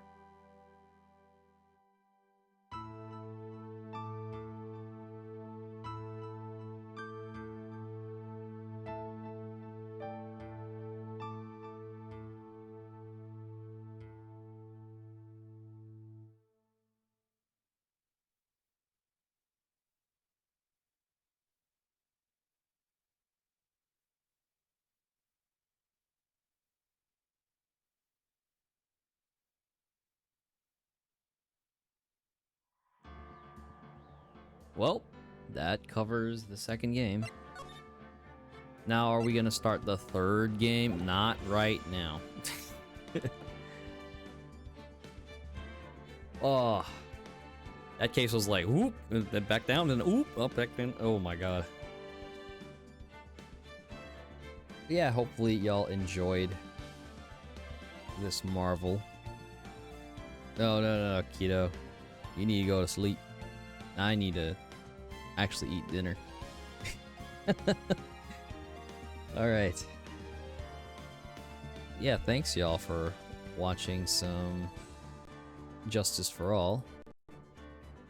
Good night, nerd. Ha ha ha. Thank you, Keto, for being here. Thanks, Jay. Thank you, Astro Dude. Thanks, Bodos. Thanks, Genova Moon. Thanks, Matt. Thanks, Primus.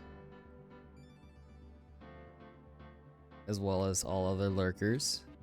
If y'all haven't put in your points today, there is a T-Rex Burger Challenge that, or the Wendy's T-Rex Burger Challenge that I'm doing, so you're more than welcome to put points into that. It's a community challenge, we're at 35%. For last, I'm gonna go raid out, and, just chill for the rest of the night. I don't know if there will be a stream tomorrow. Probably not, but likely on Tuesday. We'll see a whole bunch there. Gonna raid out to Coolix. Make sure y'all eat something, drink something, get some rest. I for sure need some rest. Need to chill.